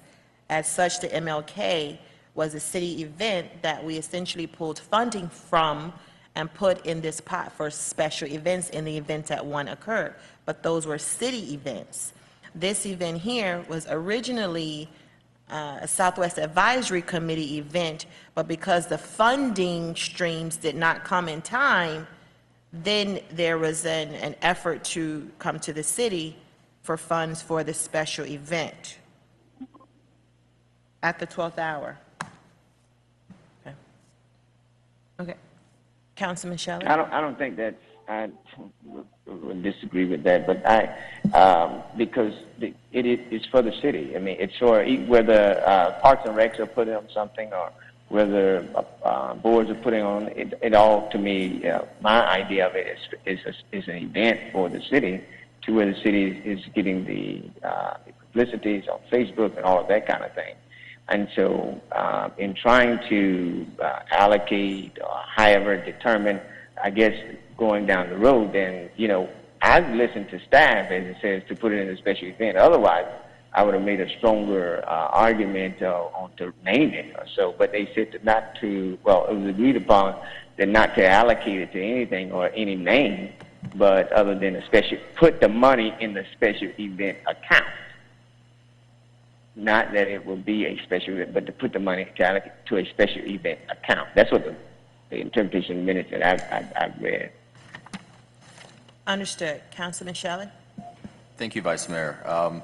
When we had this discussion, and I concur with everything that the Vice Mayor has stated to date, this money, the special event, I always envisioned that we would replace the event that we kind of decided not to fund, meaning that it would be for a larger, all-in type event versus piecemealing it out at 5,000 here, 10,000 there, and just kind of, for other events, I thought the 20,000 would go to a larger event to replace the play that had already been chosen, whether it be through the theater. I know we had some discussions about the theater that night as well, or something completely different. But that's kind of how I thought we were going to use it, was for a bigger impact.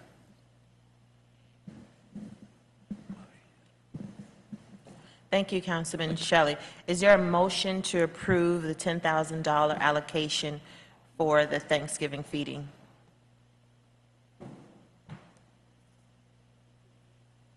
Doesn't appear to be a motion or a second, Councilman Williams, at this point to proceed with allocating $10,000 for the Thanksgiving feeding.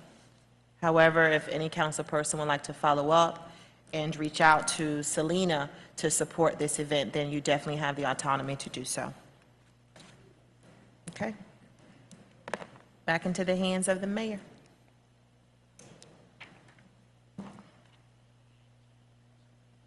Mm-hmm. So we got reports from the Manager. manager. Nothing to report, Mayor. Anything from the attorney? No, sir.